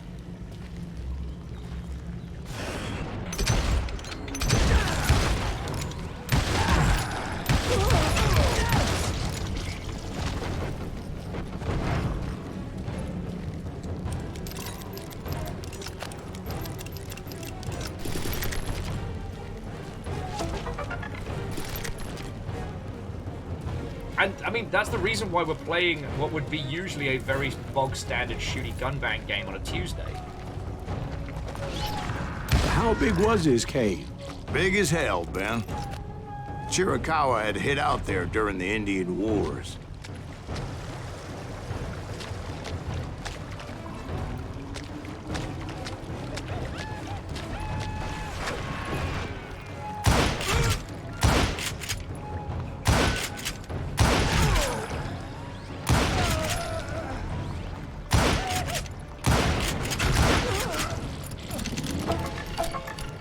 Oh yeah, at Cafe we absolutely have standard shooter guy, like ammo vacuum points. Like we can get shot multiple times and just keep going. But again, it isn't... They thought it was haunted with the ghosts of those murdered by the horse soldiers. The cave was haunted with dead Indian ghosts? Like, what we are playing is this old man's tall tale. That's what I find so fascinating about it.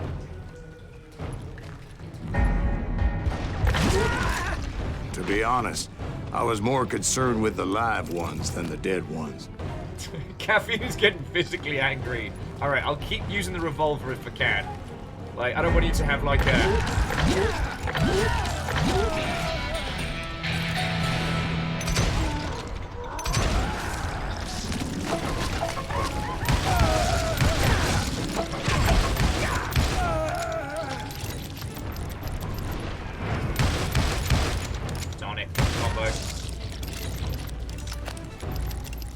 How come you know so much about Indians? A few years back, I was married to 2 Mescalero women. At the same time? Yeah, they were sisters. Polygyny is traditional among the Mescalero. So what happened? Oh, I had to get out of there. Like, is that guy talking Those bullshit girls or never not? shut up. Both of them nagging at me all the time. Drove me half crazy. Haven't seen them since. No, I mean, what happened with Grey Wolf? Oh, well, I pursued him into the Cave of Death. So yeah, Caffeine, I'm not trying to just do you a damage, promise.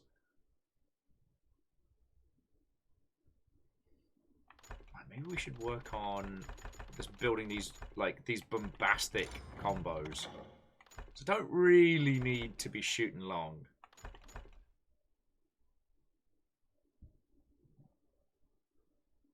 Yeah. And reload while sprinting. I'm taking the time to reload, so there we go. I guess...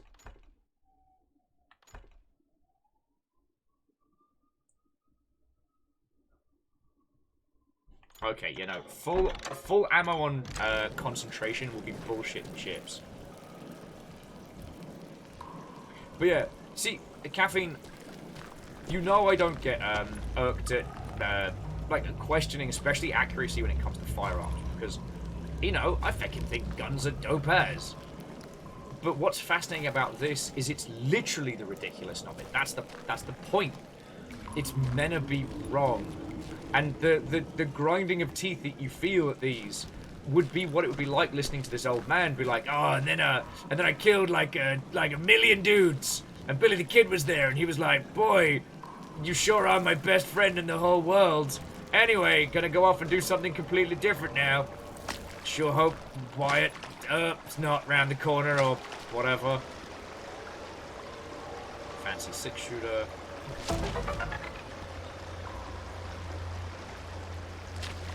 Oh yeah, and the nuggets of truth that we find in this story. See, that's the other thing that's fascinating, Caffeine. How do I bring it up? Here we go. Nuggets of truth. So what did we just pick up? We just picked up... not Lincoln Escape. What was this?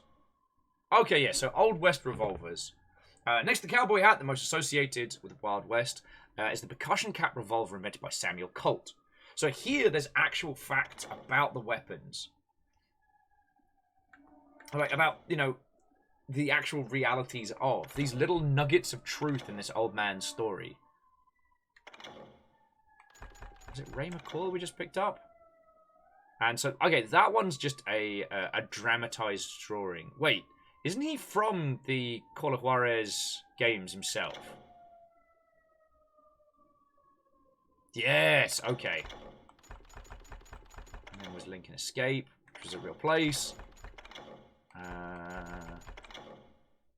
Yeah, so here's Henry Plummer, and by my understanding, the closest to an actual photograph of him. Like, feckin' yo.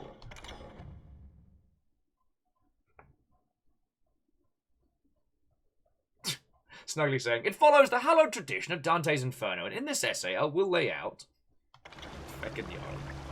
Anyway, so Caffeine, aside from poor gun animations possibly giving you a hernia, how are you doing, friend? I came upon this flooded grotto, and that's when I saw him. He came to me unarmed and unafraid. His voice echoed in the shadows, and I sensed he meant me no harm. You carry great darkness in your heart, and if you do not release it, it will claim your soul. The sound of his voice put some kind of ancient Indian spell on me. As his story unfolded in my mind. You will come to this place again and kill many more men, and the darkness will grow until it consumes everything that you are. The soul will have no rainbow, the eye have no tears. He said I was a great warrior, a coyote man, unequaled by any other pale-faced warrior, or something like that. The snakes will bite shadows of your past until a venom poisons your heart, and an echo of the song of the dead summons the spirits deep from within the mountains. I didn't quite get what he was saying, but there was definitely snakes. And indeed, his warriors surrounded me and attacked me like hungry wolverines. I mean... They couldn't stop me, though, and Grey Wolf wasn't in the mood for idle talk.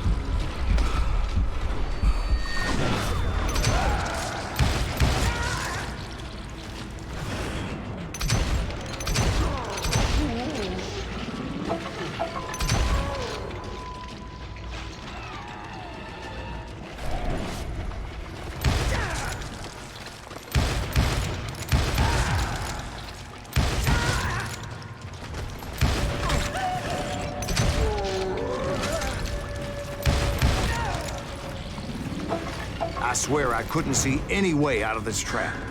But suddenly, one just appeared. Kinda like a miracle.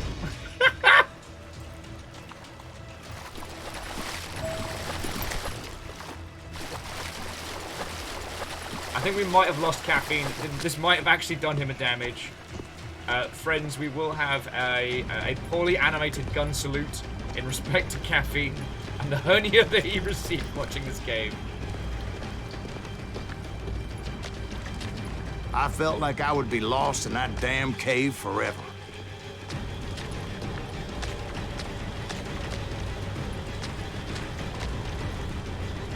Finally, I found myself back outside, perched on the edge of a precipice overlooking a thundering whitewater river.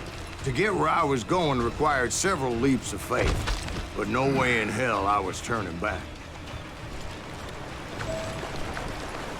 I chased after him, determined to make him explain the meaning of all that mumbo-jumbo. Mumbo-jumbo's right. Are you making this all up as you go? A few details may be fuzzy, brother, but I am relating exactly what happened to me. There were dozens of Apache warriors aiming at me from on high. Dozens? Well, maybe not dozens, but there was a lot of them. At least 3 or 4. Well, more than that, little lady.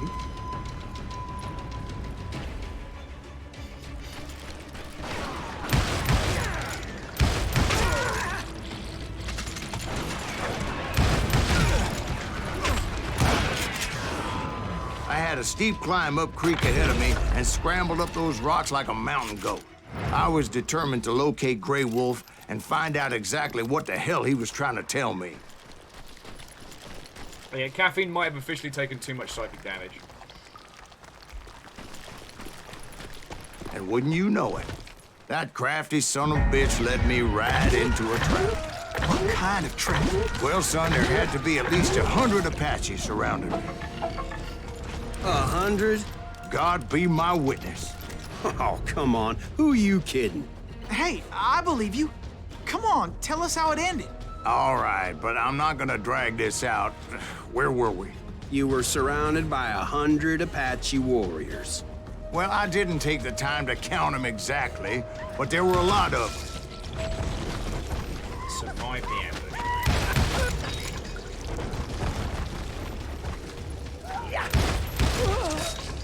I need you kids to run at me more than one at a time, alright?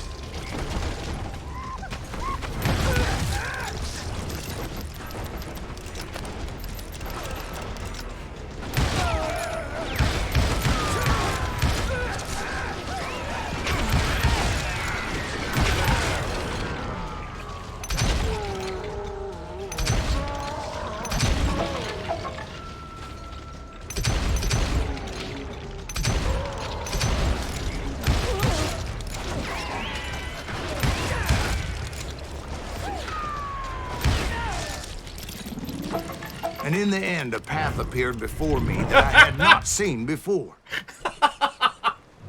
Rock just goes, woo!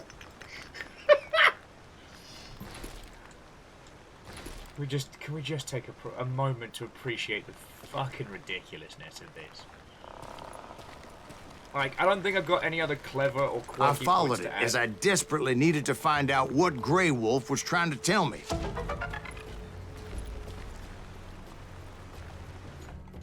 Native American heroes. I feel that's one to have a look at.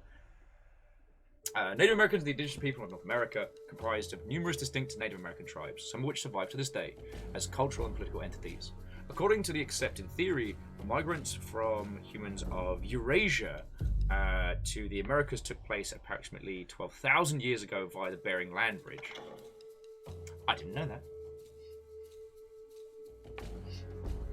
And Richter, how are you doing, mate? What, ho, friends? Oh, so Richter, the reason why we're playing this today is because the structure of this game is fascinating. It's literally an old man telling tall tales of like great stories of the West. Yay! Alex, you glorious Mother Hubbard. What, ho, and welcome! How are you doing, friend? Also, as an aside to an aside, so Snuggly, sadly, one of the Thief-like games came out today, and sadly is suffering from a very rocky launch.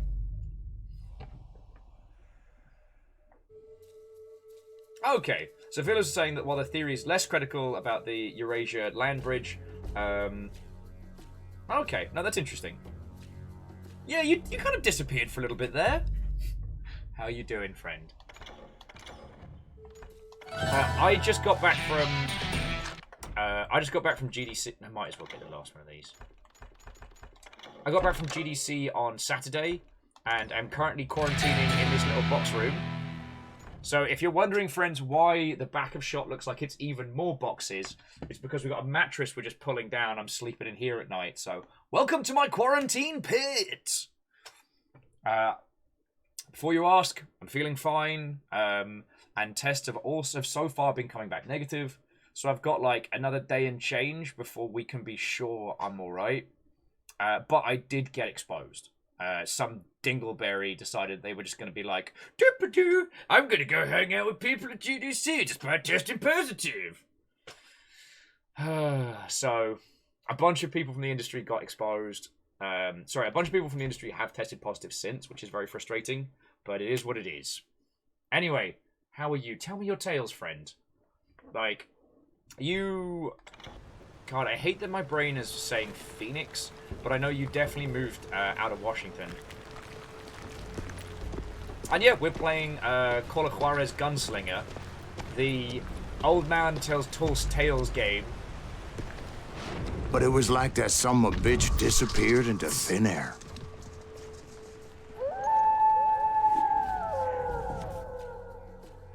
Aww. Never did find him. And never did collect my goddamn bounty. Sorry, friends. Alex was saying since 2019, moved to Arizona, started dating a high school sweetheart, and they got to get married, and they bought a house. That's fucking cool. It would be a bit weird if she asked you to marry her and you went, Thank no, you, darling. well, let's buy a house. It's interesting how the truth can sometimes seem might malleable, depending upon your point of view. Like how those dime novels make you out to be something you're not? Jack, don't be starting trouble. No, he's right. They do tend to exaggerate. Did they exaggerate your part in taking down the Daltons? Well, I was there in the flesh, boy, so I saw what happened firsthand.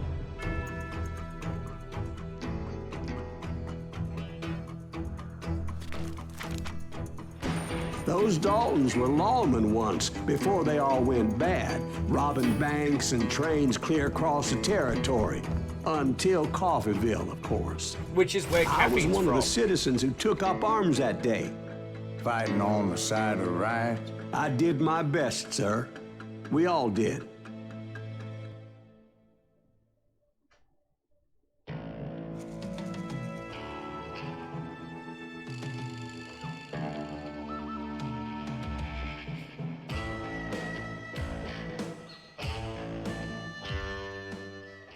Now, let's see if... It was early morning.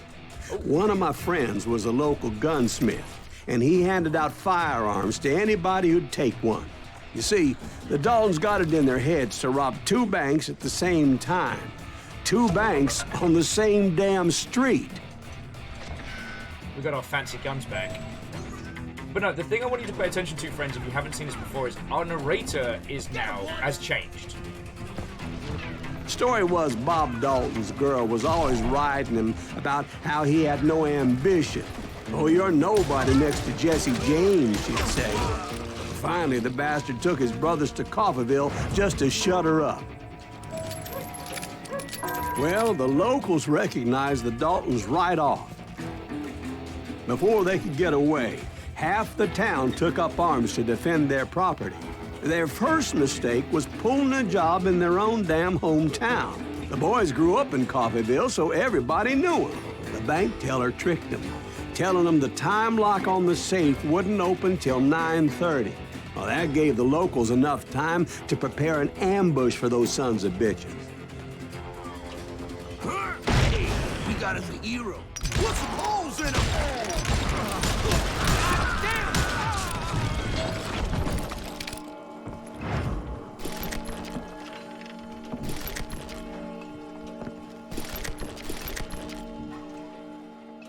But no, like I said, Alex, I'm real happy for you, yo.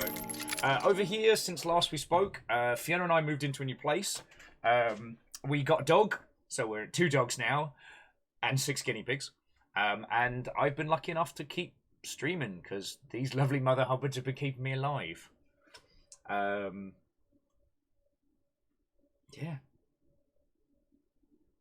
I haven't started Elden Ring yet, Alex, but I'm just saving it until everybody's kind of done their streams and had their playthroughs of it. So I can do it here and people can kind of, share stories and stuff like that. Fiona's doing good. Although I can't summon her to come say hi because I'm in my plague pit.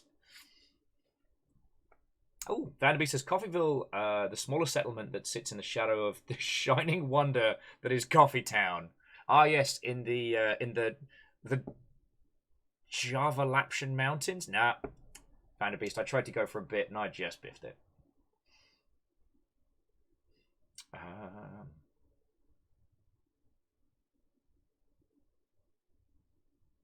Yo, and Colin McCap, that's very much what this game is about. You have heard these names before because, these are the great tales of the Old West. If you'll forgive the hyperbole, but what makes this game so fascinating is that we're playing those stories, not the truth of what happened, not the history. We're playing an old man in a bar telling you about it.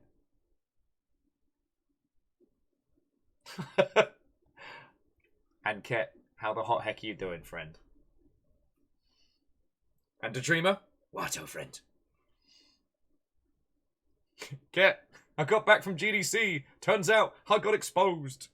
Haven't procced the lurg yet, but I have to live in a tiny box room. This is where I sleep.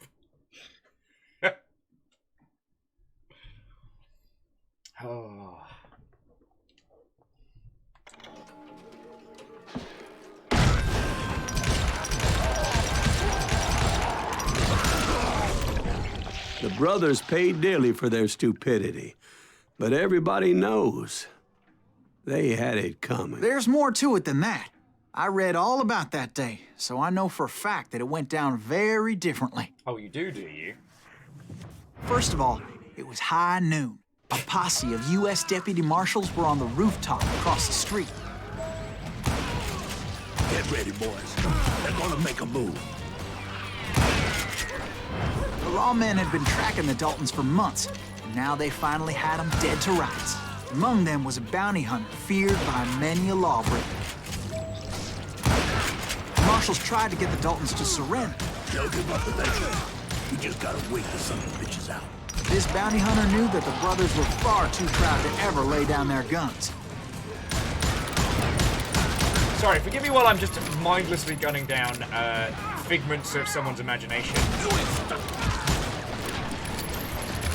He went in there alone to confront those criminals. One of the marshals shouted, "Where are you going? Are you crazy?" Where do you think you're going, dumbass?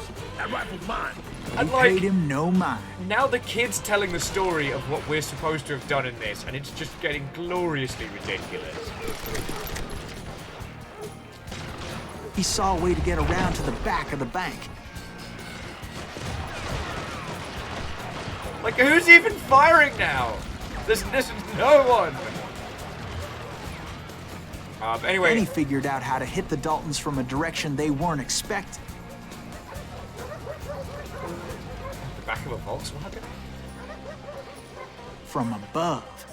Fortunately, a water tower was right there. I'm so tempted to Stanley Parable. A moment later, he was climbing up a steep ladder, laughing at danger as he did. It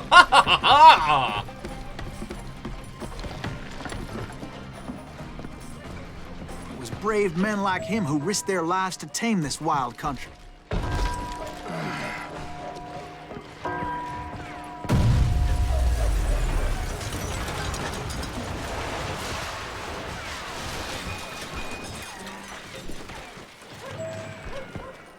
All right. We've got company. You're really pissing me off. Heroic men like him, who did what other men couldn't or wouldn't to make this country free. God. Like Jim Bowie and Davy Crockett, who died defending the Alamo. Is that Silas Greaves? Son of a bitch!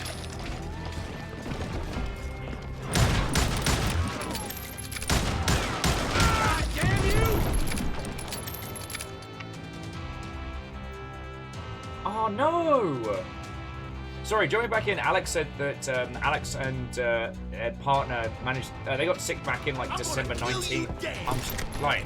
I'm glad you didn't have any like lasting effects.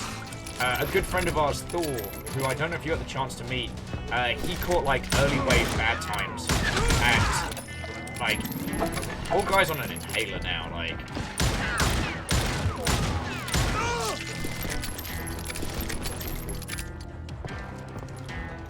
The money! It's been stolen! Over there! Yeah, I got at the back of a Volkswagen. I've made that joke twice today, and it's reminded me that I need to stop watching more rap. Silas Greaves! What the hell? Blam! Blam! He came away victorious, taking down those thieving Daltons. Ready? Boom! His name was Silas Greaves, and when the dust finally settled, he was the last man standing. Alex is like, never! Sorry, kid, but that just wasn't the way it happened. Finding out that Mallrats actually had a second It was version. early evening, not high noon. Alright, can we just appreciate we're also playing this same level for the third time? I was late to the party and Coffeeville was already up in arms. The Daltons blew up a safe and were all set to hightail it out of there. Those pathetic deputies surrounding the bank were dropping like flies.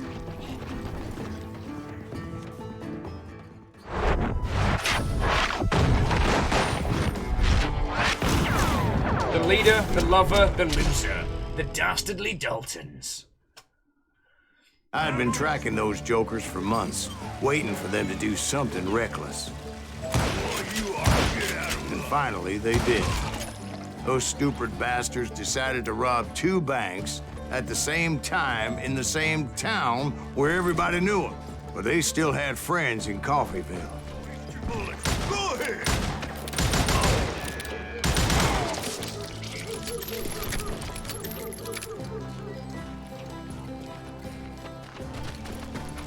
Get a fork. What's holes in them? And those friends came after me like a pack of wild dogs, tooth and nail. They were coming at me from all directions. I caught sight of the Daltons running with the money and didn't want to lose them. Problem was, they knew the town better than I did. And to top it off, I found myself in the middle of another shootout entirely. Did the Daltons hole up in somebody's house? No, it was the Smiths, I believe. They were cousins of the Daltons. And they were shooting at the Browns, who were shooting at the Daltons. Which wasn't any surprise, because those 2 families have been feuding forever. Sorry, I got distracted by gunfire. So Alex was asking how Sober's been. It's been interesting. They've been doing digi-events with the Seattle Indies crew and helping out with those. But GameWorks shut, and there hasn't really been any noise as to when physical events are coming back. Did the Daltons hole up in somebody's house? No, it was the Smiths, I believe. They were cousins of the Daltons. And they were shooting at the Browns, who were shooting at the Daltons.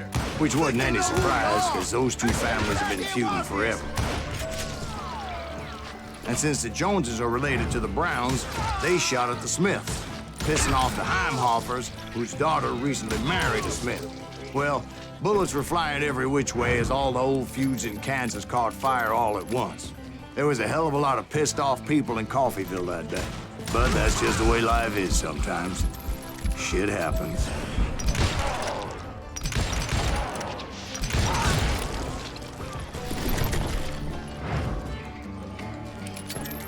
Yes, they are using wooden doors specifically as shields.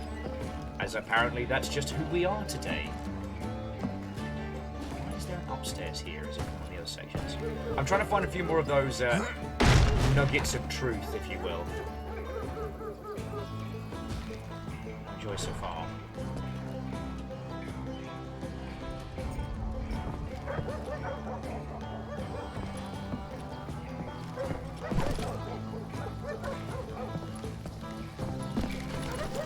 Yeah.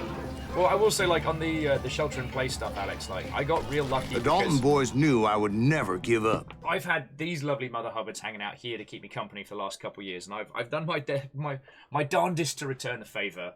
The Longship definitely became a whole thing in the last couple of years, as we suddenly basically became each other's... Those Daltons weren't the sharpest knives in the drawer, but they always stood together. It's been an interesting challenge, like, you know, I think this is the same for everybody, that our main Discords and stuff like that basically became our entire social stuff.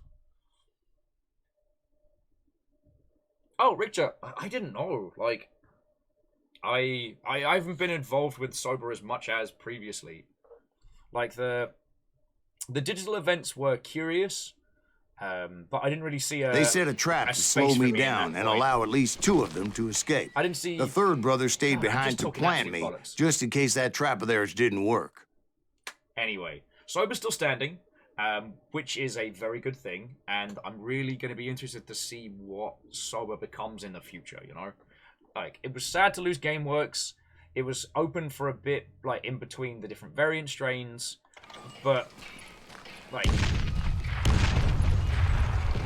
So, I played Takeshi's Castle. I know how this works.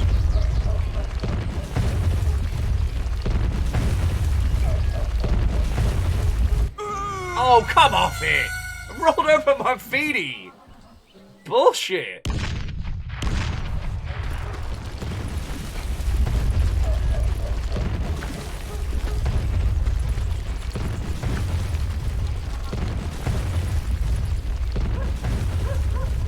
That was bullshit.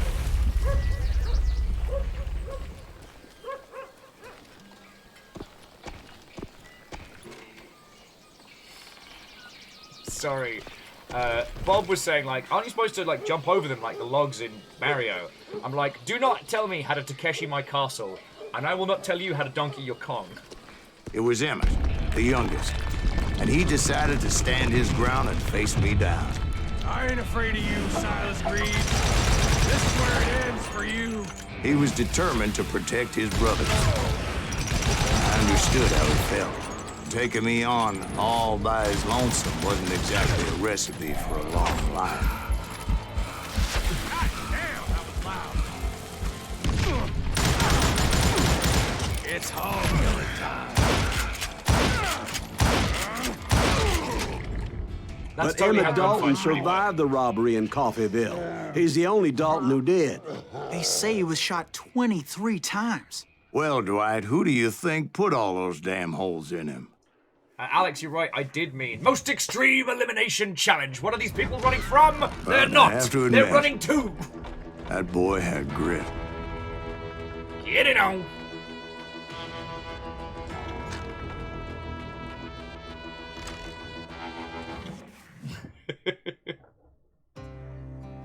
Oh, but no, I'm looking forward to Sober returning to being a physical event. I think that's something that we've all really, really missed. And when it's safe to do so, I think it's going to be a good.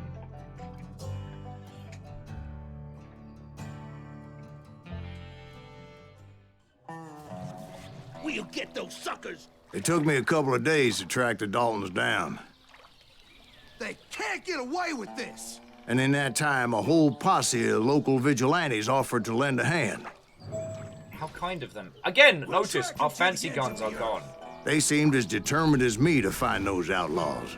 I choose to But as we headed into those swamps, it was like I had my own private army. There was no way those boys were getting away this time. I choose to believe that it's based on the sobriety of our character. Like, the more drunk he is, the more he's like, and then I just fired like 1,000,000 bullets in his face and he was fine. And then he sobers up a little and he's like, okay, so I had my 2 6-shooters.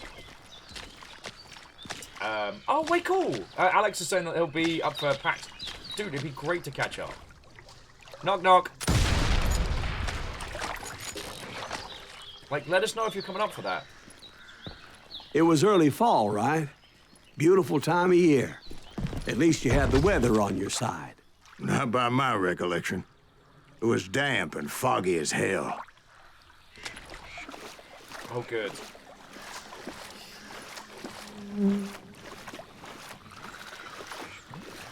Okay, but you got to appreciate, like, the artistry of this. It was tough to stay on a true course, so we kept an eye out for landmarks.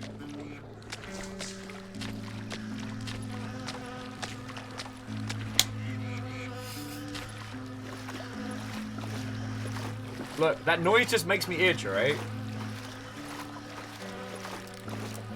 It was autumn. The maple trees were in full color, red as blood. Maple? The rains that year were torrential, so the whole area was flooded.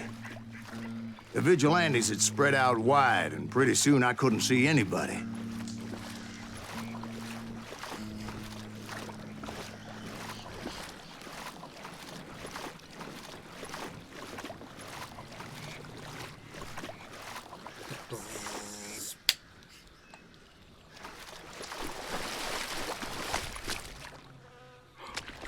A nugget of truth. Oh, and we got an extra skill as well. So this does higher combos and concentration.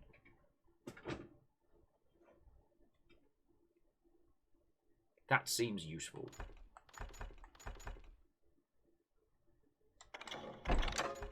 Get that later.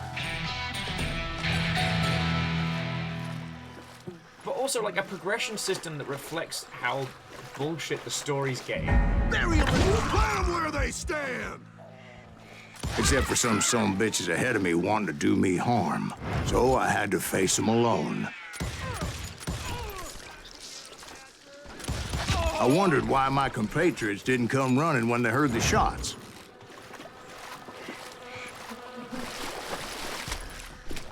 So did you find the Daltons? Not yet.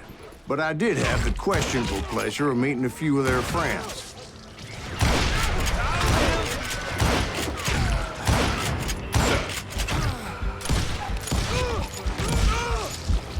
boys had established quite a reputation by that time, so they attracted all manner of riffraff to their cause. Well, that could be handled a lot cleaner. But we'll say no more about it. Yeah. This is gonna hurt. I'll blow you right out of there.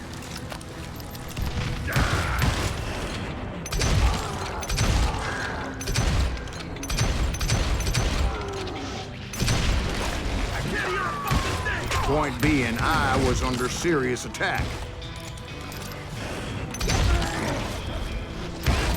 And my reinforcements was nowhere to be seen.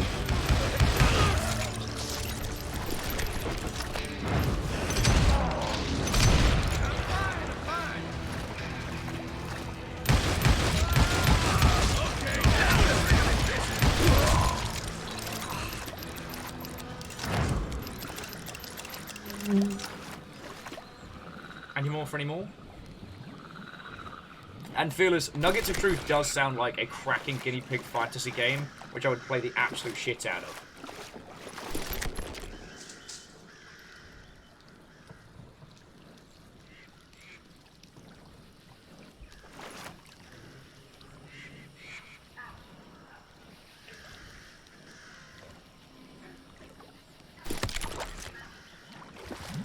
Yes. Alright, now we got our fancy shooties. So he was saying this mission was a bit of one. I'm not sure what you mean, Killian, so you have to give me an explain. And Phil is saying next time they go to PAX, they're going to do the Stalker costume, get the fancy, like, air-filtered dome helmets. God. Well, luckily, a barn materialized as if right before my eye. I scrambled up top to get a better view.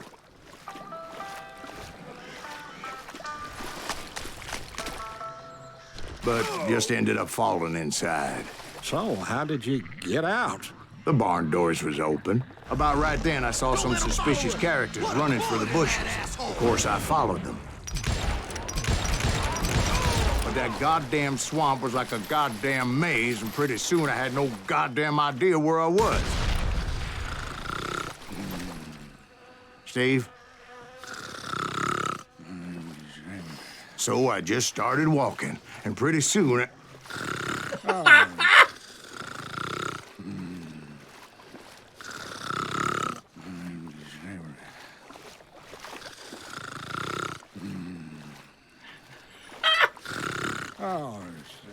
Steve?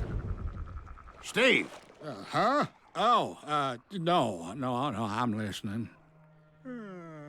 Indians surrounded me from all sides.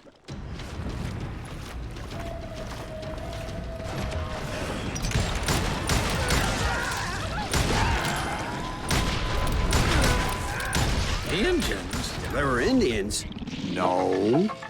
I just wanted to make sure Steve was paying attention. Now, where was I? You were following the Daltons through a swamp? That's right. See, Steve? Dwight's paying attention. No, I'm listening. I was just resting my eyes. So, where was I? The Daltons. Right. See, there's a reason so many outlaw gangs are made up of brothers. Being a brother is a very sacred thing. It's a bond like no other.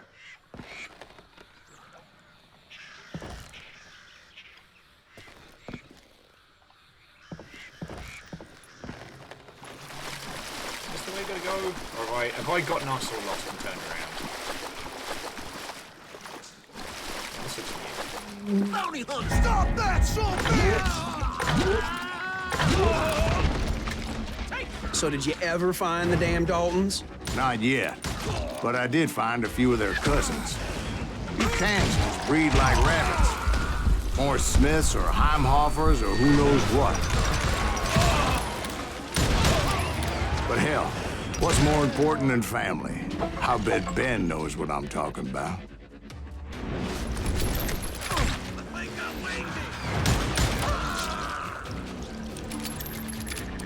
Kill that goddamn bounty hunter!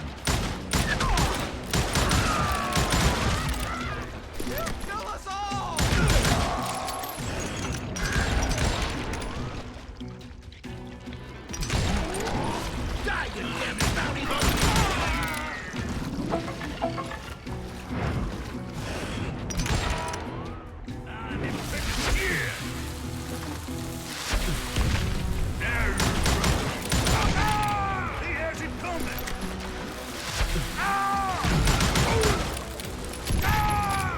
Sorry, where was I?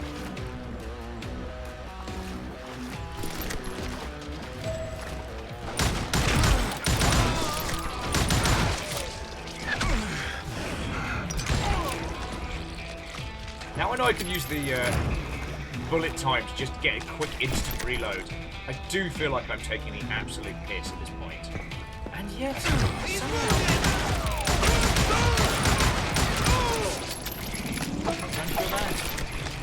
Let's just do this!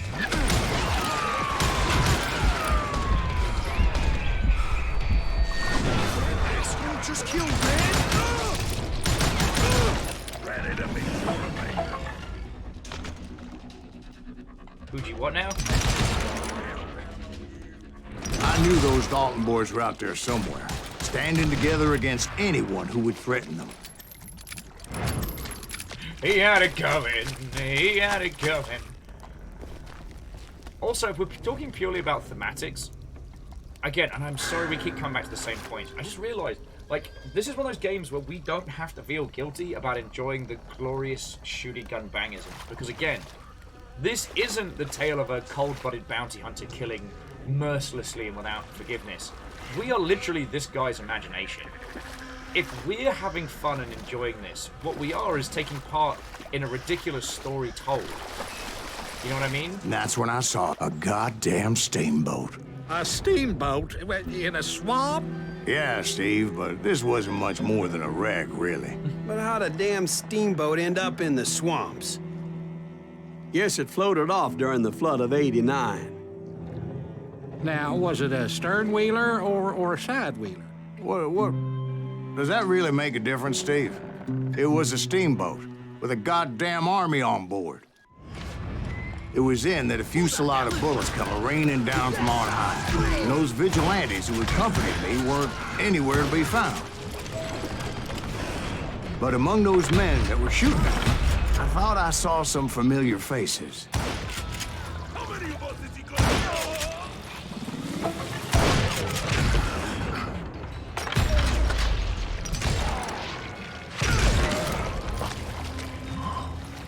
Oh, spicy. And I will admit, friends, I have a great big weakness for revolvers in video games because they look awesome. Oh, and we get our extra spicy combos. There we go. Sorry, let me take a breath. Let me take a beat, because I'm definitely getting enraptured by the ridiculousness of this. But you can see what I'm saying. Like, I'm trying to think of another one.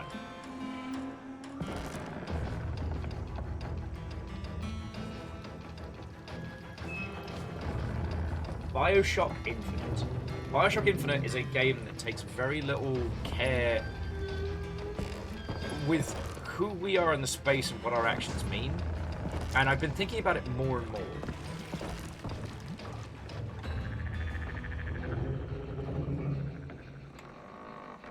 Because, I mean, okay, if we just look at the original story of BioShock Infinite, it does pose some very, very interesting questions. But, like, I keep thinking about the whole Vox Machina stuff. You know, the oppressed, the segregated, the downtrodden, rising up and taking power. And how the game turns around at one point and says, actually, you know, the oppressed were as bad as the oppressor. I keep thinking about that message because, like, Booker's a mess of a character, but that's intentional. But we are Booker throughout that. You know, we're left with the choices that he made before we had control. But that kind of sums up his mental state, you know what I mean? It sums up that, you know, he made some messed up choices when he was in a dark place.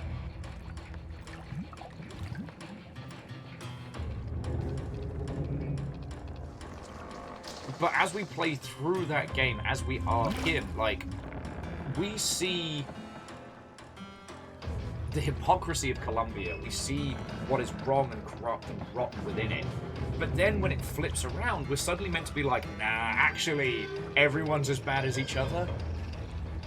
And it, honestly, the more I think about the thematics of Infinite, just Infinite on its own, not like Burial at Sea and the extra content that did kind of change and flesh it out. But whereas in this one, who are we? We're an old man's story in a bar on a Thursday, or Tuesday, I should say. Somewhere up there, the Daltons were waiting on me. Because it's actually a Tuesday, and it strikes me that this would be the kind of place.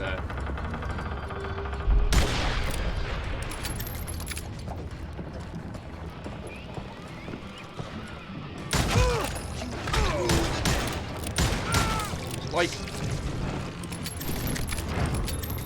we can enjoy it. Sounds like you don't give up too easy. That's the kind of man I am, Ben. I set out to do something. I do it. Surrender just ain't in my nature. Plus, I'm stubborn as hell.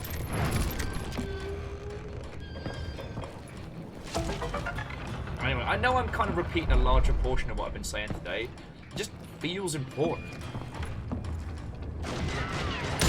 Brother, I'm gonna make you pay for that.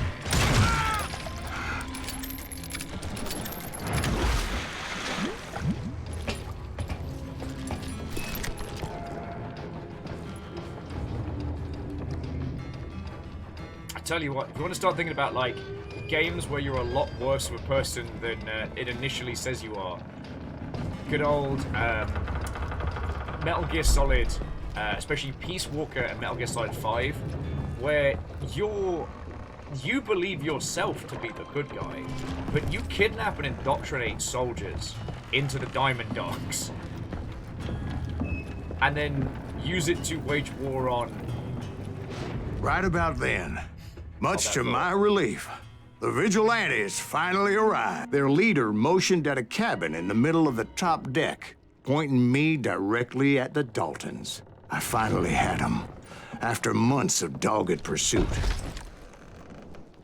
But it turned out that they had me. Take him out! I'm sending you to hell! Yep. The Daltons had played me like a fiddle.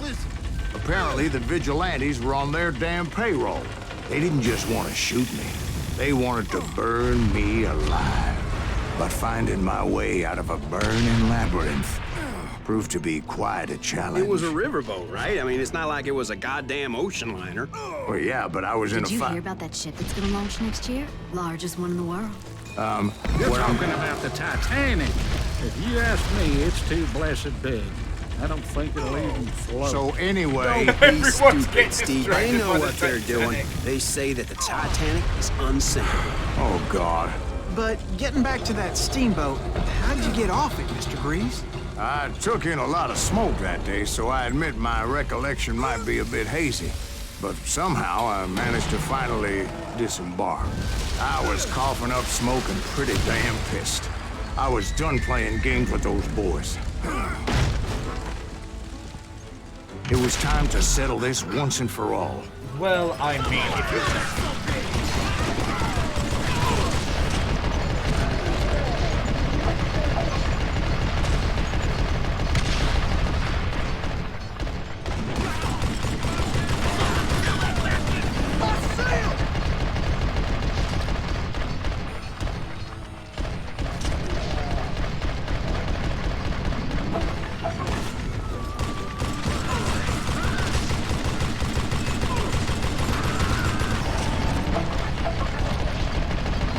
I'm just having fun here.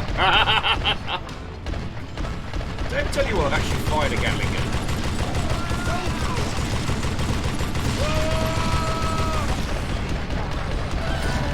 Did I mention that?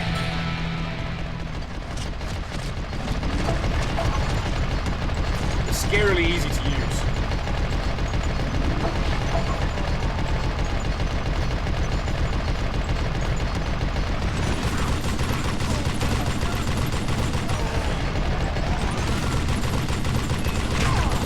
Don't drop the combo, don't drop the combo!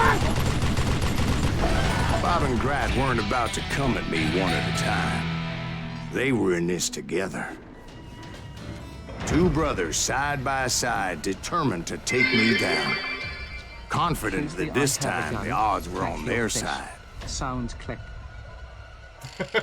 I have a gun! Feck your feet!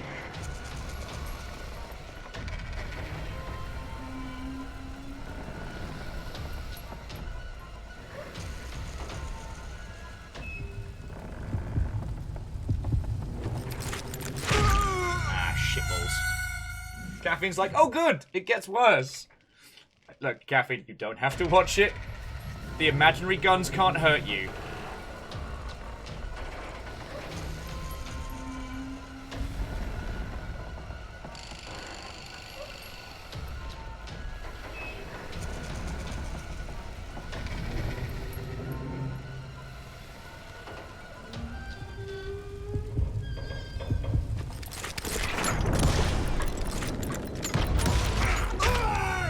Oh, piss balls.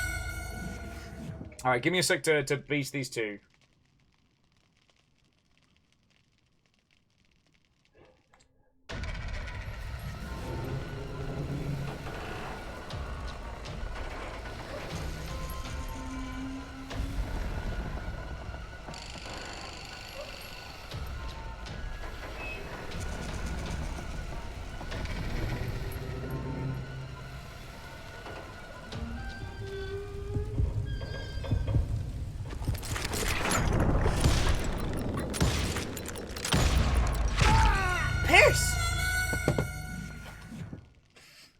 God darn it! Alright, give me one more roll. I gotta win this. I gotta win this. They left us in a building to burn. People thought we were boring, so they started talking about the Titanic.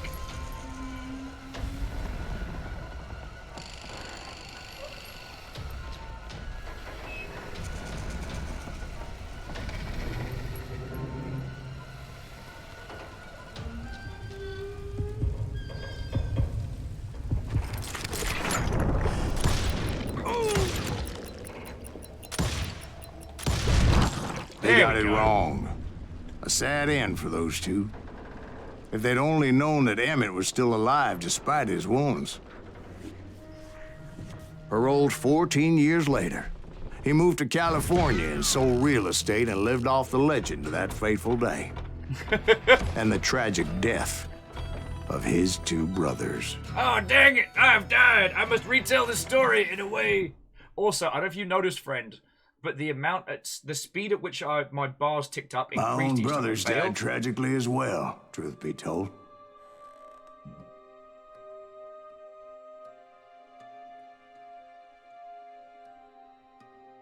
Episode 7. It was 1868, and me and my older brothers were pulling a tidy profit running cattle into Juarez, Mexico. One night after my brothers retired for the evening, I found a little poker game in a cantina with a couple of cowboys. And I just couldn't lose. I even won an old Spanish coin that had to be 100 years old. Well, I was mighty pleased with myself the next morning as my brothers and I rode for Texas. But before we crossed the border, those cowboys caught up with us. It was Johnny Ringo, Roscoe Bob Bryant, and another asshole named Jim. They wanted their money back and everything else we had, including our lives, as those boys didn't want us coming for them later. Bob put that old Spanish coin in my mouth and said, "I won't have it said that I left you with nothing, boy." Well, those horses bolted, and there we hung as those bastards rode away. The branch finally snapped under the weight of the three of us, but being my older brothers were bigger and heavier, they were already dead. And right then I swore to myself that I would avenge them. Oh. Ringo you know about. But Bob eluded me, until I heard he was riding with the Wild Bunch.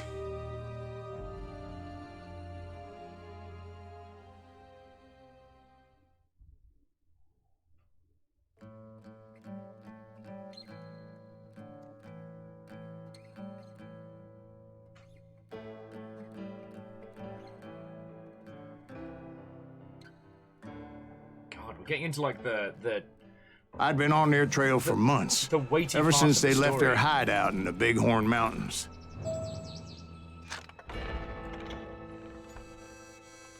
fast reload shotguns, deep pockets of the trapper. Cool ring. Slow down, aim. Boring. Led by Butch Cassidy.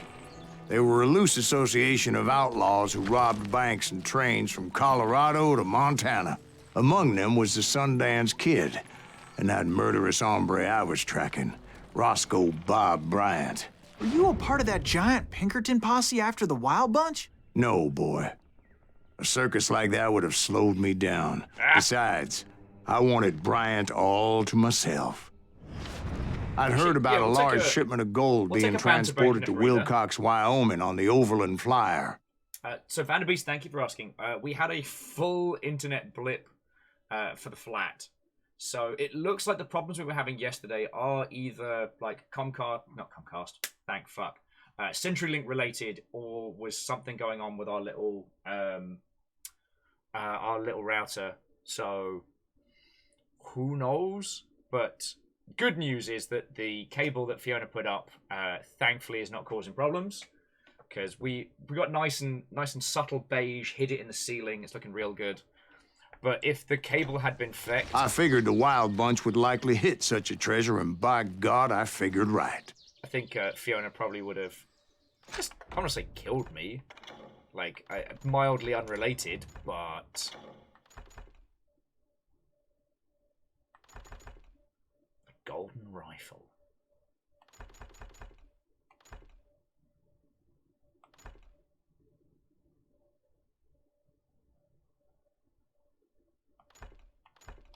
Nah, he's not going to be spending it on. And Fred, how's it going with you?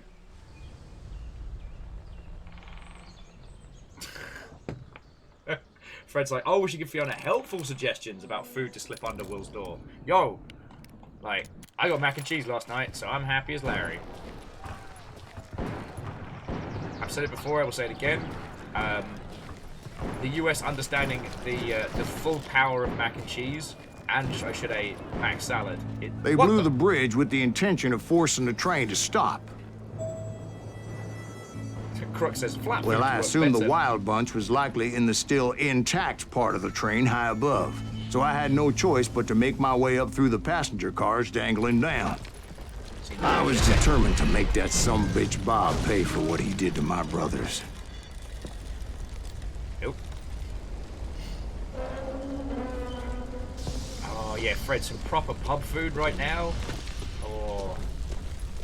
Used to be a local place that would do a crackin' gammon and chips, which is like kind of ham steak and chips. Dear train, stop it!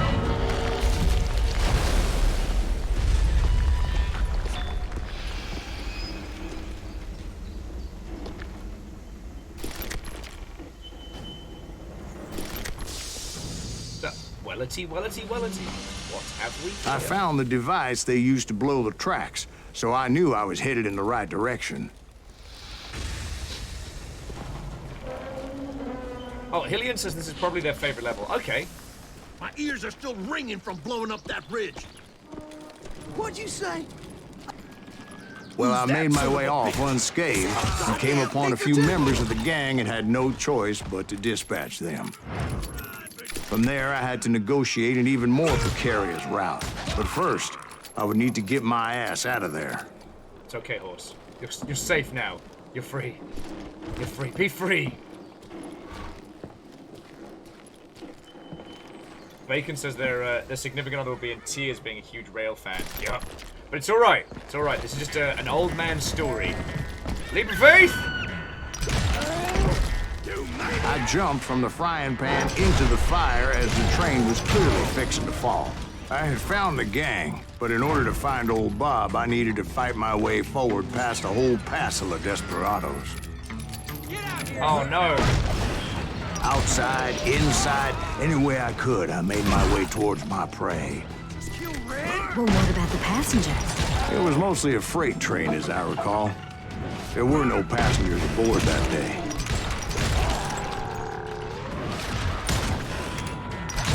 My friends, notice how the layout of the train is changing as the story's changing. And it's still as I mentioned before, I am not fond of heights. But I was too busy dodging bullets to worry about falling to my death. Odds were I was likely to die that day anyway. So I was determined to take down as many of those bastards as I could. Now you're really pissing me off! Thank you, Mr. Virtual Cop there, for leaping out. You yellow bastard! If you insist. You know what, I'm going to use the double-barrel shotgun, because that doesn't cause caffeine to have a bad time.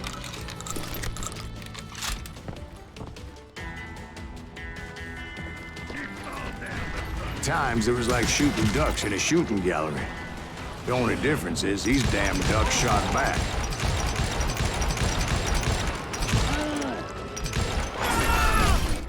Nope. Hillian, you're right. I did mean Bob's mean-ass shotgun. My apologies.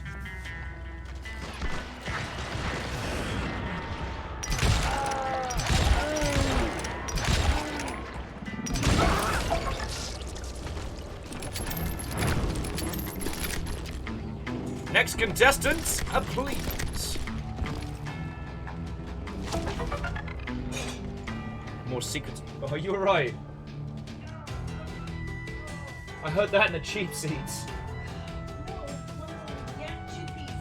They're so sharp. No. So friendos, we found these things called yak chews, and they're like affordable like dog chews, and they seem to keep both River and Amos happy for hours. But when they reach the end of their life, they turn into these shrapnel. If you're not saying worse than Legos.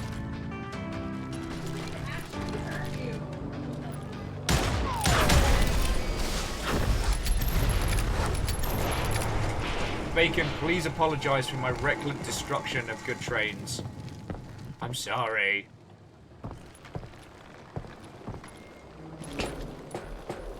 I kept hoping the law would show up and give me a hand. You mean like that giant Pinkerton posse that I read about?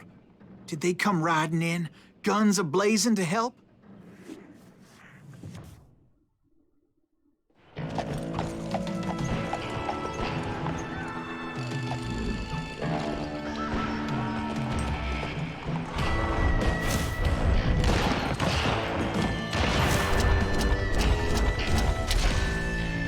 Alright, so we're doing the Grand Posse versus the Wild Bunch. Hoppa-cha. Help? From the Pinkertons? No, son. I had to fight the Wild Bunch all by my lonesome, as usual. Who the hell is that? He's out of his mind! Take cover! Retreat! Retreat! He's killing everybody! Hell's a coming. He'll kill us all! You won't get away with it! Run! I'm gonna blow your damn head off! What a bunch of...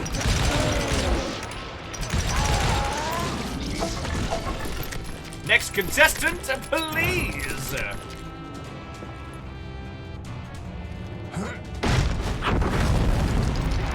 My guess is those dime novels didn't portray this as it happened, did they? Where in the bloody hell are we supposed to be now? Only a few stragglers were left. I had to cut them down pronto if I was going to stay on old Bob's trail.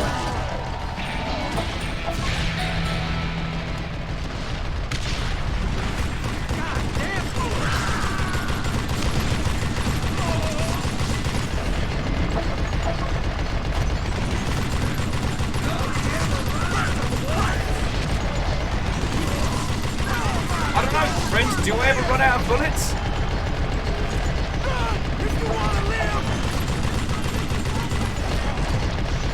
I do believe ammo scarcity hadn't been invented at this point in history, but I need to ask Caffeine for a the historical accuracy of gun what fire forever.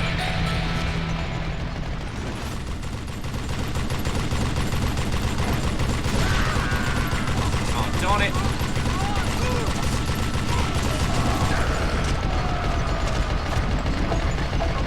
Run out of bad guys.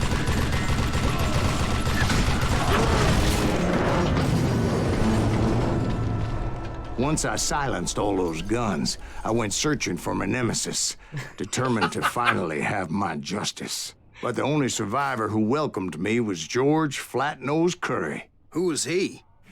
The fastest gun in the gang. Oh, God damn it. Right after Sundance, I mean. And Kid Curry. And Might have maybe to buy- Elsie Lay. Might have to buy caffeine some Though booze in some the future folks to might apologise for dispute this. that.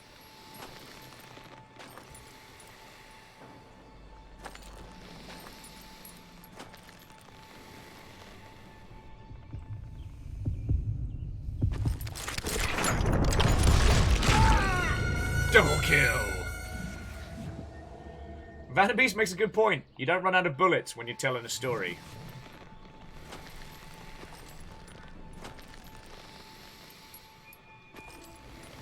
I will say, of all the quick draw systems I've encountered, this is probably one of the better ones. Red Dead Revolvers was pretty naff, if I remember rightly.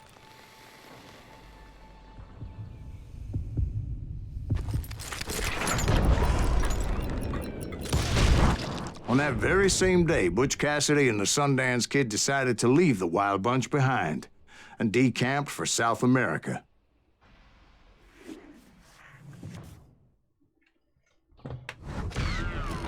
They ended up living down there for many years, but I'm sure you already know all about that. I've got so many skill points to spend. I guess we'll spend it on shoddy too hotty stuff.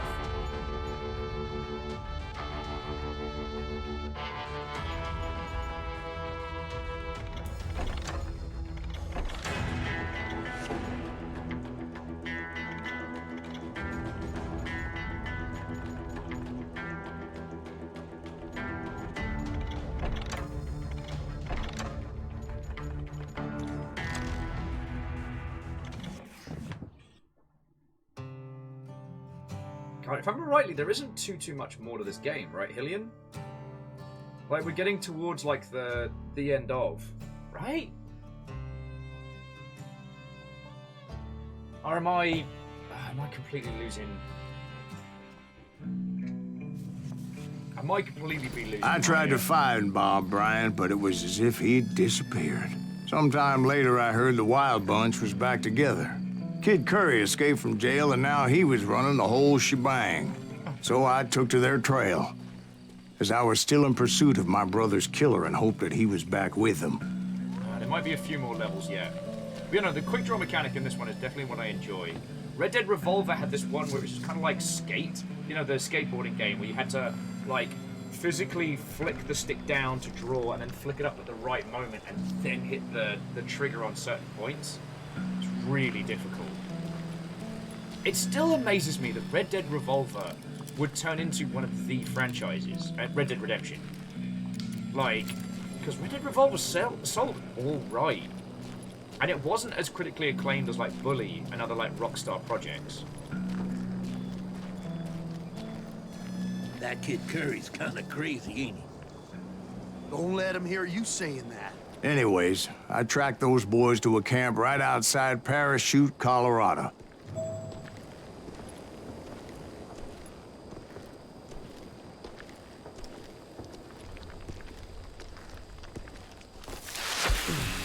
Who's shooting at? We're under fire!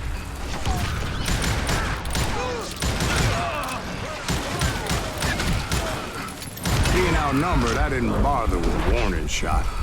I just started taking those bastards down. Old Bob wasn't among them, and neither was Kid Curry. I could sense him close by, however, plotting something nasty. I just needed a clue as to their whereabouts. Oh, and Fred, have a lovely rest of your day, friend. Tomorrow we're back on Hades, because considering we've been doing this additional stream for like 3.5 hours, whatever was going on yesterday and today is definitely something we don't have control over. So, like, that's a very good thing. That's much better. Where's my shotgun? Where's my shotgun? I haven't found it. I haven't found it yet.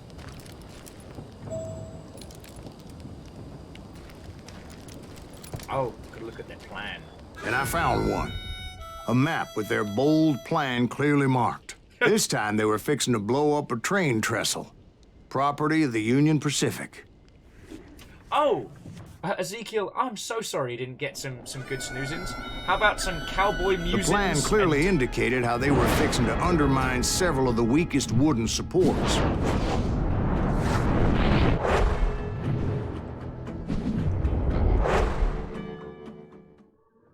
I can offer you some unreliable narration and daka. And some, you know what? Some gorgeous views. Kid Curry was considered the wildest of the wild bunch. It was said that he fathered 85 bastard children, though some say it was only 5.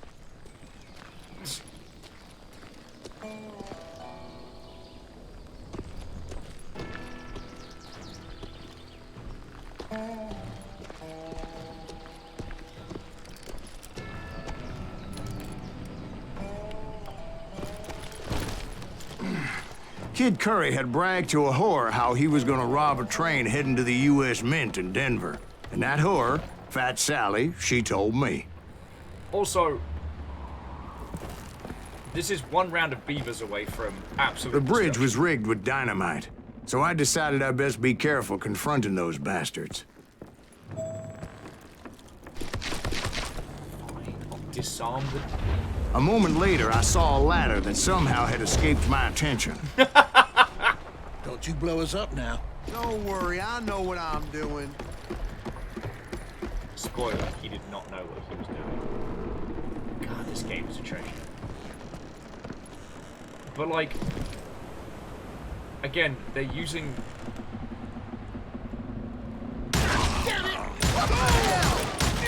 But the Wild Bunch did not take kindly to my presence and attempted to blow my head off. It appeared the kid had found a number of new recruits to bolster their ranks. Guess there's always desperate men willing to trade their lives for stolen treasure. What happened next? Well, having removed the first bundle of dynamite, I decided I might as well remove the other one. Once that was done, I figured I'd find my way from there.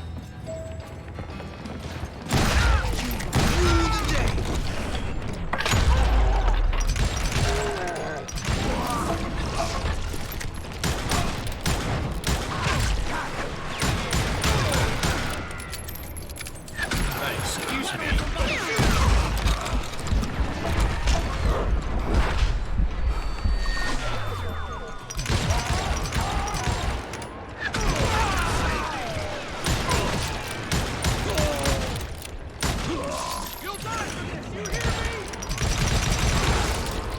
I am so sorry, friends. Shenanigans getting in the way of our mindless shooty gun bang nonsense.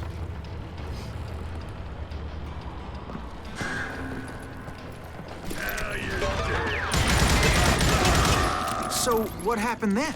Had to remove more of that damn dynamite. But where did you go after that? It must have been terrifying trying to make your way across. I was sweating it a bit, but then I noticed a footbridge tied up on high, so I shot the rope. What now? Oh, yes. Of course. How could I have been so shocked?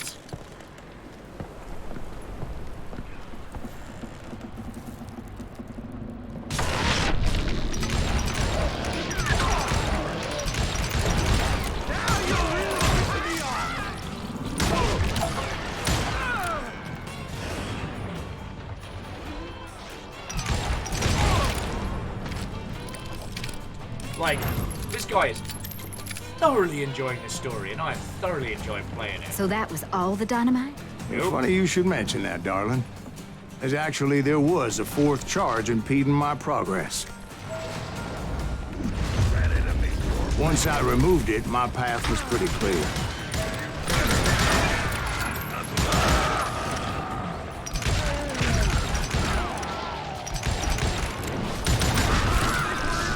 Bear with me a second. This is crazy. So I proceeded onward and realized that that way just wasn't gonna work. I needed an alternate path forward. Ooh, a sawn-off rifle. Why do I feel like that's gonna hurt caffeine? Okay, and Alex, it was lovely chatting with you, friend. Sorry I'm getting a little bit wrapped up in the game here. I am having a bloody good time with it. But don't be a stranger. Come by, and if you're coming by for PAX Prime in the grand future, then I'm looking forward to seeing you, friend.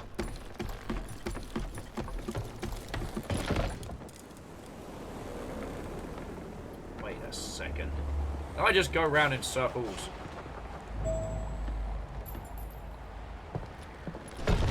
Quite possibly.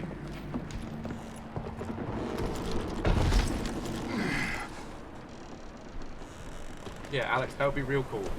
Have a lovely dinner. Luckily, I found a cave, and as I made my way back to the bridge, I saw something that concerned me. Mystical cave nonsense? It was a long, burning fuse, and it was moving fast as hell. I had to catch it.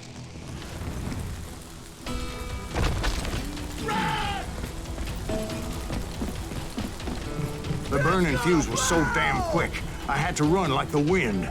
I almost had it, but no. Thought I was gonna have a coronary when I lost sight of those sparks. My heart was pounding like a sledgehammer. I knew that failure meant boom. Then, finally, at the last moment.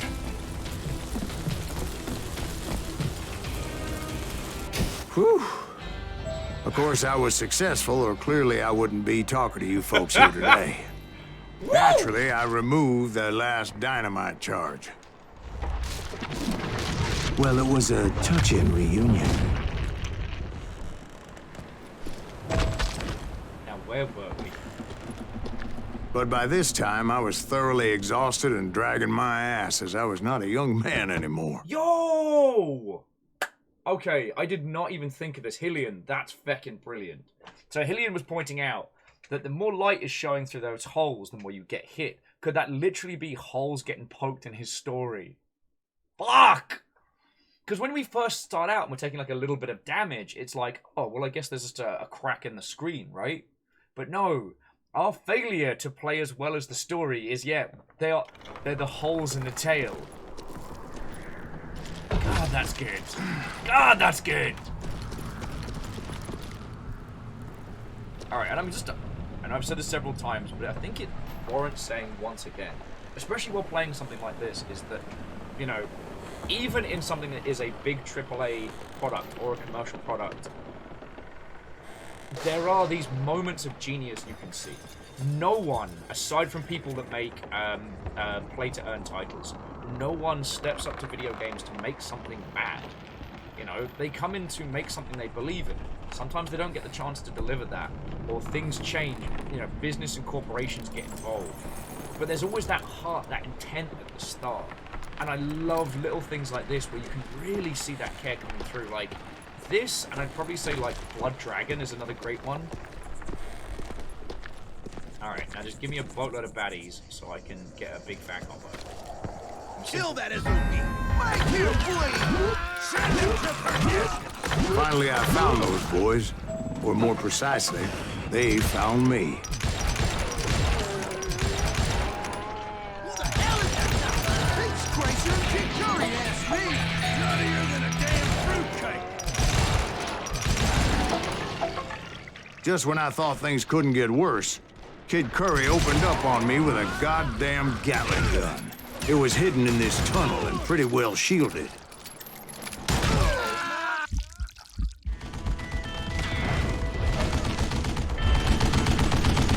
In this world, everyone has a Gatling gun.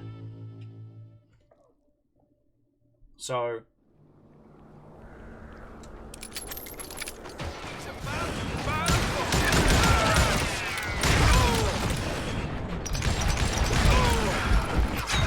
Oh, that did not go according to plan.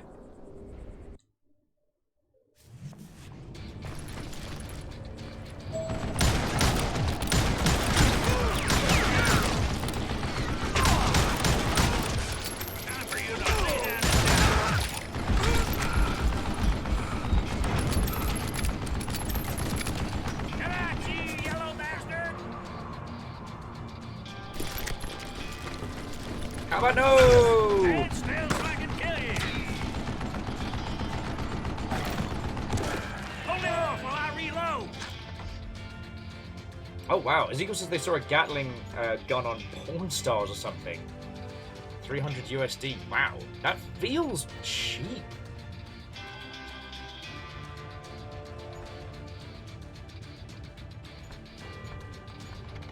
Yeah, that feels exceedingly cheap. Luckily, I had located some dynamite. I still, however, had my work cut out for me. It's not fair! God damn it, I need some help here! Come on, boys! Make me some intel!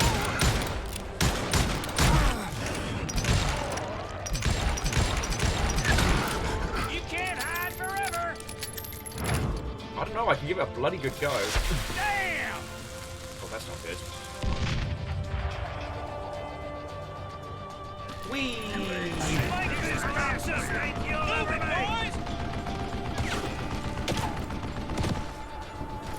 Now, Caffeine will be able to tell you about the different variations.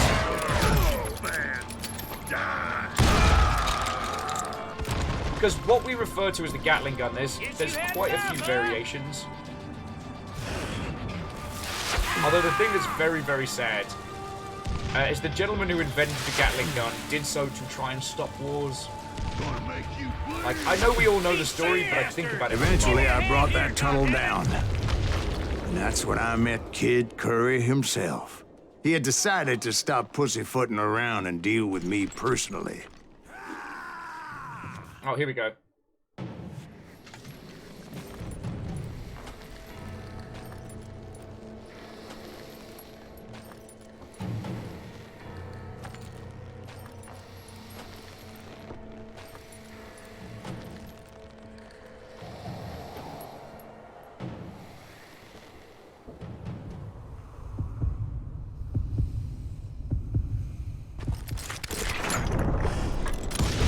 Fast as he was. First time! I was just a bit faster. And as he lay wounded, I demanded to know the whereabouts of Roscoe Bob Bryant. He shouted at me. Is that what this is about? Bob went with Butch and Sundance to South America. You ain't never finding him. I wonder where we're going next, kids. Woo! Those were his last words. Well, so, well, Caffeine, it is true that the gentleman who invented dynamite did get the Nobel Prize. Sorry, who founded the Nobel Peace Prize. But no, the gentleman who invented the Gatling gun, Mr.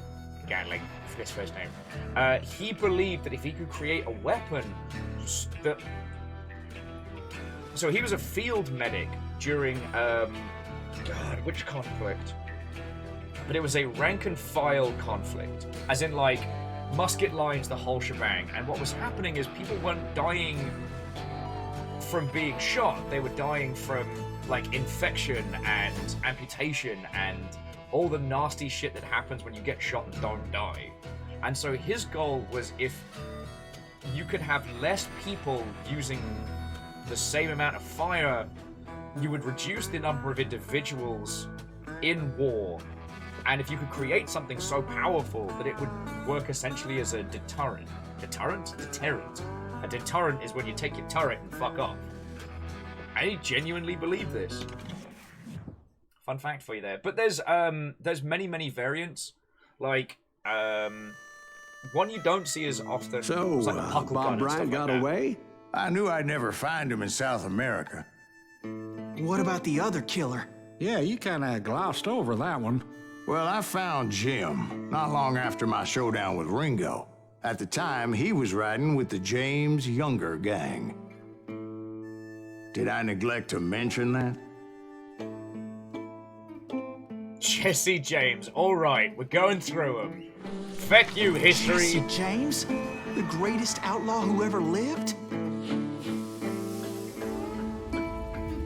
Jesse and his kin rode with Quantrill when he raided Lawrence, Kansas, and killed near 200 people, boy. Nothing great about that.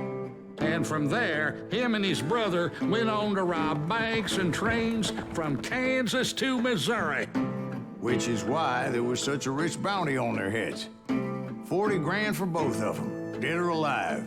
That's one hell of a payday.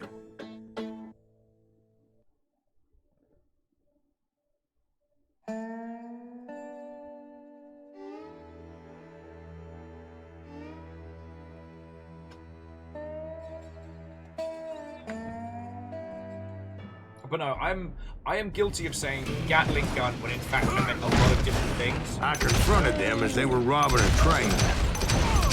Bullets were flying at me from every which way. But I knew I'd have to fight my way forward if I was gonna find this gem.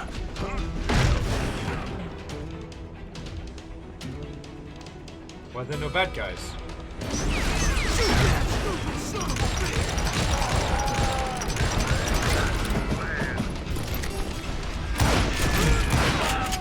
Where's my shotgun? Bullshit!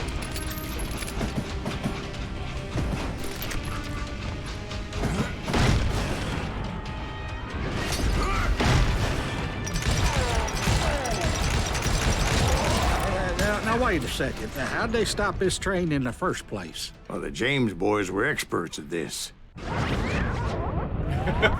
All right, rewind the footage. Legend was he can stop a train by staring it down. Jesse James. They hopped a freight train, having heard there was a big payroll in the express safe. So I hopped the same train.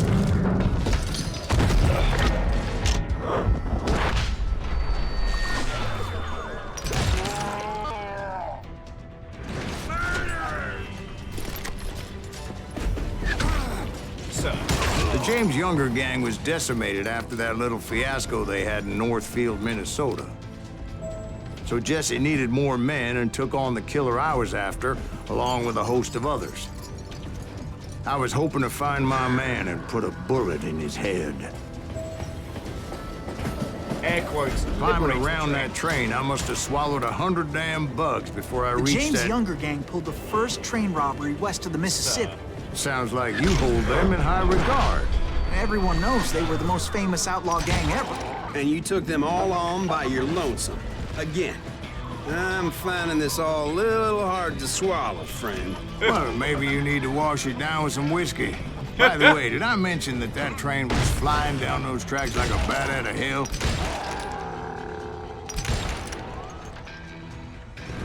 Is that Silence Greaves? Nope. Someone else.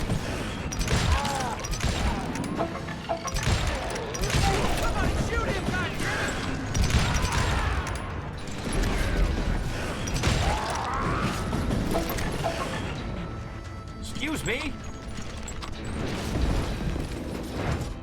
Okay, sorry. So, Cabby was saying, so the Gatling gun was the multi-barreled hand-cranked firearm. The 1881 took 45-70 cartridges.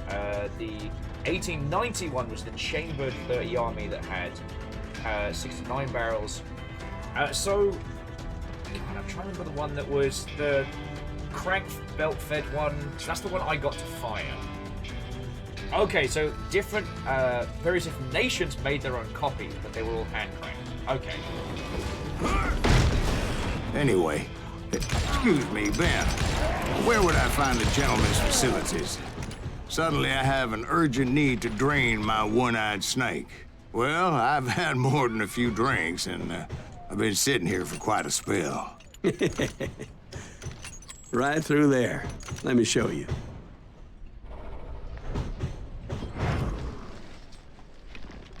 I think we're just being left to our own devices for a little bit. Okay, so both we and the audience in are being left to just hang out while he goes for a piss break. When was the last time any game's narrative stopped so the narrator could go for a slash? Get on with it! Ah.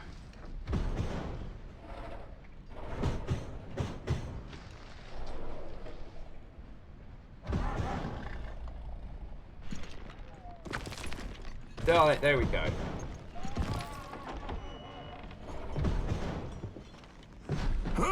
I never heard so much malarkey in my life. You think he's bullshitting us? You don't think he's Silas Greaves? I think he's just some old drunk looking for some free liquor.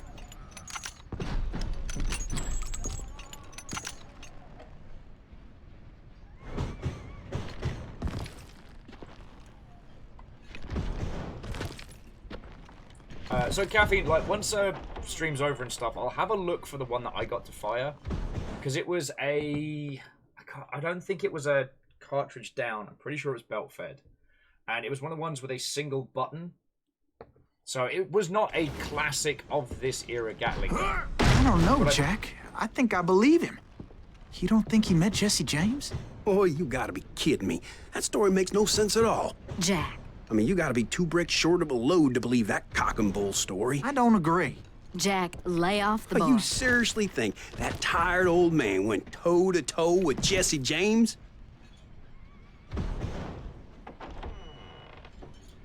Hey, and that's a good point, Crocs. I hadn't actually noticed that. Each of these different cars Well, was that's the same. better. Did I mention that this Jim was married to the infamous Belle Starr? Of course, I didn't learn that until later. Anyway, I made my way forward the best I could. Around the sides, over the roof.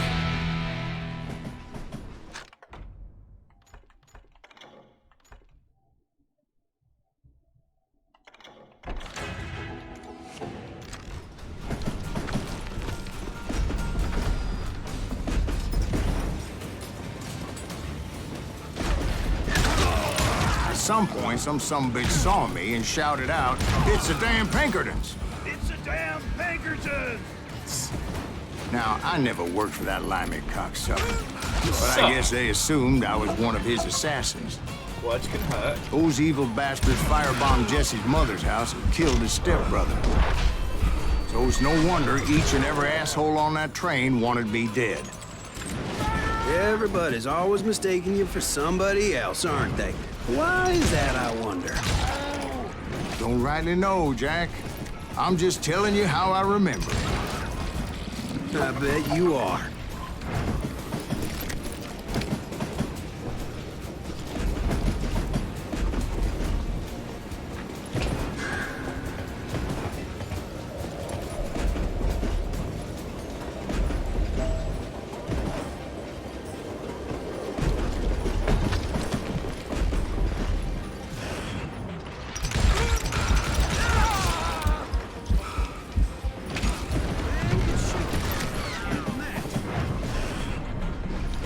I came across a flat car piled high with logs and had to come up with a creative way to make my way forward.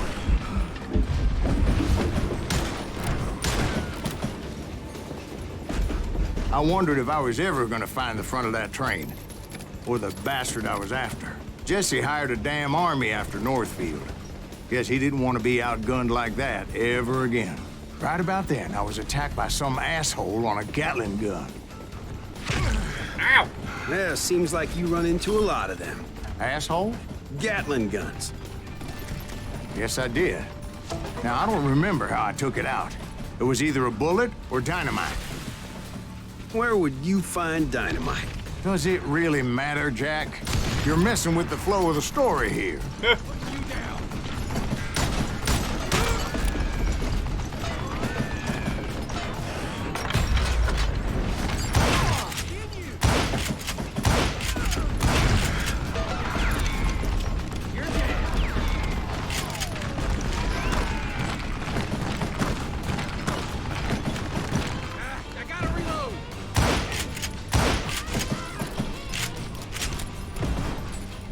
Where were we?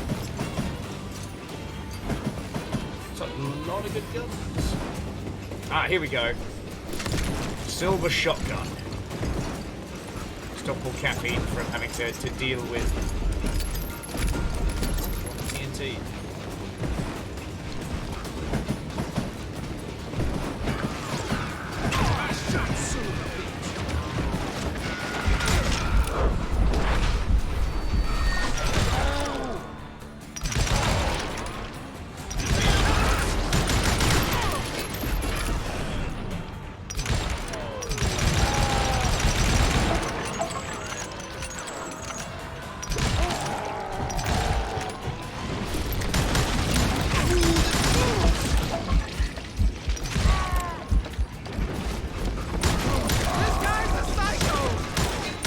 supposed to be using the Gatling gun here.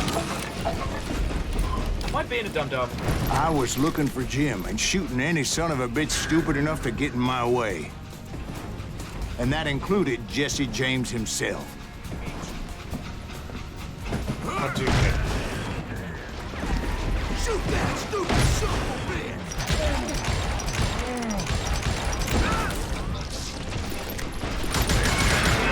Wait, we already did this bit.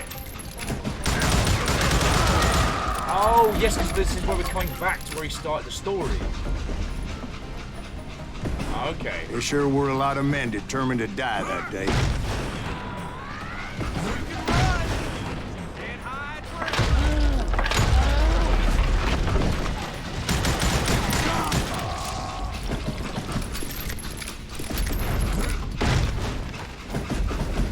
It was then that Jesse detached the express car from the rest of the damn train.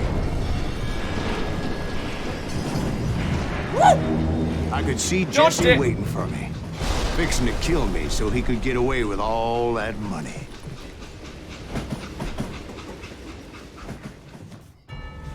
You had a showdown with Jesse James? Of course he didn't. Everybody knows that Jesse was killed by Bob Ford.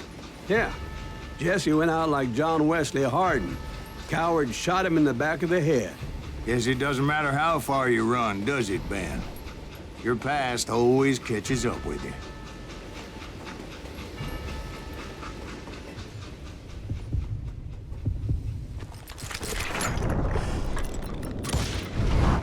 Yeah, I didn't kill Jesse James. Just wounded him bad enough to convince him to hang up his guns. What about that Jim fella? What happened to him? I figure he was up front with a gun to the engineer's head. That bastard slipped away again. Also, friends... I'll tell you how I got him. But first, I need to wet my whistle. Have you noticed how the showdowns are becoming less and less dramatic, less and less, like, important? That's supposed to have been a showdown with Jesse James, and it was easier than the two blokes from earlier, as the story's unfolding, you know what I'm saying? We got our shiny guns.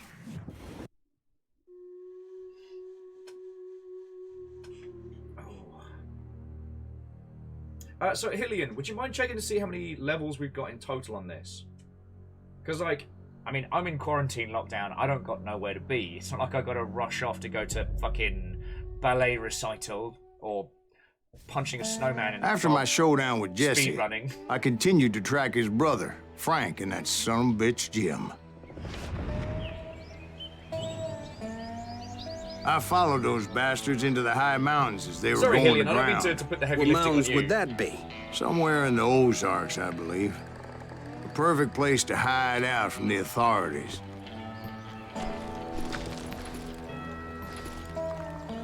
But yeah, as we're kind of seeing, like, our narrator's getting drunker and more disinterested, and the crowd's kind of losing their interest, it's definitely bringing it in... Hang on. Sorry, bear with me just a second here, folks. You get to get an extra close-up of my dumb face. Just want to check a couple of things. I realise I've been here nattering all of your ears off.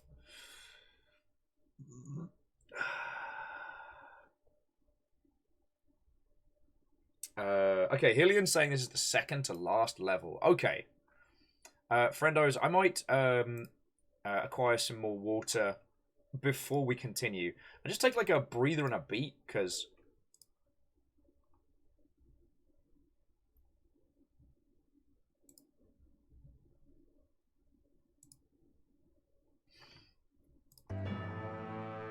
I definitely want to give this game the time it deserves to breathe.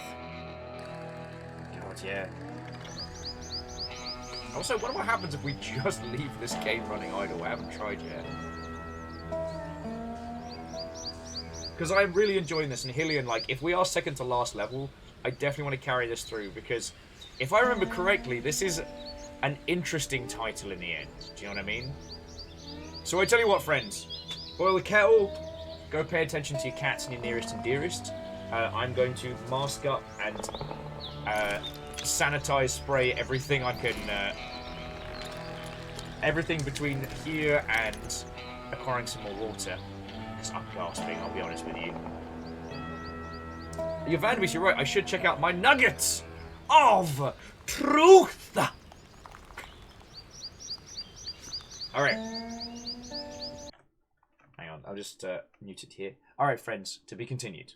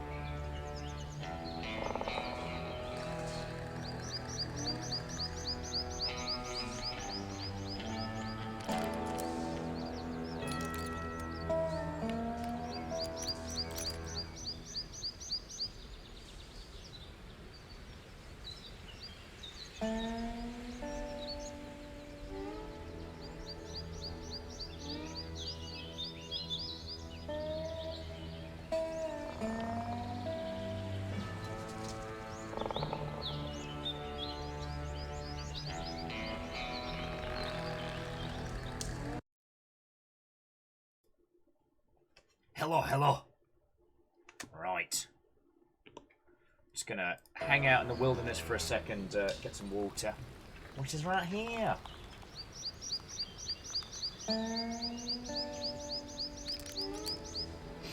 Oh, that sounds fucking lovely. You got that good smoked sausage. Oh, yeah, I think we're gonna be able to clear this today. So, I will say, I'm thoroughly fucking enjoying this. And even as like the conversation and banter has kind of drifted to a close. Well, I wouldn't say drifted to a close, sorry, that makes it sound like I'm ending stream. What I mean is like, we've had some great chats throughout the day, and even as that's kind of drifted on the winds, like, this is fucking kicking ass.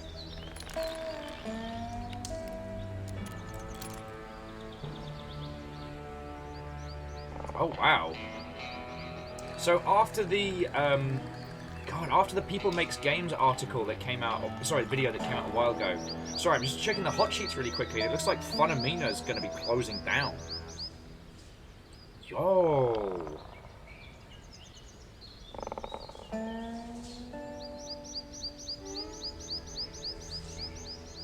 Wow, that is huge.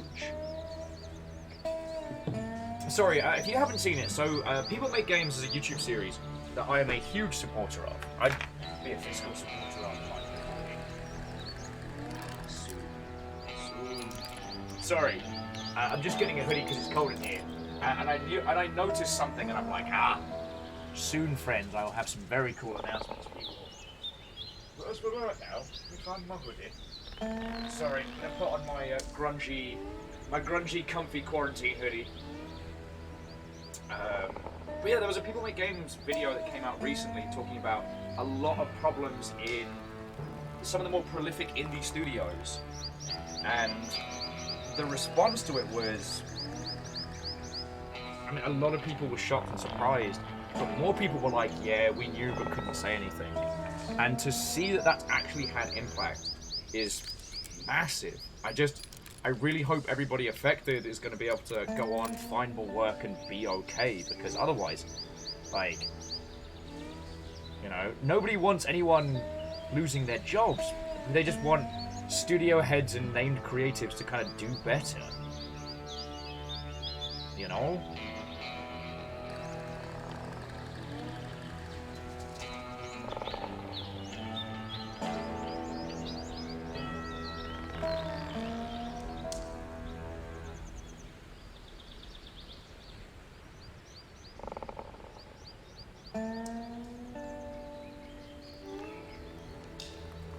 Okay. Sorry, I was just checking, Oh, and Hillian, welcome back. I was just checking the hot sheets. Catherine, how dare you? Miss-smacking the keyboard. Rebellion! Also, I've been off my game today, friends. It looks like Bacon Avenger actually took the Yalden earlier today, and I even see my transgressions will be recorded in great detail. Oh. I don't see anything else going on in the hot sheets right the heck now. Seems to be a lot of, like, you know, response pieces to the earlier PlayStation news and things like that. But nothing else has caught on fire while we've been playing make-believe gunslingers. Yes, here on this, twitch.television. Television. In fact, before I could find them, some Indians who fled the res and were hiding out from the military found me first. They probably thought I was a cavalry scout and didn't want me telling the military where they were. Indians? They could have been Cheyenne, but there was all sorts of renegades roaming the landscape back then. I gotta pay attention now. Hillian says, I wonder if this game could be done again with like an ex-cop or such. I mean, the old man telling tall tales is it's a solid framing device.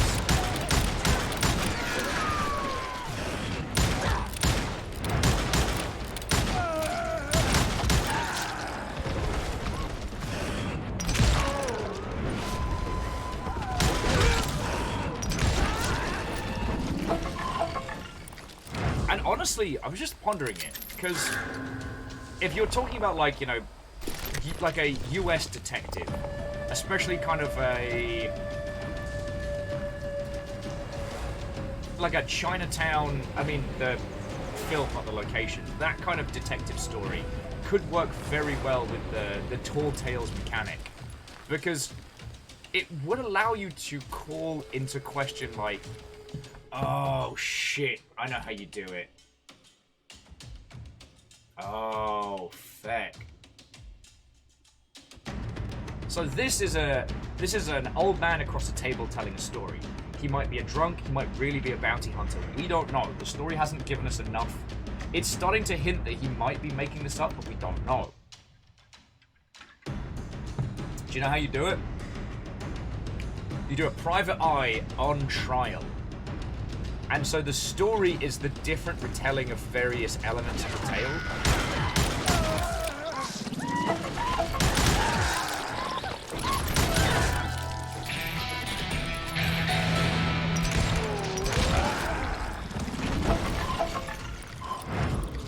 So you have like the cross-examination. Hey, how about another whiskey, Ben? Nothing better to soothe the troubled soul.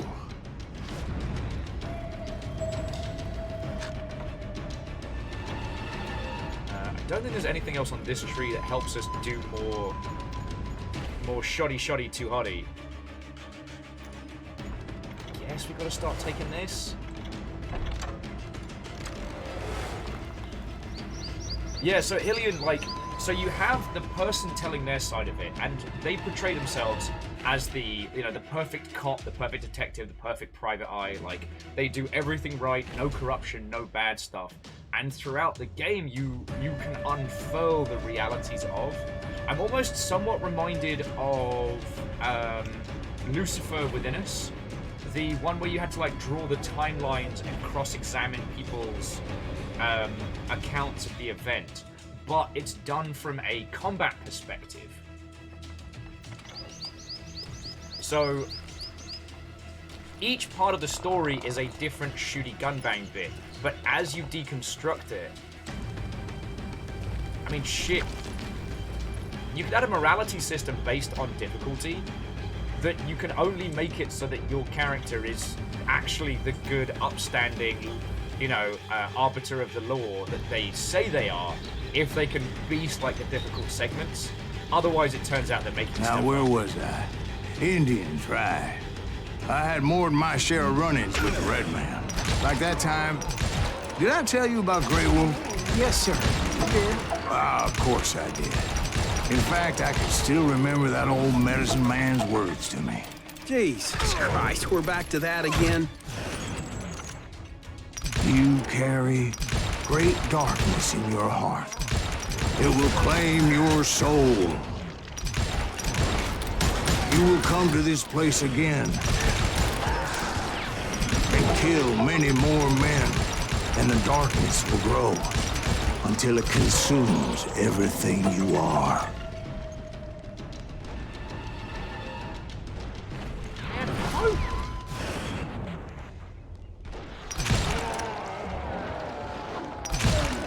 Notice how it suddenly flipped again.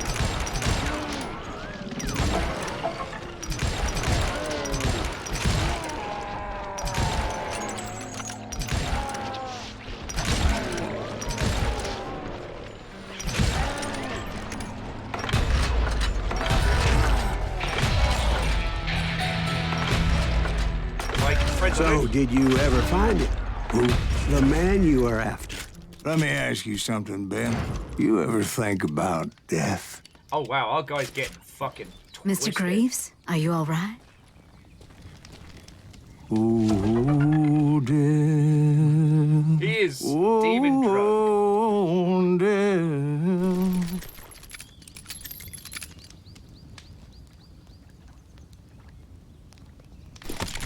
Get the good old silver shotgun so it doesn't do caffeine and damage. Seeking truth. Oh! But you know, Hillian, this is exactly the same place we were at earlier. Like, in its entirety.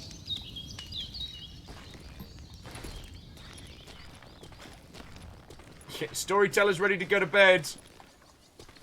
Less unreliable narrator. Won't you spare me over till another year? What is this that I can't see with ice cold hands taking hold of me? Oh, death. Oh, death. Maybe let's get our Won't you storyteller a bit spare of water, me over till another year? Well, I am death, none can excel. I'll open the door to heaven or hell. Oh, death. Oh, Won't you spare me over till another year?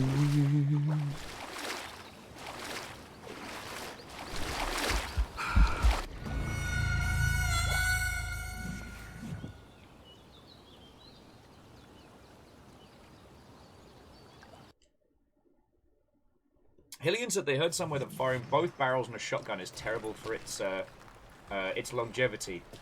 That sounds about right. Caffeine will probably be able to tell you, like, the specifics. Oh, if someone would pray, could you wait to call me another day? Oh, what are these people running from? They're not! They're running to the most extreme elimination challenge. So are you gonna answer the question? What question is that? Jim Reed. Did you ever find him? Reed was indeed that son-bitch's surname. That's right, Ben.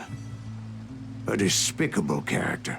I remember him laughing like a hyena that cold morning they lynched me and my brothers. He was intent on avoiding my vengeance, but nothing was gonna stop me. Nothing.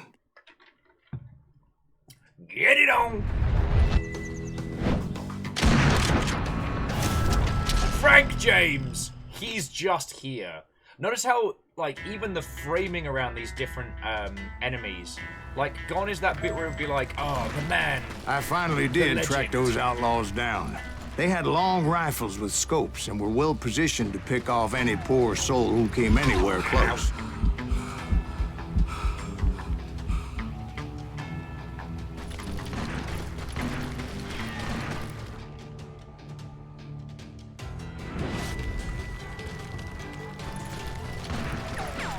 Also, the music arrangement at this point does kind of feel like they're doing like a banjo cover of Duel of Fate, and I'm not sure how I feel about that.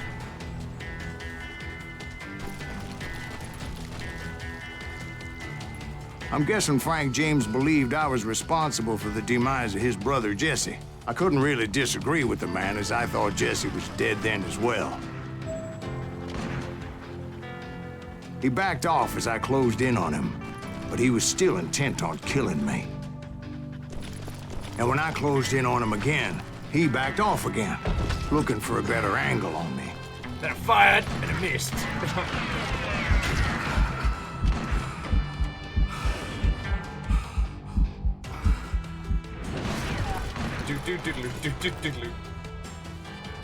Hell, I can't fault Frank for wanting his revenge, as I was there for the same damn reason myself. At this point, I'm guessing you think Silas Greaves is a worse murderer than Jim Reed ever was. No, sir.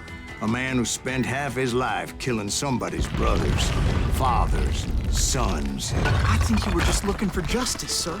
Is that what I was looking for, Dwight? Is that what it was? Justice? I don't know what to tell you, Dwight. Isn't that why you were hunting the James gang? The James gang. Right. I finally found Frank holed up in his mountain cabin, and he was determined to have me dead. It was a pitched battle that could have gone either way. Luckily, I had some dynamite in my possession. Dynamite? On your person? A few sticks, just in case. It's always good to be prepared. Right. I'm just laying out the facts as I remember them, Jack. And that son of a bitch! Gonna cut you a noose.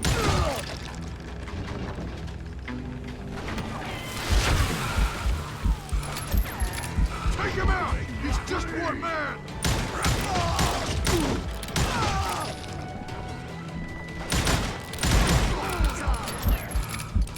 Hold that thought, friends.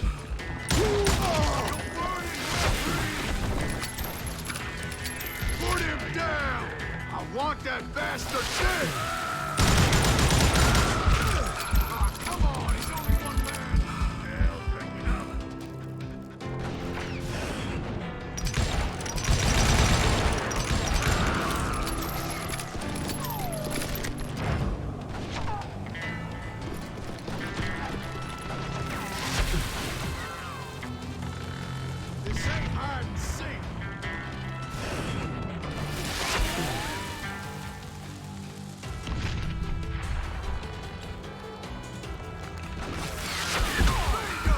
Sorry, I'm still in awe of the banjo cover and Fuel of Fates. That old shack? Well, it went tumbling right off that cliff. With Frank James still in it? Yes, sir. But Frank James is still alive, living in Missouri, showing folks around the family farm for 25 cents a tour. I didn't say he died in the fall, now did I? Oh.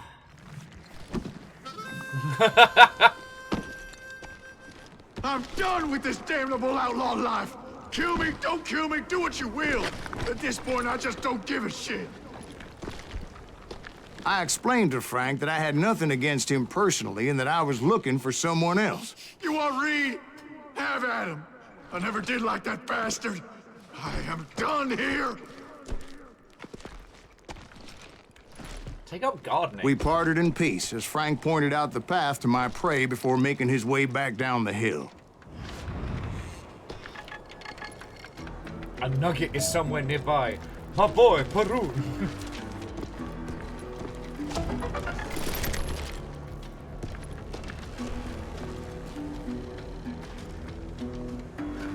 But yeah, that's a really good point. As Moose and Hillian pointed out, at no point did our narrator say Jim's surname.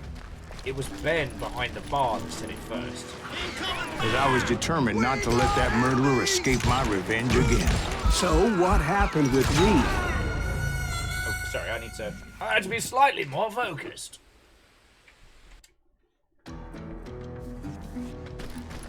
So what happened with Reed? Well, I finally found the last of the gang hiding in a nearby cave. First, I had to dispatch the lookouts.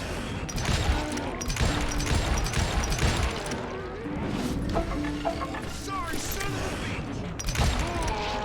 But rather than wander in willy-nilly, I decided it would be better to smoke that sumbitch out. Hey, Reed! I shouted. No wonder you're so ornery. Can't be easy being married to Belle Starr. While you're off providing for the family, she's spreading her legs for every Tom, Dick, and Cole Younger. Not an attractive woman exactly, but very friendly. At least she was to me. Wow. Son of a bitch! Can we also just point out that Mr. Marston would never have said that. He was a gentleman. Oh, look where we are again. Also, friends, from a gameplay perspective, this works. But also, notice that we are going through environments we've already been through. And not only does it not feel like a cheap, reused element, it feels like our narrator's basically falling back on the same storytelling nonsense, right? It was then that the last bunch of bandits jumped out of hiding. Why won't this asshole give up? Would someone please kill him?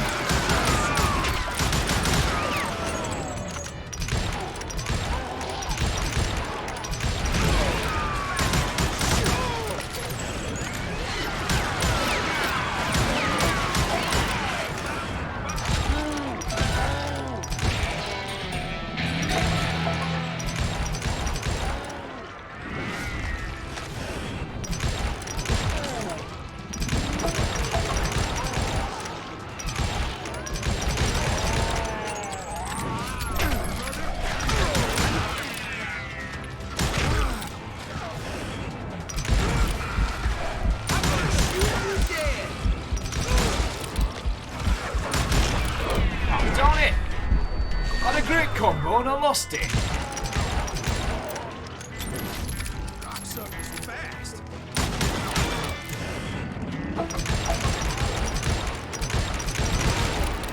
Eventually, it was just me and Reed. No, so the thing I had waited a long time to face him down, so I could repay him for what he did to my brothers. Was good old Dragon Age 2, which got dragged over the coals for its reuse of environments.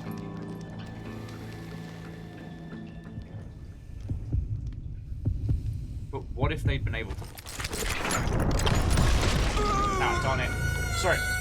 Good old Dragon Age 2, what if they'd found a way to make it so that the reused environments didn't feel like constant infinite backtracking, but felt like intentional?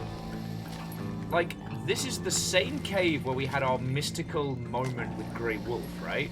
But now somehow this is the place we're having our big old showdown, you know? Our battle for vengeance.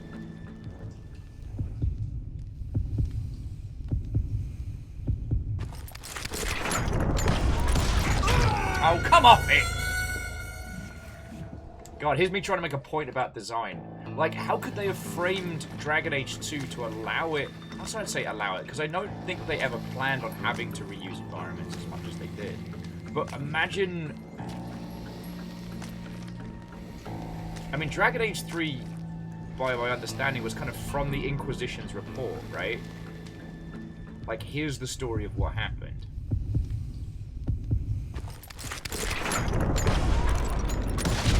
There we go.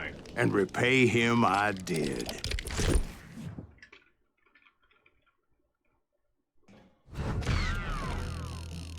Killian, you do make a very good point that this game was released at a $30 price point. It does mean there was less expectation on the title.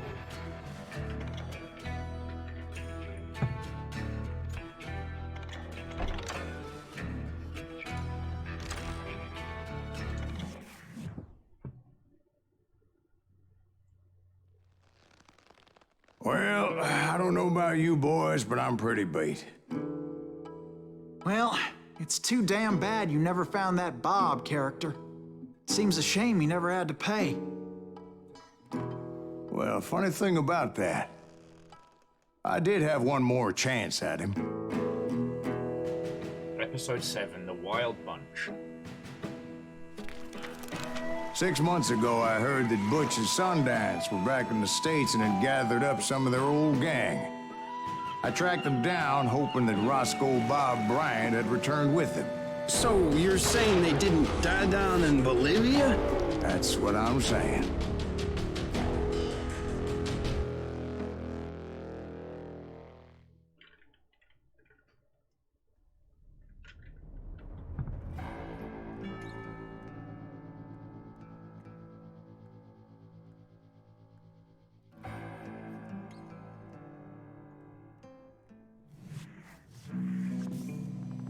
"40 years I had waited to get my hands on the last of my brother's killers. Not even an army of demons could have stopped me now.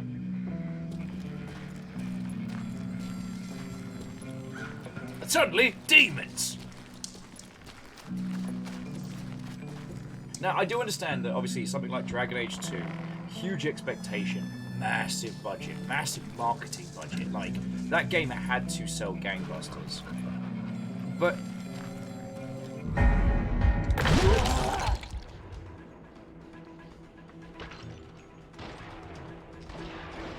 oh. Both Johnny Ringo and Jim Reed fell fairly quickly. But the last one, Roscoe Bob Bryant, that son of a bitch had managed to escape my vengeance time and time again. They're just I couldn't even be certain I'd recognize him after all those years. By now, he had to be close to 70. For all you know, he could have been dead. That thought had indeed crossed my mind, as did others. Like, notice how the story isn't even dispensing with...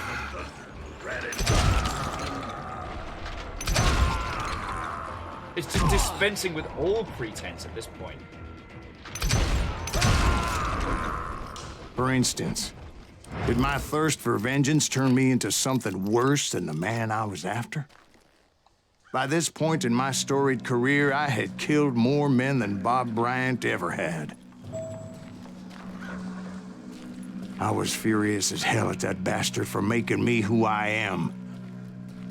A man with no family, no friends, no purpose except shooting Bob Bryant dead.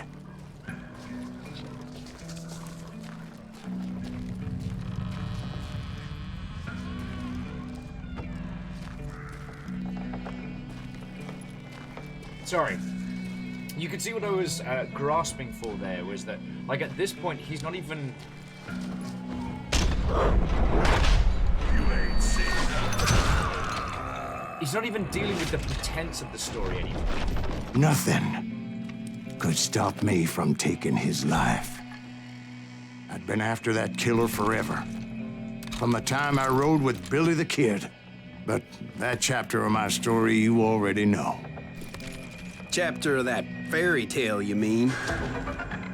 Suddenly it was 1910. There I was, an old man roaming a ghost town dead almost 2 decades.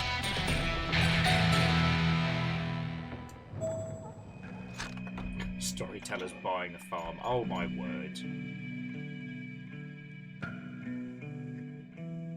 Smash X like Loco during the reload sequence to insert rounds even faster.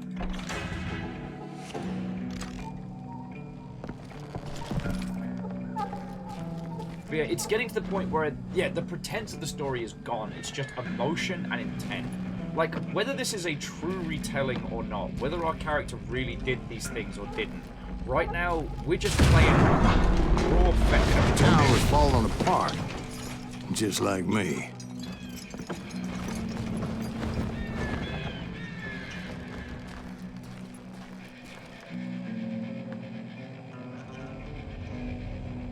I mean, Hillian, I wholeheartedly agree with you. We can break down, like, why we don't have more of those titles right now, but it does have a lot to do with how big teams structure. Like, so I know I keep picking on Dragon Age tonight, and I'm not entirely sure why, but the thing is, because of the success of Dragon Age 1, the Dragon Age 2 team was massive. I mean, okay, it's BioWare, so it's already a big team. This game needs to shift X amount of copies so that everybody keeps their job, you know, everyone stays employed. So it presents a much higher... What's the word? But I wasn't about to call it quits. It presents a much higher order of risk, you know?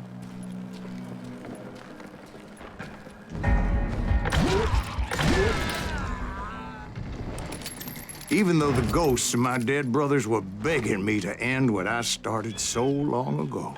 Mr. Graves, are you all right? Would you like some water? The Wild Bunch knew I was there. They were after a treasure they had hidden before they fled, buried in the grave of a dead amigo. Some folks think the town is haunted, so they figured there wouldn't be many people poking around. Oh yeah, and Fearless, they would definitely... I wholeheartedly agree with you. Sorry, I keep dropping my point, because this is the point where the game's starting to really pay off emotionally. Yeah, BioWare is one of those stories of a studio that grew too big. Every time they had a successful launch, every time they had a successful game, they'd hire a few more people here and a few more people there, and the studio would grow and grow. And EA was obviously just always encouraging them. Okay, encouraging is a strong word. EA being like, no, all right, here's more budget, but you're going to need to sell more copies.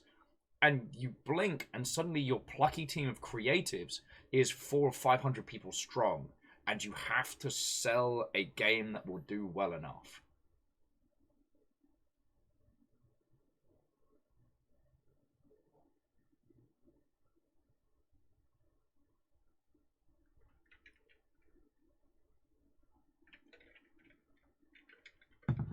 Well, and Dreamer, the similarities of the environment and the challenges they faced were all ones based on budget and planning. Like, the BioWare team did not sit down and go, let's make only 2 levels and just wing it. There were obviously external and financial challenges that pushed that team into having to reuse content. But the problem being is they didn't have a way to frame it, you know? We, as users, especially users who are very, very engaged, users who are really excited for Dragon Age 2 having come from the first, we were building up to this great big experience that, I mean, frankly, was always going to be difficult to deliver. But there was no framing device like with this to allow us to go like, okay, here's why we're going over the same areas. Here's why everything's so cramped in and small. Like, I genuinely enjoyed Dragon Age 2. But you can, I mean, as Fearless and other people saying, the difference between Origins, Dragon Age Origins, the first one, and that is massive.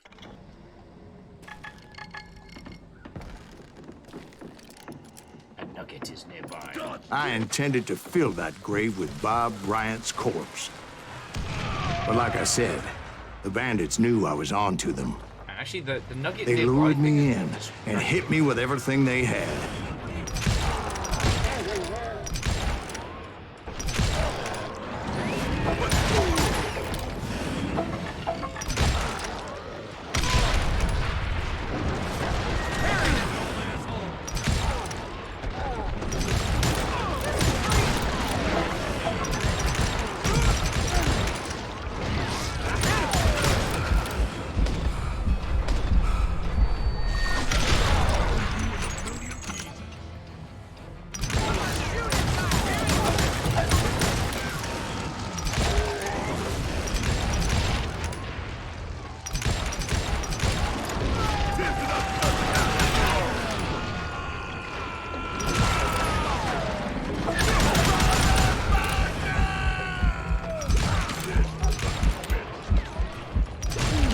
God, I have to actually pay attention now, don't I?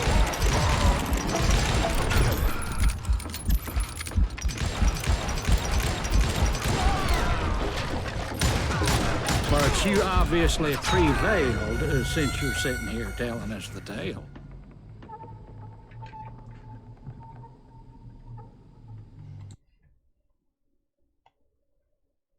But, hang on. Let me get through this this gunfight. Yeah, Hillian, the ironic timing is not lost to me. But I do, like, I will never admonish you for having strong emotional feelings about a sequel, because if you heavily engage with the title, how your feelings are handled with its subsequent follow-ups is unfortunately just one of the parts of art. Like, we create a kind of art where users can engage with it so much.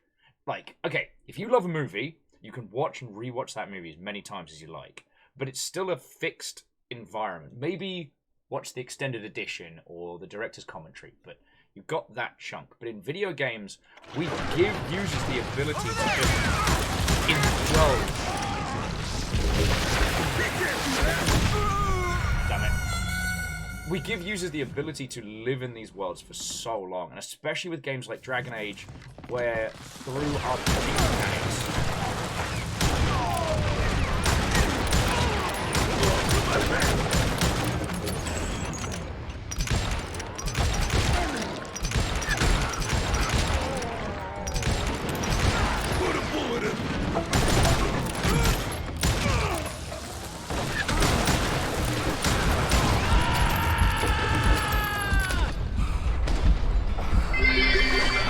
Lyris!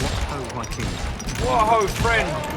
Welcome to a shootout set inside an old man's story. How in the hot heck are you?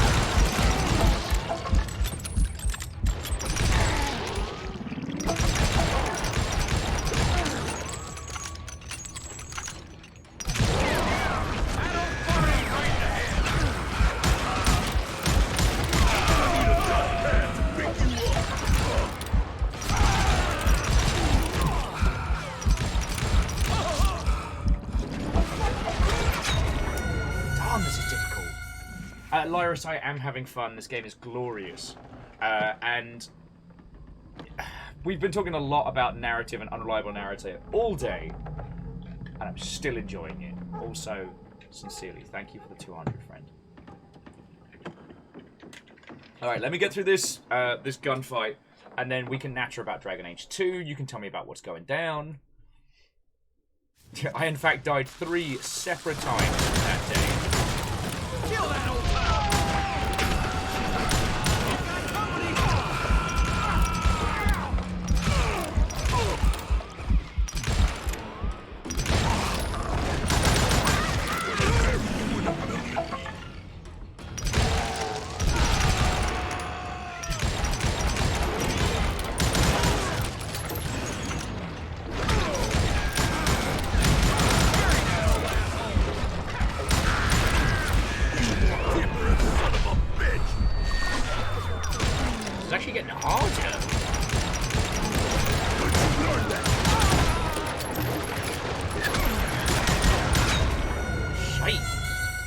Lyris, thank you for the pint glass. Alright, apologies. I'm going into the zone. I've got this.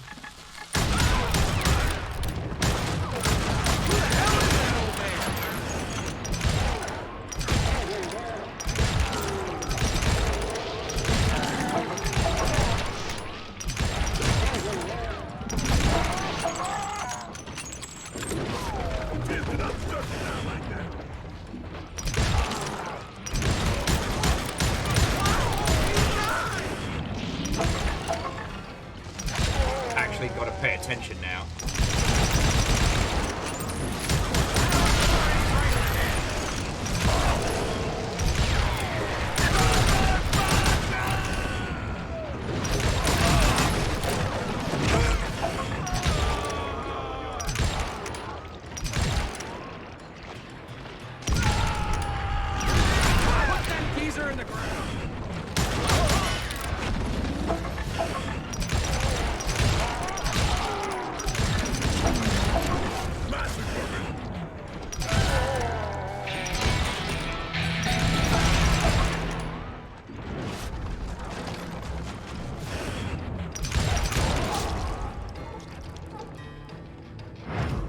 Do it.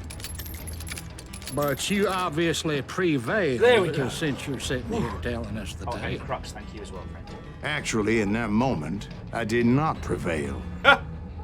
So I suppose we're talking to a ghost. Funny you should put it like that, Jack.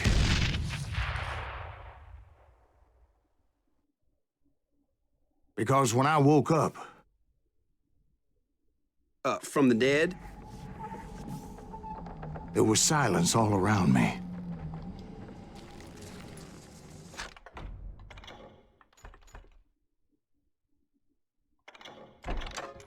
Cool. I could swear to God I saw Billy then. Billy who? Billy, the kid. William Bonney. He was shooting at me from a rooftop.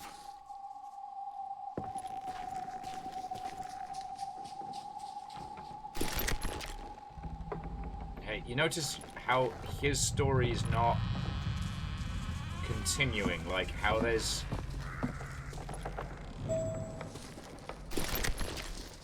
no one shooting at us from a rooftop. Here, there, and even over there. So I am right. You are titched in the head. Mr. Greaves, perhaps we should switch you to coffee? You see that old Indian again, too? No, but I did see Billy's killer, Patrick Floyd Garrett. He came at me, guns a-blazing. But I knew that old war horse had died 2 years before. I wondered if maybe I was dead too and confronting the ghosts of my past. Perhaps all my sins were coming back to haunt me and drag me down to perdition.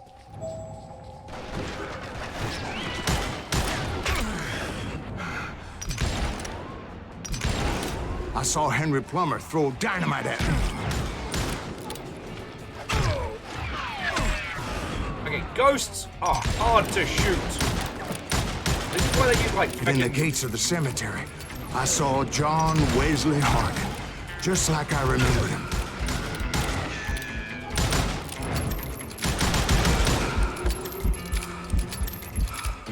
Ghosts are hard to shoot.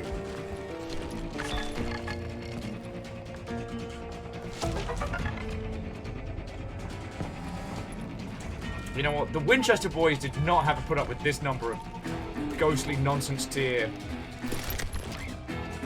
Nurse. I don't have an end to that sentence. Yeah, Fred, we're still going. A little ghost town. Yeah. How about that? A literal ghost town. And Fred, I mean, I'm in quarantine, so what am I going to do? Sit alone by myself? Playing all by myself. Plus, it does help that this game is good. Robert Ollinger appeared with his terrible double-barrel shotgun. Oh, God. And apparently killed us. Hillian, you're right. There aren't any ghost buildings. They probably came in, like, via bus. There's probably, like, one of those, like, park and rides.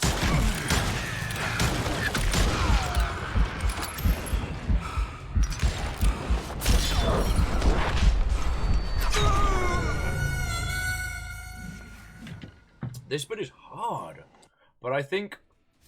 Because right now...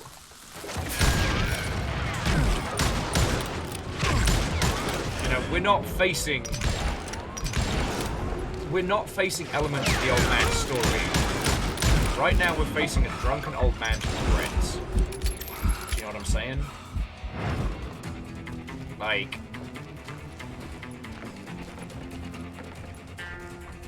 Not to go all metaphorical ghost to the past type thing, but yeah. Sorry, let's grab some bullets. Oh, no, Fred's right. There's probably like a tombstone or a grave or something that we've got to destroy. It's gonna keep doing it, just like Gauntlet. Gunfighter is hungry. Cowboy shot the food. But no ghost army was stopping me. But I don't know if you've noticed, like... my father-in-law got hit with a fallen branch. He spent the rest of his life talking to dogs.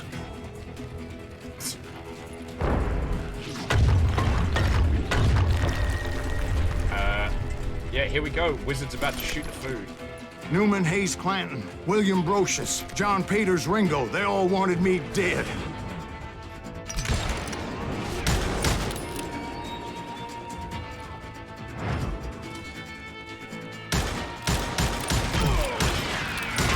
Curly Bill. Curly Bill again. Curlier Bill.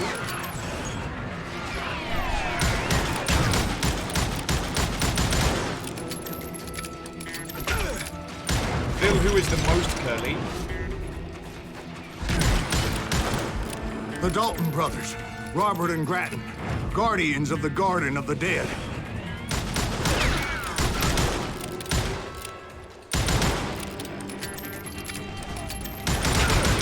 George Curry and Harvey Logan, alias Kid Curry, both thirsty for vengeance from the great beyond.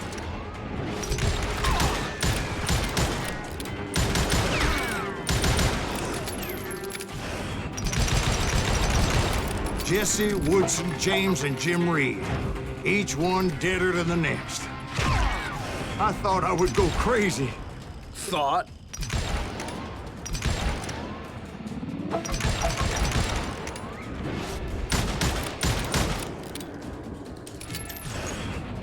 This is just never-ending ghosts.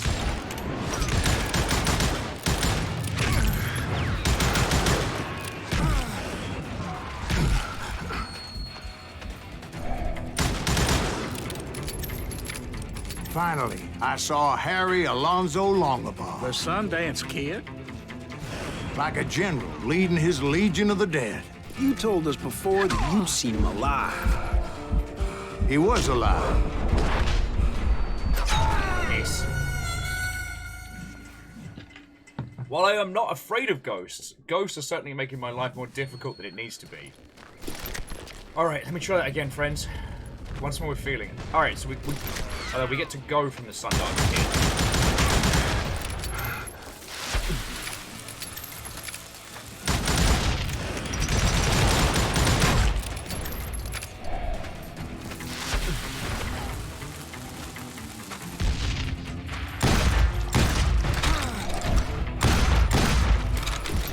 Yeah. Fuck! Why did I bring assault shotgun? Why am I doing regular shotgun nonsense? Oh no, shotgun pellets! Leaps in to catch them all. Hey, waste not, want not. Reduce, reuse, recycle.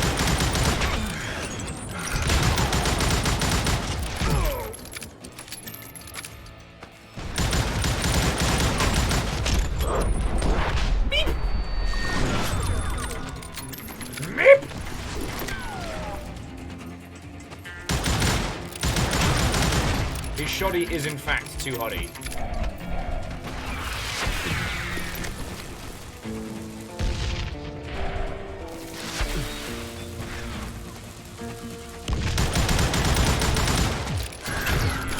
No, duck! Then I heard a voice call to me from afar. It was Robert Leroy Parker, a.k.a. Butch Cassidy, coming at me from out of the fog. Thanks for taking care of that bastard.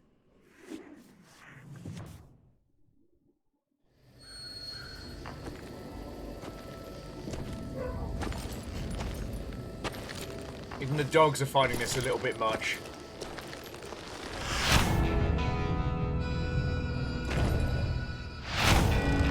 Fucking alright! The good, the bad, and the dead. Oh yeah, Fred, I mean... But the kid wasn't quite deceased. Not yet. That's why I wanted to do this, because Takes the more than storytelling one little mechanics are bullet so to kill the good. likes of me, partner. Those two looked like they hadn't seen each other for quite a while. Clearly, they were no longer amigos. Shit. I was hoping I wouldn't have to kill you. You won't have to, Butch. I'm killing you first. I asked them about Bob Bryant, but they were too busy with their own heated conversation. Let me get this shit straight. You want my money and the love of my life? You frittered it all away, Butch. Edda's mine. So is that damn money. I didn't want to shoot anybody until I had an answer to my question, but those boys didn't give me much of a choice. Here we go.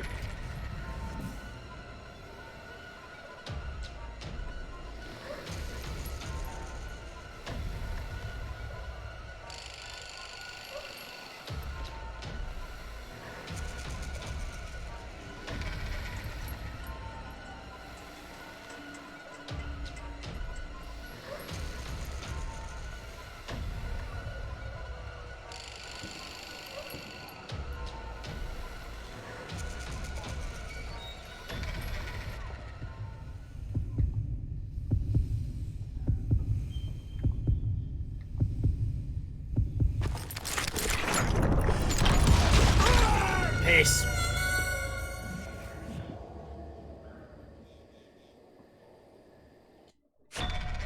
Alright, let's try again.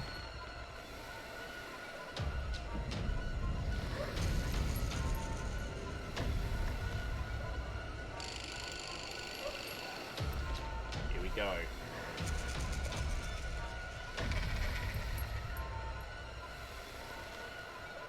Ah, so we can only focus on the person who's looking at us.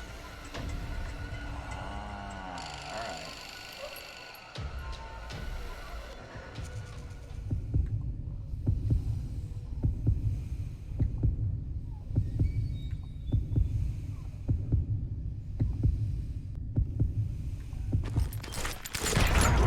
Fuck! Stupid Mexican standoff!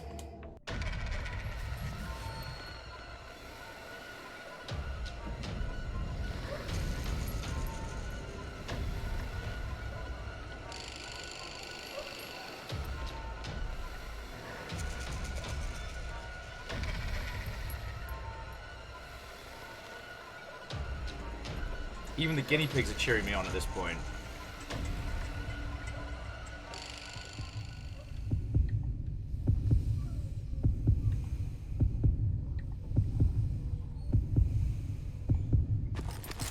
Fuck! God damn it!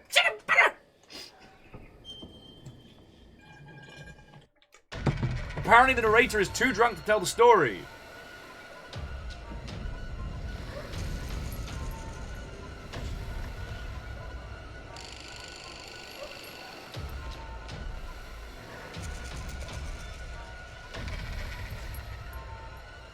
Getting real feckin' intense over here.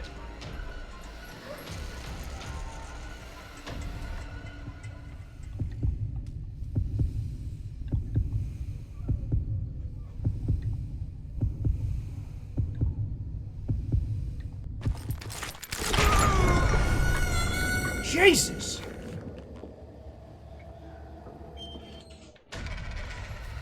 You know what? I gotta kill one of them first. I think I gotta draw first.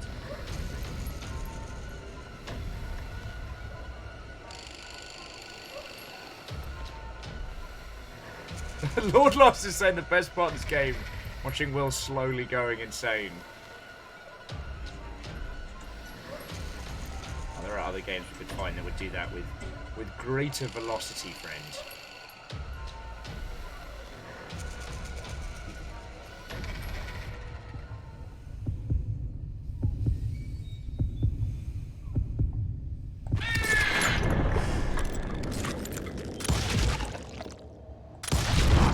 Butch Cassidy and the Sundance Kid died there in that cemetery not 6 months ago.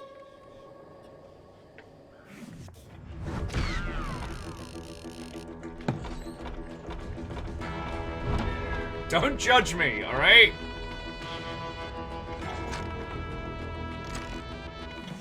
Alright, so we're up to the last bit. The finale.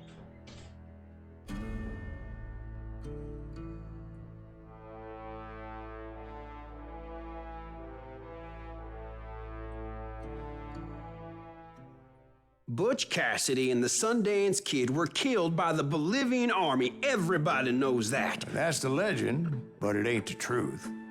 So, you never found Bob? There is no Bob. This old sumbitch ain't even Silas Greaves. Sir, is that true? Have you been pulling our legs this whole time? Well, not the whole time. Oh, man, I think you've worn out your welcome here. Maybe you're right, Jack. Maybe it's time to pay. You see, Ben, or should I say Bob, your past always catches up with you. I was a different man back then, crazy. Drinking, I changed my ways, I swear to you. If I could turn back the clock, But you can't, Bob.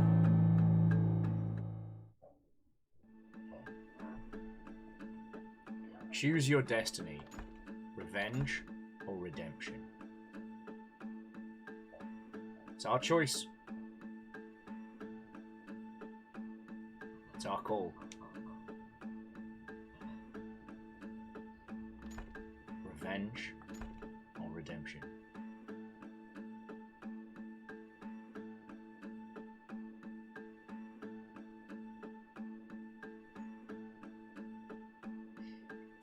So, I just want to quote this correctly. Who this it could be Bob says, let Bob live. Sounds like a nice guy. It's a good name. Fred's like, I vote redemption. Lord Lost is like, revenge! And yeah, Fearless, do we want to become the man that Bob made us into? Helion is also voting for redemption. Alright. Shyamalan mode, what a twist. What a twist! Why not both? Bob, I forgive you. Also, blah blah blah blah blah blah blah blah blah. Gun Carter. And Fred is correct that the only Bobs whose path you should follow is Guardian Bob from Reboot. The best of us. Redemption it is. why'd you toy with me like that? Telling those tales, knowing all along. Why not just lay your cards on the table? Wanted to suss you out, Bob. See what kind of man you turned out to be. Maybe prod you into drawing on me. See, all those years on your trail turned me into a killer. Can't even remember who I was before you tried to murder me. You, on the other hand, walked that very same path in exactly the opposite direction. What do you mean by that? You think your life is worth sparing, Bob? Boy, what's your name again? It's Eisenhower, sir. Dwight Eisenhower. What do you plan to do with your life, Dwight Eisenhower? Tomorrow I'll be leaving for West Point, sir. So, you want to be a soldier? Well, then do it right, son. Don't tear down the world out of anger and spite like I did. You build it up. Awkward timing, and do something decent with your life. You hear me? Sir? Yes, sir.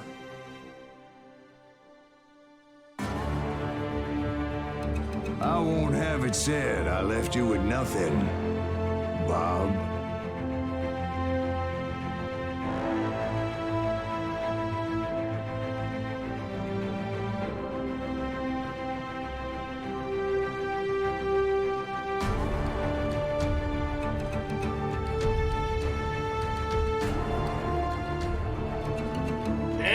go!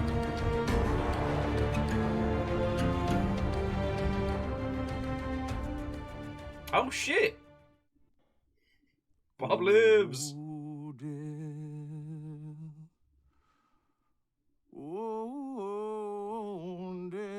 And there we have it. If you want to find out what the other ending was, give it a play for yourself.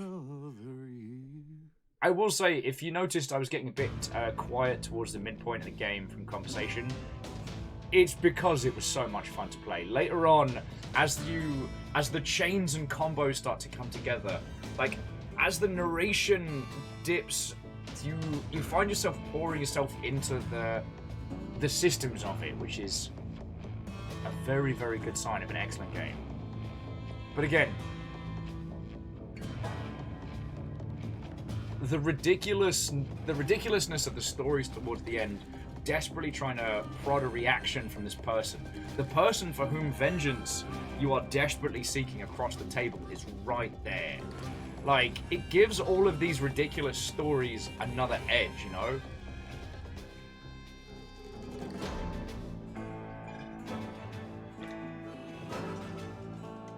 And I think that's really feckin' powerful.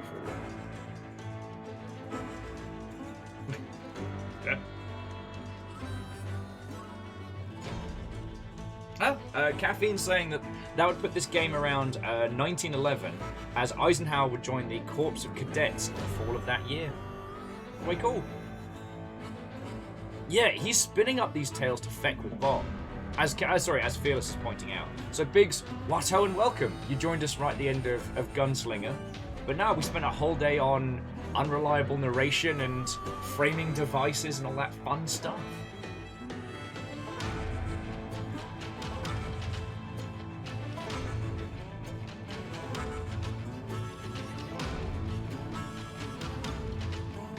Now, the thing that I wanted to touch on was what the Dreamer was saying about well, actually, I don't know if it was Hillian or the Dreamer who was touching on it about why don't we have more like small games like this, and it tends to be because of yeah, we had John Segan, Paul Edding, Sam. Hey boy, cheat. Hello, I know that sniffins. I do him sniffins. Go tell your man. My boy. Yes, hello, Sleepy Poppy. Sleepy Poppy.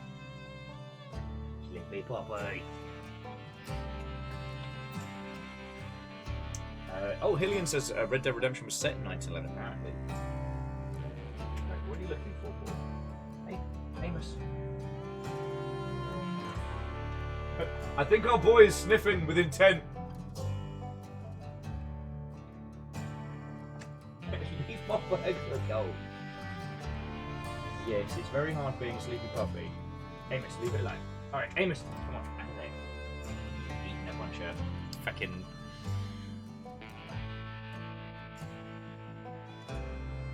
Sorry, I completely lost my train of thought there. Oh, just the size and scale of teams. Like, this seems like they really had the support of doing a small, tight, focused project within a larger studio, which is a very hard thing to do.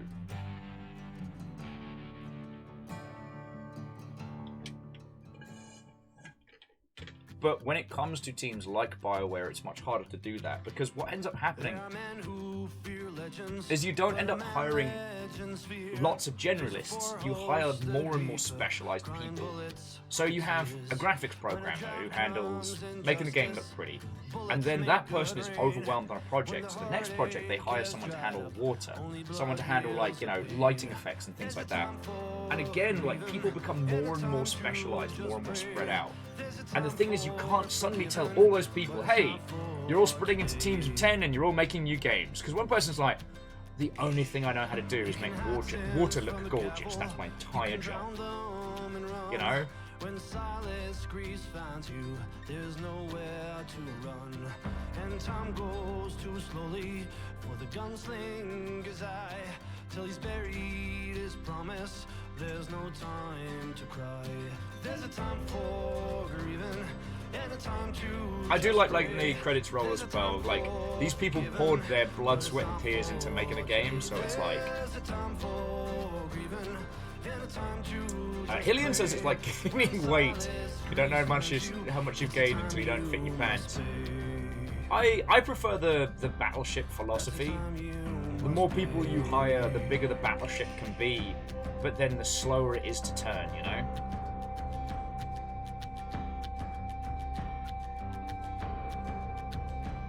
Now, one of the things I personally believe is that we should be looking at big studios being able to be these multifunctional places. So you can have specialization teams like QA, like feckin' HR, IT, like support, networking, all of that stuff, available to all the teams. And then producing smaller titles that, if they do gangbusters, is brilliant. But they only need to make it so far to be successful, you know what I mean?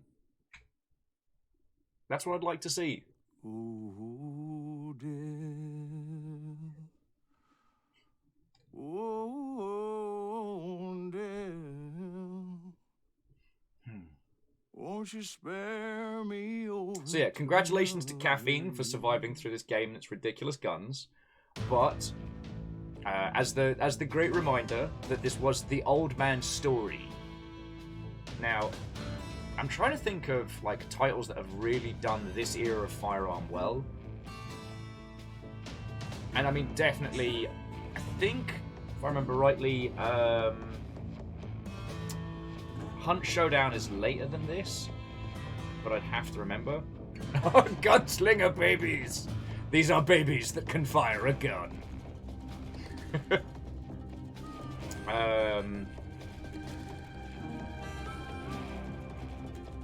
But no, I'm drawing a fucking blank. He was doing a sniff with intent.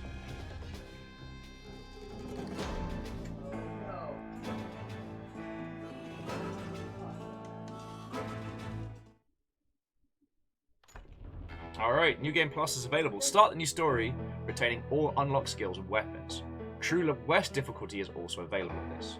Wunderbar. Hillian says it reminded them of the parody VR game where everything is a gun. Ah, The American Dream. Loading Ready Run did one of the best trailers for it. And we got most of the nuggets of truth. So yeah, if we wanted to, we could really like dive into. I mean, there's the fucking Gatling gun. Developed by Richard Gatling and first developed in combat during the Civil War. Does it say? No. I was hoping it would say more about his intent behind it.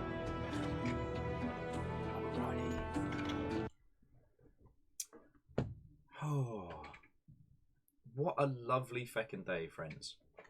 What a lovely feckin' day. Let me get some chill jams on. So, was there any other points from today you all wanted to chat about or deconstruct? Because I'm feckin' down for that. As soon as I find some smooth jams. Yeah, alright, you know what, Pokemon... let's get Pokemon smooth jams, you'll do. There we go. You are very, very loud. Ah. Oh... Yeah, apologies. I feel like I was grasping at the point, but had Dragon Age 2 had the flexibility in the team able to articulate the story, I feel like they could have... used the narrative to cover the repeated environments and some of the problems that people experience with it better. Oh, Pokey and chill. Why are you so loud? Oh, why am I so burping? Oh... God, it's like delayed coffee burps. It's the worst. I haven't even been drinking.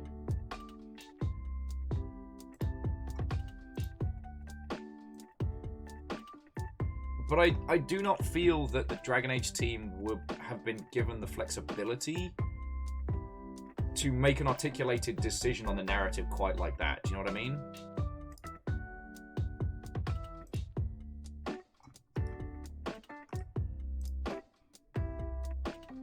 I mean, the thing is, we know from empirical data, EA is not good at giving teams flexibility when they need it. In fact, if anything, what they tend to do is pour more money on the problem, but also creating more stress. Like, from what I can glean, at least, we can use feckin' Anthem as a case study.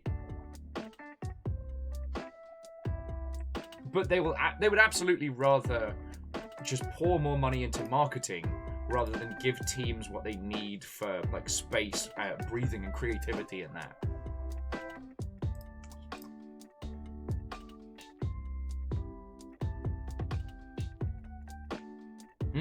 Well, Fearless, that was actually what got me wanting to play Call of Juarez Gunslinger today, was because what I've been seeing coming out of Tiny Tina's Dragon Keep. Well, is it Dragon Keep is the new one, or Tiny Tina's Super Adventures? But what I've been seeing about that is they've been using the meta-narrative. I can't even call it meta-narrative. They've been using kind of like the game within a game format to have a lot of fun with it. And to do some really interesting and creative things. The only difference is it's an expensive video game. Hey, Wonderland is the new one. Okay, just getting all the names all squabbled up. But oh, squeaky, squeaky, squeaky, squeaky. Well said, River. Well said.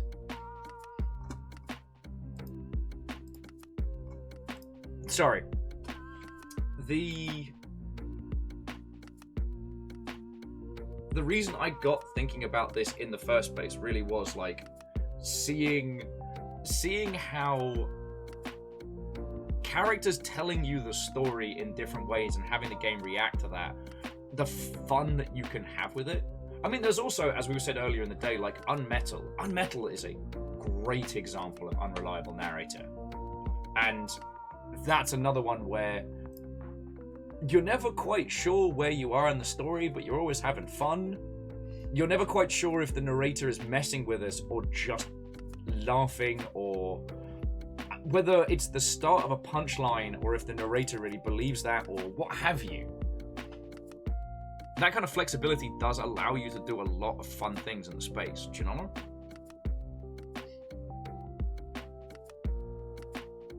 And Fred, that is a very good point, that the EA-owned studios are in different situations, but we can point to BioWare's works.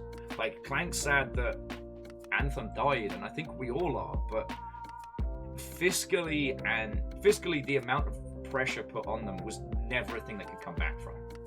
Anthem was never going to be able to make enough money to justify what it needed.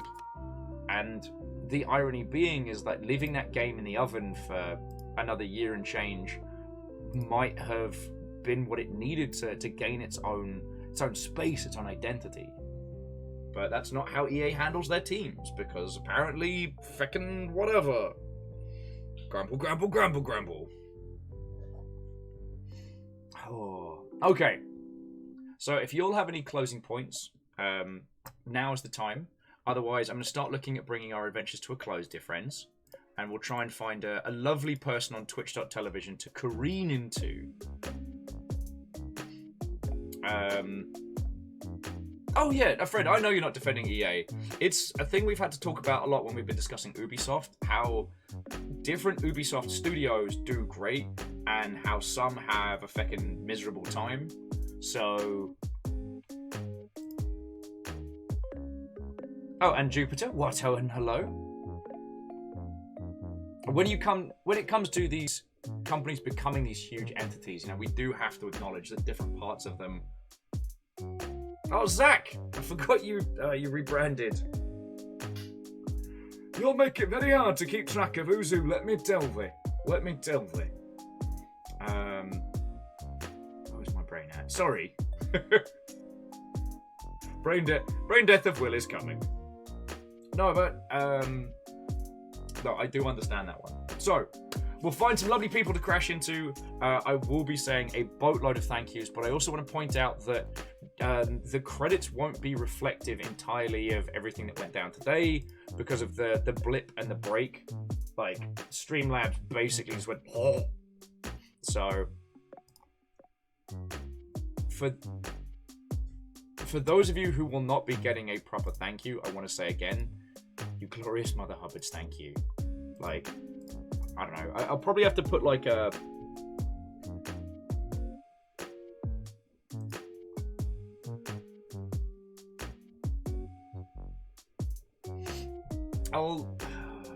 No, you know what? That's a discussion for another day, friends. That's a discussion for another day.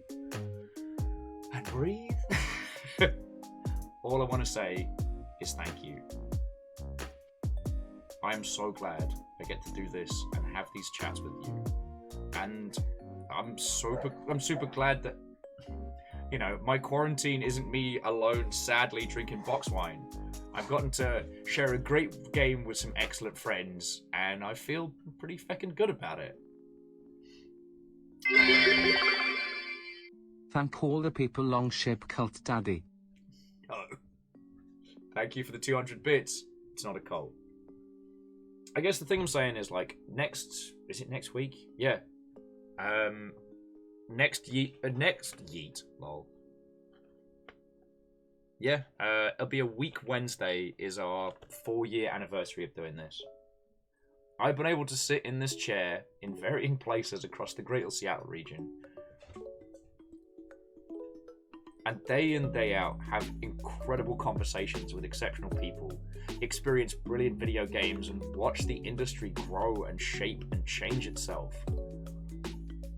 And I'm very, very happy to be able to do that. And for as long as I'm able to, I want to. Every day we get to do this. It's a little... It's a thing to celebrate, you know? It's a thing to celebrate.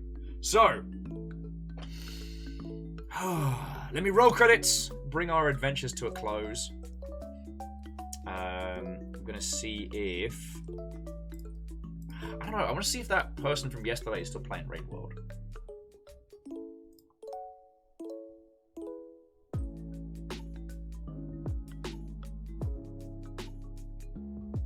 Oh no, there's a person speed running and they're right at the end. Alright, well you know what? We're not short on cool friendos to go hang out with, but again, Crux, it's not a cult. There are no cult bits. But no, seriously, for all that you lot put in, I cannot say thank you enough. Alright?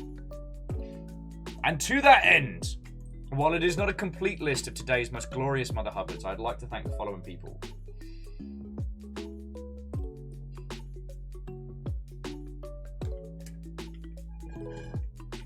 And Lord Lost and Found, I see you there.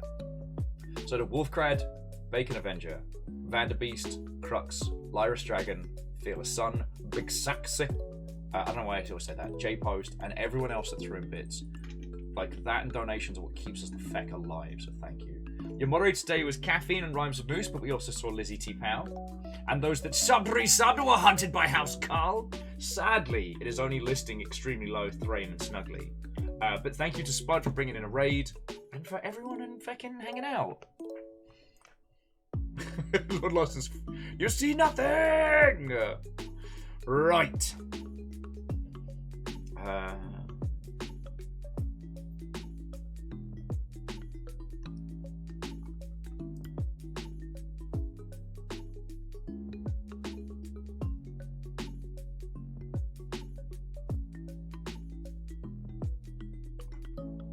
Alright, so friends, I've got...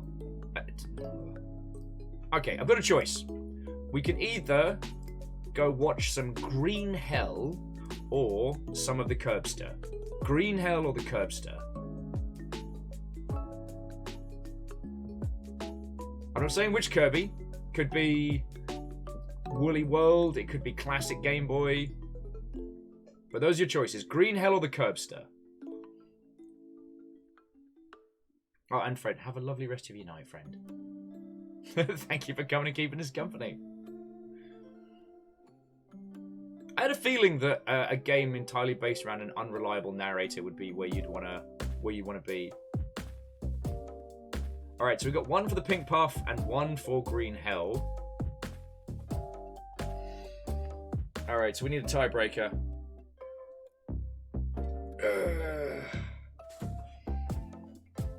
The most powerful entity in all of video games? Kirby. Like, what is the Omega tier? Fearless is voting for Green Hell.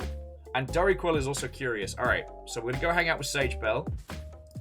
Green Hell is a survival game with some very interesting elements to it.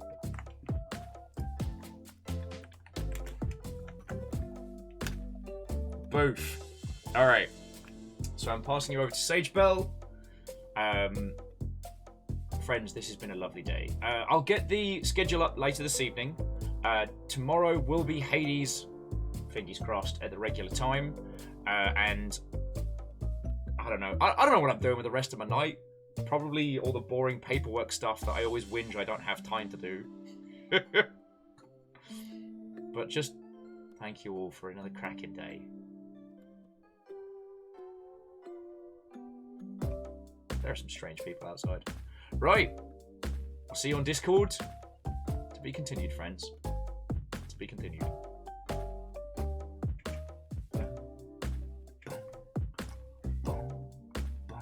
Ba-dum, ba-dum.